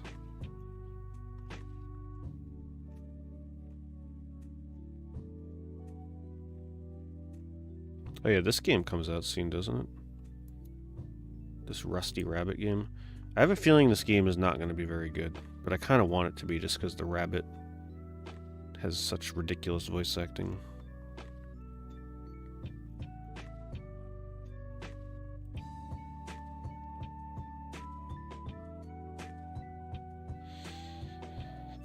Do you remember when GameStop was opening all the new copies of Xenoblade to sell them used? I kind of do remember something like that, yeah. Yeah, I kind of remember the controversy around that.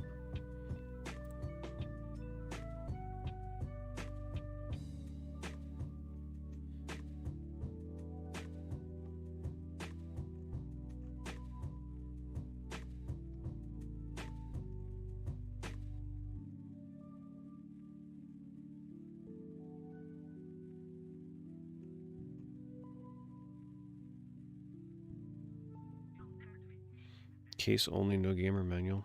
Still pretty reasonable for Gale of Darkness. If you actually just for some reason needed only the case.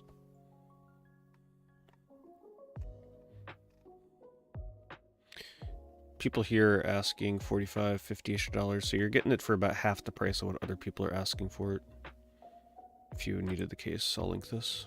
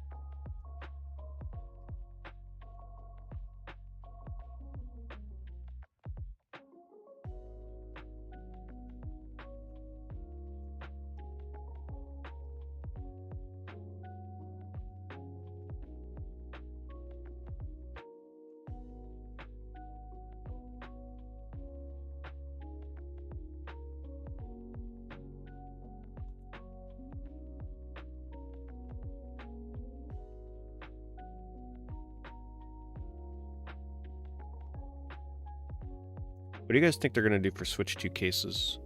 Do you think they're going to go with the similar, smaller design, or do you think they're going to maybe even make them smaller? My guess is they'll stay the same. Maybe they change the color.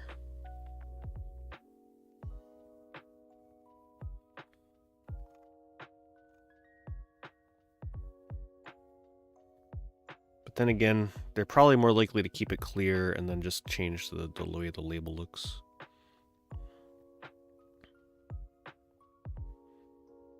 Oh, actually, that's a good point. Yeah. They may be a different size because they don't want confusion with the systems. That is actually a very good point. Maybe they actually make them standard DVD size. Or like, you know, more like a Xbox or PS5 case.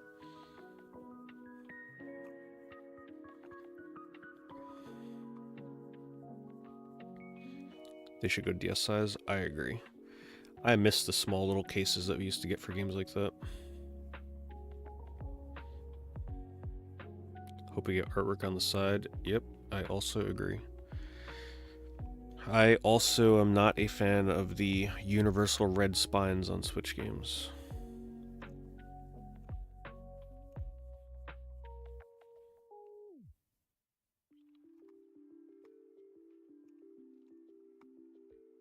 N-gauge size would be kind of crazy. I don't think they would go that small. They want them to stand out in the stores. They want to grab people's attention.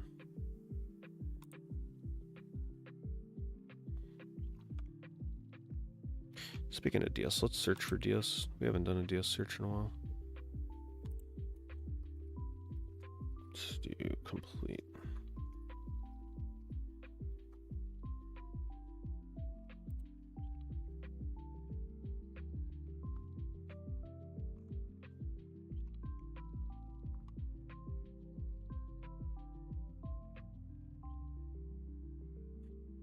I like their effort of their background for this.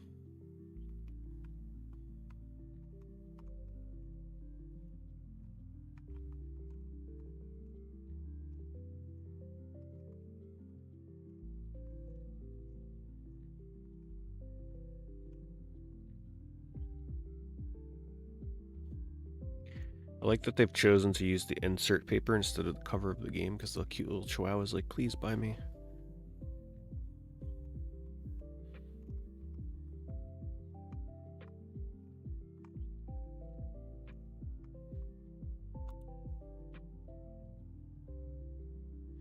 Rumors they're making them larger. I could see that. Yeah.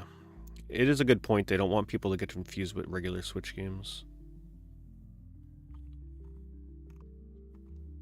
However, making a larger case and putting the same little carts in there is going to be...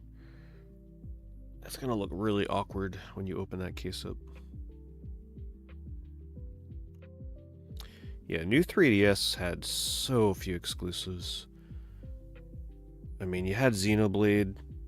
You had like a few 3DS eShop titles that took advantage of the extra knob. I think Monster Hunter used it as well, right? If I remember correctly.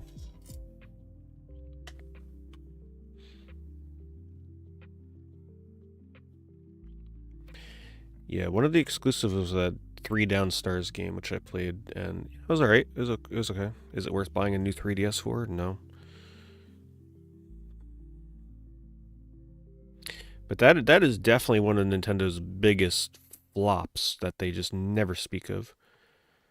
I would argue that the new 3DS was a bigger failure than something like the Virtual Boy or the Wii U. I mean, they literally released a console update and almost nothing utilized it. That was an embarrassment. What were they thinking? How do you release that thing and not at least have like a dozen games lined up to use it?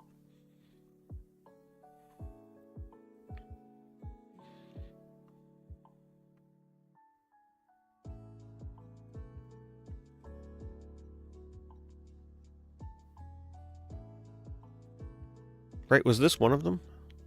I know it doesn't say new on the box, but some of them I think... Did it always say new on the box if it used it? New 3DS? There was one more game that I can't remember the name of that had it on the box.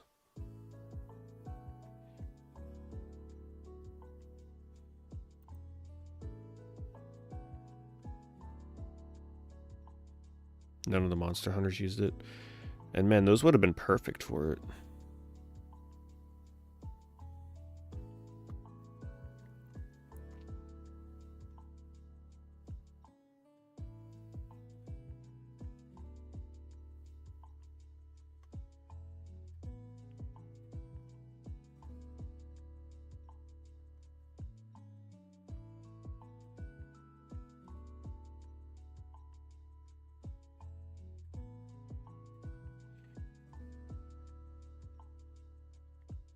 Fire Emblem Warriors. Wait, Monster Hunter 4 U and Generation just let you use the nub. They had better performance. 2 extra shoulder buttons, yeah. They used it, but it wasn't on the box, okay.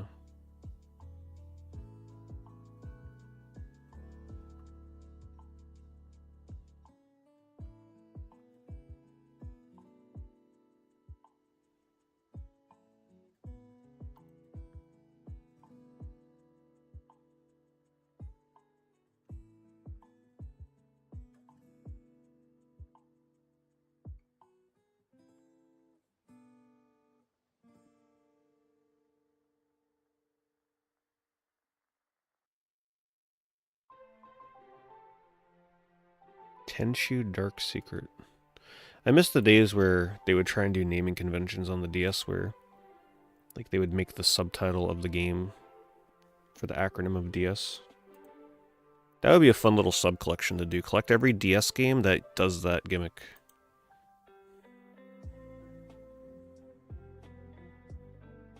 Any of you ever play this?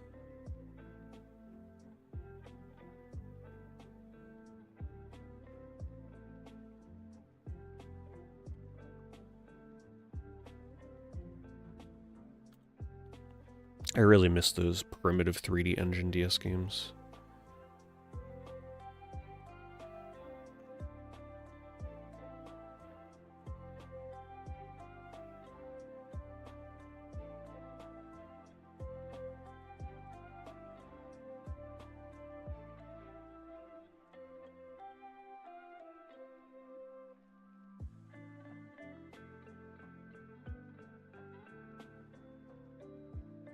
Have any of you played this game? This is the RPG, right? Attack of the Saiyans. Turn-based, I think? Or was this not turn-based? I think this was the turn-based one, right?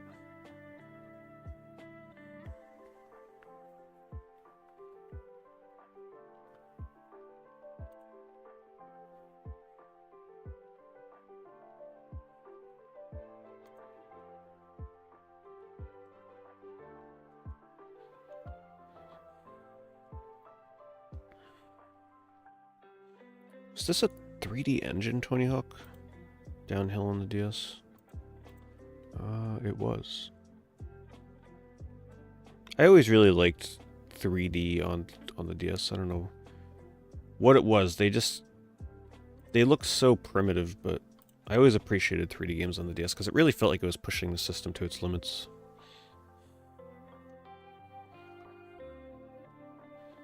They kind of reminded me of just slightly better looking N64 games.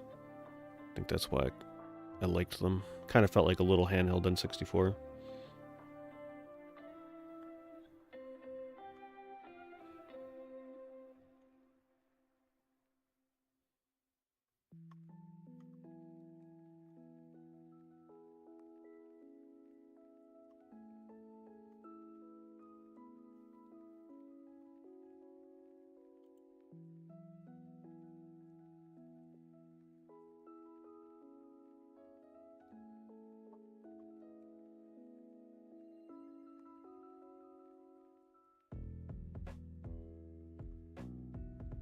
Remember when Nintendo was making a huge push for Starfy?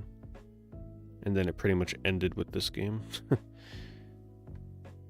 They really tried. They really tried to make Starfy a thing in the US, but I guess it didn't take off to their liking. Well, actually, no, it came back a little bit, right? What did they bring it back on? 3DS? Digitally, I think? But it didn't get as many releases as they had in Japan.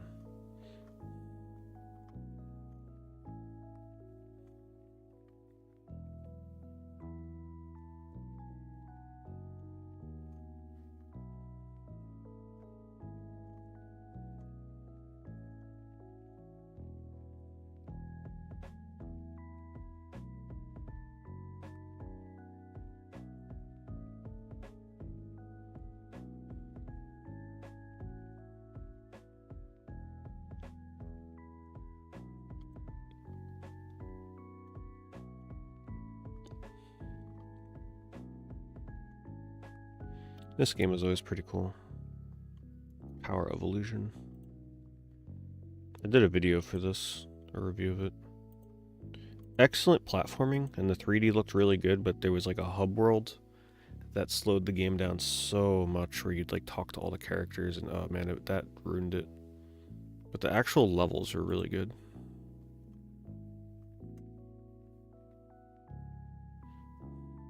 And it had really nice 3D for a platformer.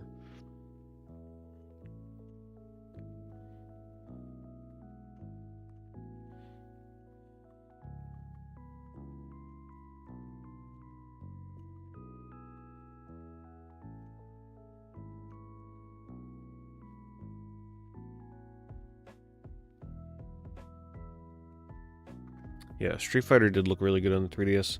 I remember the only reason I bought that at launch was just because it looks so damn good with the 3D.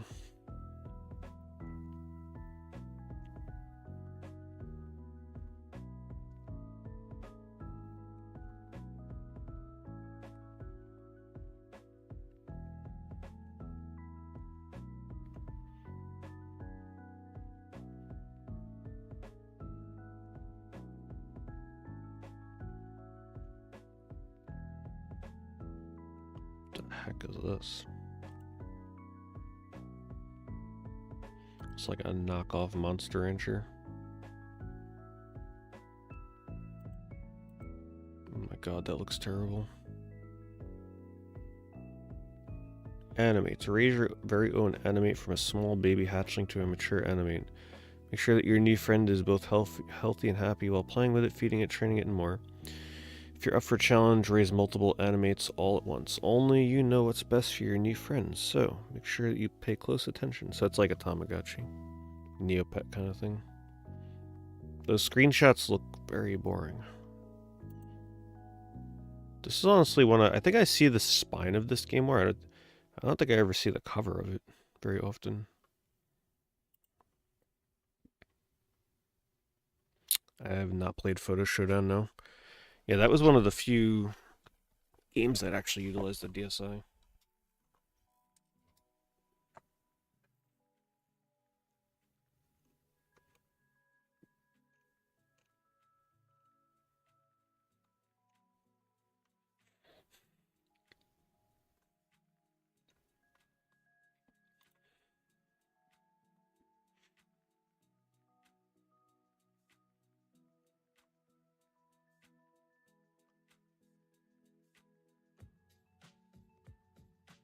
I remember really liking Arkanoid DS. I think they had in Japan, I think it was only, I don't think they released it in the US, but it was like an extension you can use to use a dial to play it. That works so nicely with the touchscreen though. How is this Wolverine game? Is it side-scrolling or 3D? Let's see. They can usually go either way with these kind of games. That looks like 3D. See, when I go back and eventually start collecting for the DS again, these are the kind of games I'm going to look for. The weird, janky 3D engine games that are like the exclusive versions on the DS that are just completely different games from their console counterparts. And they're nice and cheap. Nothing crazy. Remember when Dream Trigger got really expensive? Wasn't that because people found out a way that you can like use Dream Trigger to like essentially soft mod your 3DS to play backup games or something along those lines? Something like that. I remember this game was like $40 or $50 when that happened. I bought this on day one. I was so desperate for something new on the 3DS, and this was like one of the first ones that came out after a long hiatus. I don't remember much about this game at all. Yeah, just a very vague memory about it. I'm pretty sure I actually did a YouTube video for this too, if I remember right. Could be wrong though. But I don't remember a damn thing.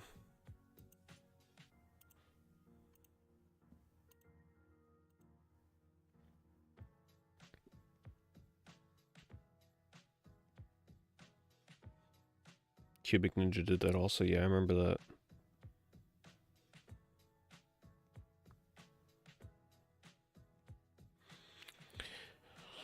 I think what it is, there's just a lot of people out there that if they're going to collect for a handheld Nintendo console, I think a lot of people are just going for 3DS because a lot of DS games, you know, they're a little primitive. Some of them are not easy to go back to, especially with the gimmicks with the touch and the, you know, blowing in the freaking console with the microphone. There's a lot of super gimmicky stuff on the DS. And some people are just not into that. I think that's why you don't see it gaining as much traction as something like the 3DS. Hey, look, there it is. Look at that packaging, too. Wow. I kind of forgot that they went for this whole, like, top bar instead of sidebar.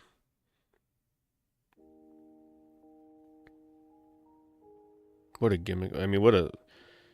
It kind of was a scam from Nintendo. New 3DS. One of their biggest flops ever that they want you to forget about.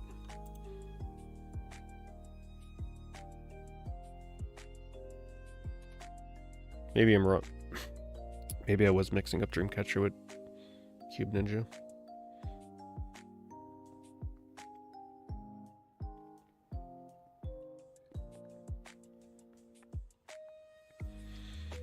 Well, DS games kind of came at the right time. It was a good bridge between bringing sort of console-style games to a handheld.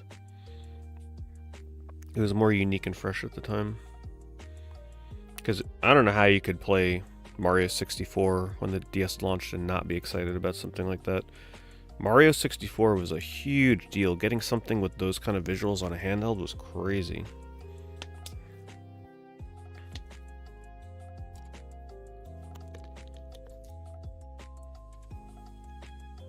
I remember being impressed by Asphalt. Asphalt looked really good for the launch of the DS.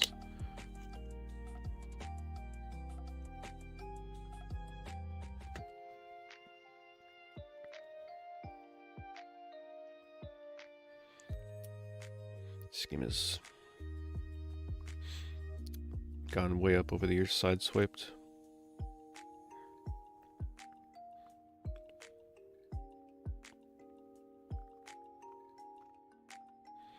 I agree. It would be cool to get a true handheld console again, one that can only be played handheld, that actually has a small form factor to it that you can put in your pocket like a handheld console back in the day.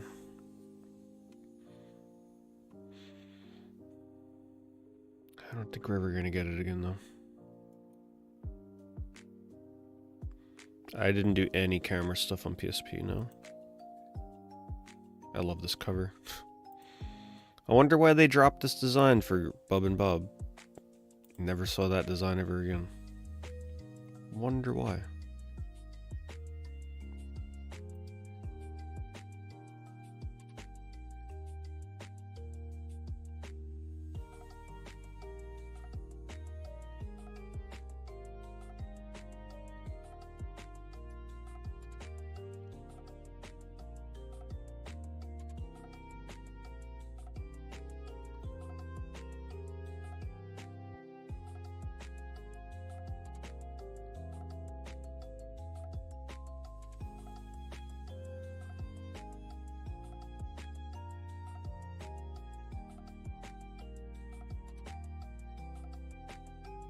DVD game. Wow.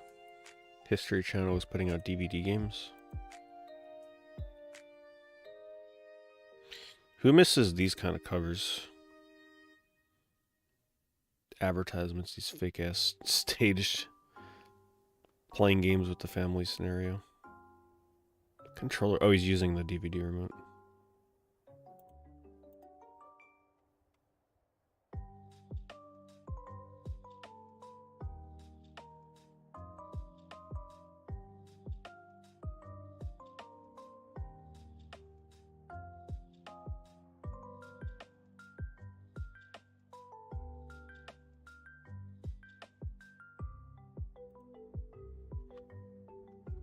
You know, there's people out there that collect DVD games. Some of them are very rare.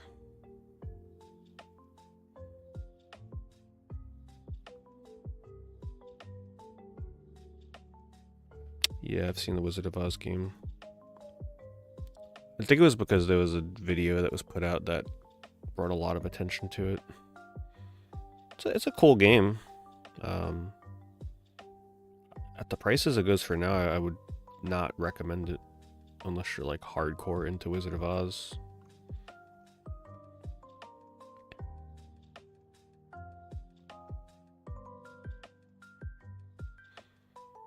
Just so baffling though. It's like, you would think somebody that would be willing to spend hundreds and hundreds of dollars on a DS game would already know about Wizard of Oz on the DS, instead of needing somebody else to highlight it for them.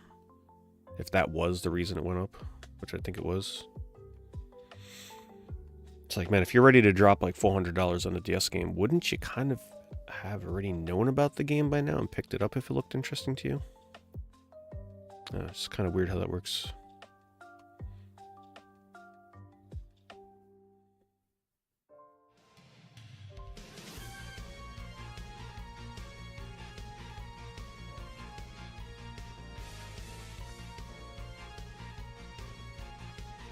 Hello, Chem Dream. We looked at your TurboGrafx controller earlier. If that was yours, I assume it was. Thank you for the resub.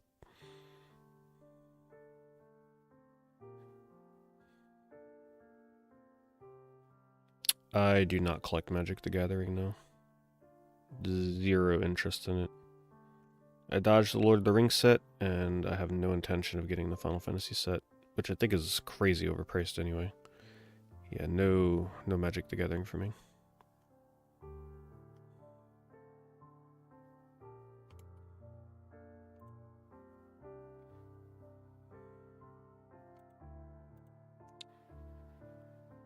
I know I thought I played this, but I don't think I did. I think I looked at the gameplay for this and the music just sucked. So I didn't pick it up. Rockin' Pretty.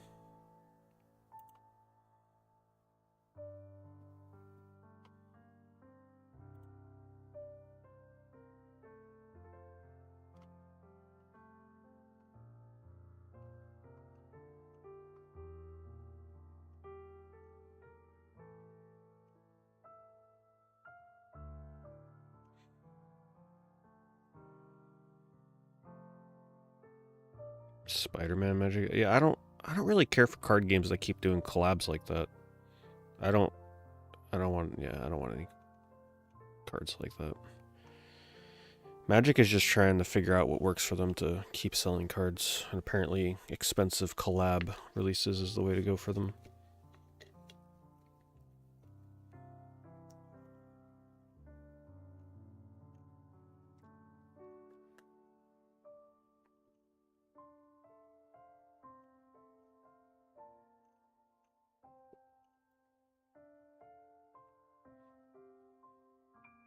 Yeah, Magic really is turning into Fortnite. Yeah, no thanks.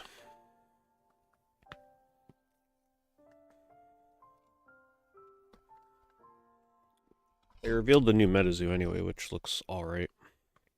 Looks okay. I'll try a box. But I think the thing about MetaZoo is it filled a hole for me where it gave me nostalgia for like Wizards of the Coast Pokemon. But now that MetaZoo helped me rediscover my love for older Pokemon cards, it's like, what would I need MetaZoo for at this point? Right? I've got my Pokemon now. The old Pokemon. I don't care about modern Pokemon. So it's sort of like, this new MetaZoo ain't really doing what the original iteration did for me.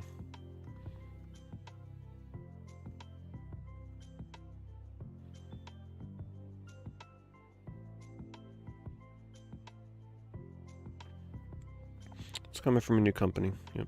It's releasing at the end of March, actually. 28th.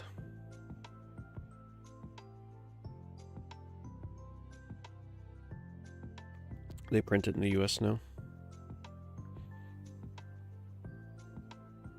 It's more equivalent to like what you would find from a Bandai card game. Pokemon and Bandai style. Kind of took the soul out of it a little bit, but you know, they're trying to do what they can to make it work this time. Yeah, I'm not doing Star Wars Unlimited. I will probably attempt to get rid of my cards before they become worthless for that. It was just a little too hard for me to keep up with it. My game store was like only doing events on Saturday nights and like during the weekday at like way too early in the morning or afternoon. Trying to get in there and play was just too difficult, and I'm not going there to play on Saturdays because we stream on Saturdays, so I had to hang that up.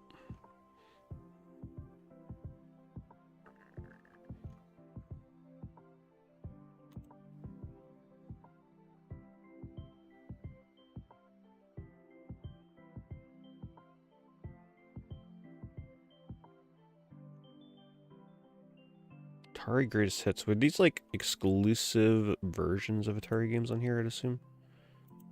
Like spiced up with some new visuals or something?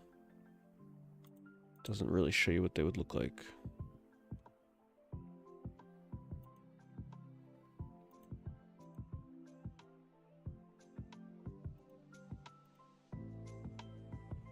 Oh, okay, so it's just straight up ports that probably support touchscreen.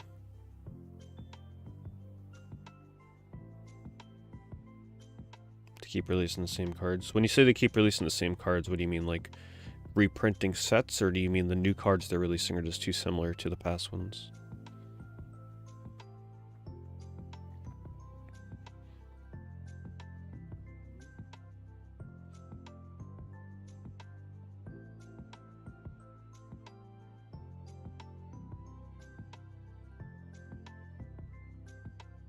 Wow, that's expensive. Pokemon Mystery Dungeons, Explorers of Sky. I still want to go back and try some of these Pokemon Mystery Dungeon games sometime. I had one of them. I don't remember exactly what one I had. I think it was the first blue version that they released. It wasn't for me, and the reason at the time was because these were too casual. This is when I was playing like Shiren the Wanderer, Izuna, stuff like that. Like I wanted my mystery dungeon games to be way more hardcore, and in this one you couldn't like die permanently, so I was like, these are not for me. But I feel like if I went back to them now, that'd actually be pretty fun.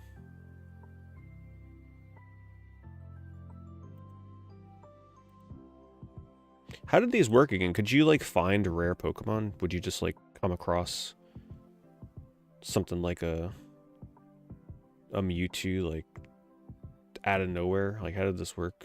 You would catch them randomly, right?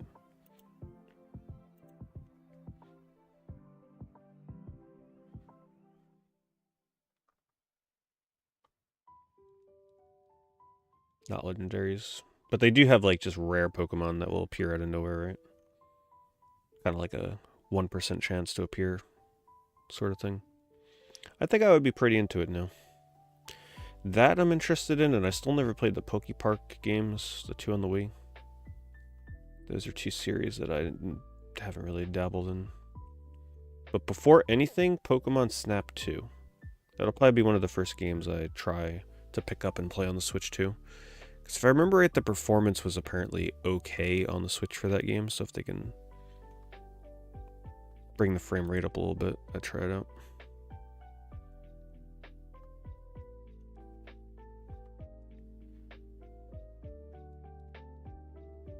Here's all the Ranger. I did not play any of the Ranger games. This was around the time where I was like not into Pokemon much at all. I would just get the mainline handheld games that released, and that was it.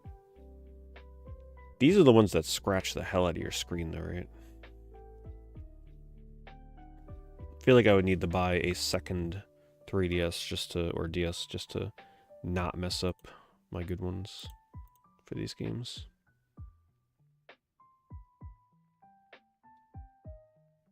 Oh yeah, you're like circling like crazy. Look at this. No thanks.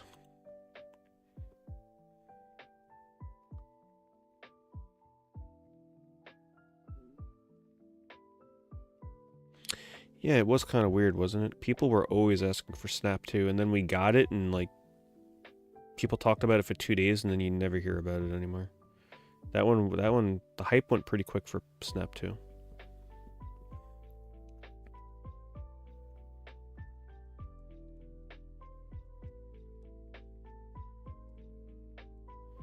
Bomberman Land Touch 2.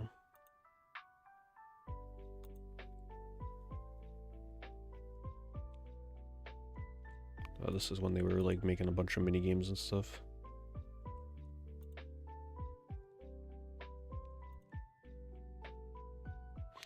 Yeah, actually that's a good point. People wanted it on the Wii U where it would have made sense to like aim around with your Wii U. Like what were they thinking? How did they not release Snap on the Wii U? Maybe they were planning on it, and then when the Wii U was failing, they were like, all right, let's just hold off, wait for the next console.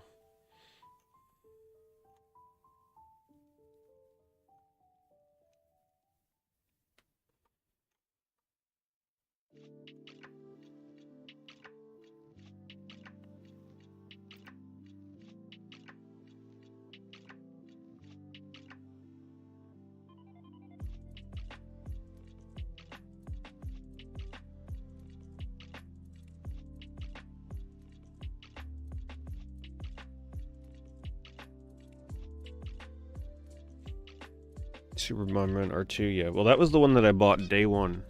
I went online. Not only was it almost an exact carbon copy of Super Bomberman R, or what did they call it? I forget the name. It was like a previous Battle Royale game that they released on PlayStation. Not only was it almost exactly the same thing, but nobody was in the game playing online, so you just played against bots. You were lucky if like 1 or 2 people were in there with you. And they charged like $50 for it. It was one of the biggest ripoffs ever. I still stand by Super Bomberman R2 may be the foreseeable future, like the death of Bomberman for the foreseeable future. And guess what? We have not seen another Bomberman since R2. Because that must have sold so astronomically low. They're sitting there wondering why. Well, guess what? It was $50 and nobody bought the damn game. Needed to be free to play. Especially because the previous one was free to play, if I remember right.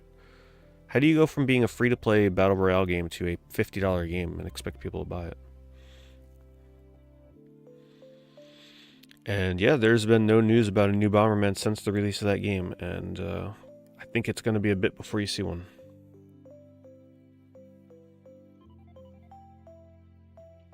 If they release something, it's probably going to be a mobile game.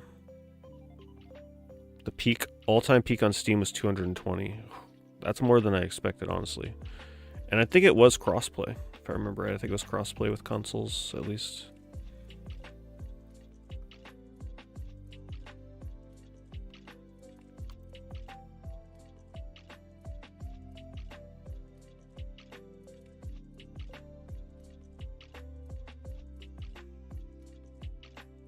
And you'd hate to see a series like Bomberman die out. What they need to do, you make the damn thing free to play, you put it on Steam, you put it on consoles, you make it a Battle Royale game, you sell cosmetics, right? Little things to dress up your Bomberman with. And maybe you sell like a season pass where you get like, I don't know, some other bonus. Like there's ways you can make Bomberman work as a free to play game. But you need that player base. You need it to be free to play so that tons of people play it. And then that's it. That's all you gotta do.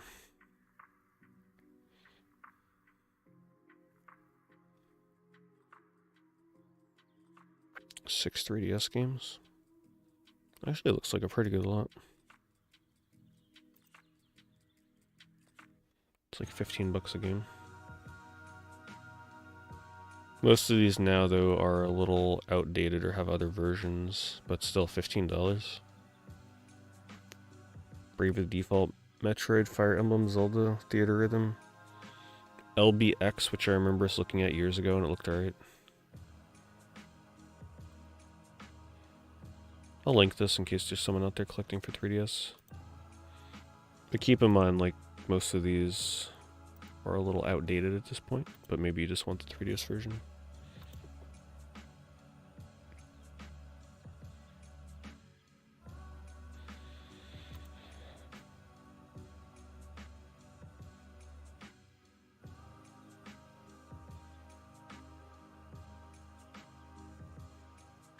Super Bomberman R peaked worse on Steam. See, I can't remember how that works. That was the Battle Royale one that they released on Steam, right? Which I think was a different game than the one on Switch, because there was a Battle Royale game before R2.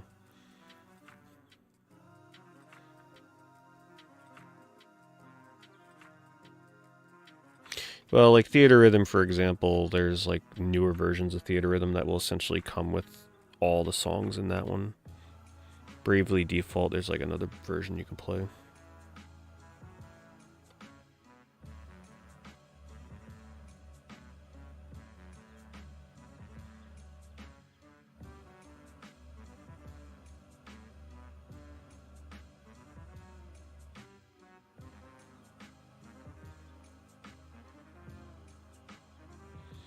Thank you for it. Yeah, Super Bomberman R Online. That one worked. Yeah, 7,000 peaked because it was free to play. Why? They got too greedy. They went from a free to play game to a $50 game and nobody bought it. Can't do that.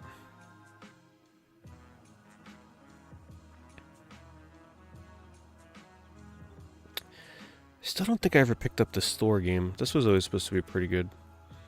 Back when Way Forward was in their prime. Look at that dual screen. Look how good that looks. Yeah, I never played this.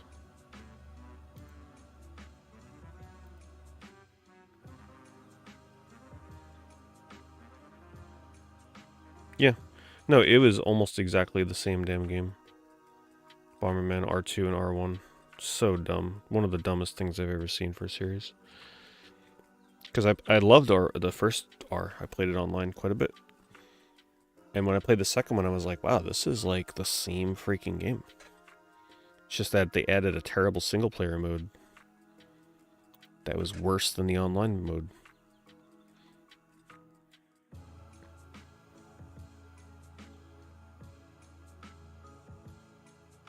The hell do you do in this game? Trash pack. Reminds me of those things from, what was it, the 90s or whatever, the Funny Bones? Those little plastic figures. Remember those things?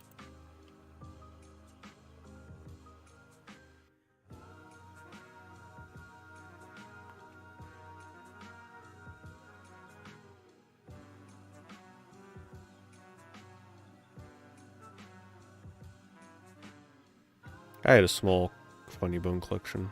They came in like a little coffin, store them in.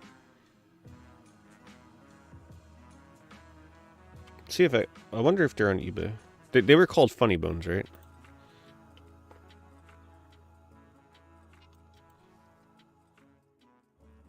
There goes my mouse again.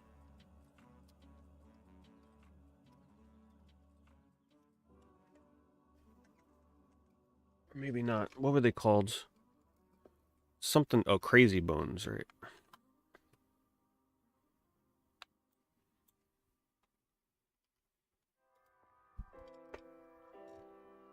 Yeah. 1999.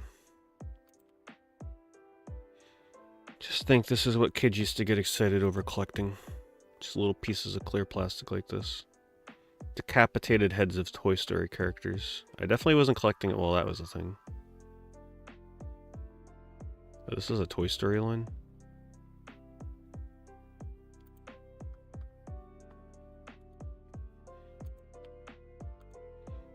Yeah, these are more in line with what I remember. You can barely even tell what the hell these things are from the photos. Man, they must have made a killing on these things. Just literal pieces of plastic. Their margins must have been so good.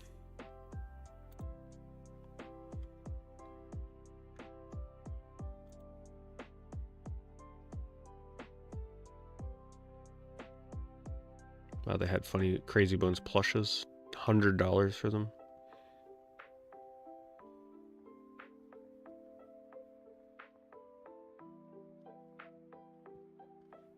See if people actually buy them. Wow, $7 for that one.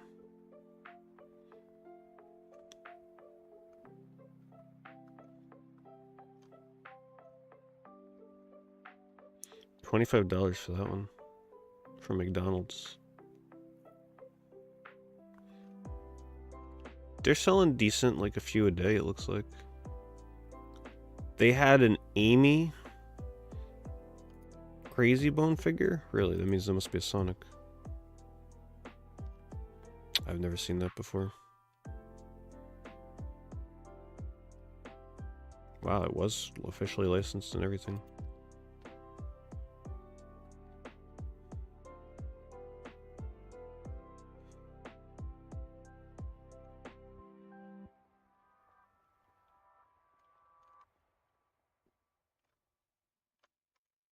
Decent group of collectors for these, actually. More than I thought they'd be.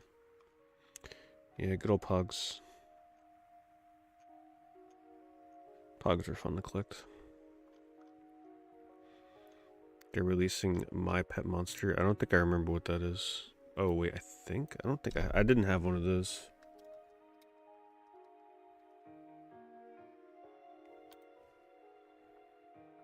Oh, this thing. Yeah, I never had that. I think by the time that came out, I was a little too old for something like that. Well, actually, okay, that's a later one, so no. Yeah, I just never had it. I could have gotten that, but I guess I just didn't like it.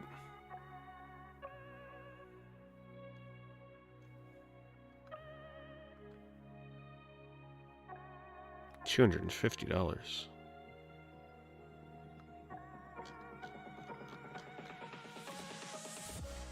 Yeah, it looks like they re-released them in 2001. So it's not the first time they re-released it.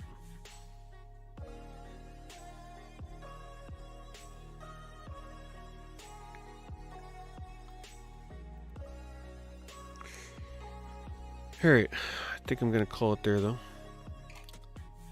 Good stream as always. Thank you everybody for hanging out. Don't forget on the YouTube side, if you haven't seen the new video, you can check that out. I released it a few days ago. Kind of just going through sold listings on eBay and commenting on what I found. Tomorrow's stream, I will be streaming Claire Obscure Expedition 33, the early preview for it. We'll see what that game's all about. And don't forget also on the YouTube side, if you're looking for more content to check out, joining the channel as a member for $1 gets you access to a bunch of vlog videos from over the last almost a year now. I've been doing those vlogs for almost a year. So, some fun content on there, some Evercade streams you can check out. But yeah, that's going to do it. I will see you guys tomorrow for Expedition 33. It's going to be a good stream. It'll be on Twitch. Probably starting around 8 or 9 or something like that. We'll see.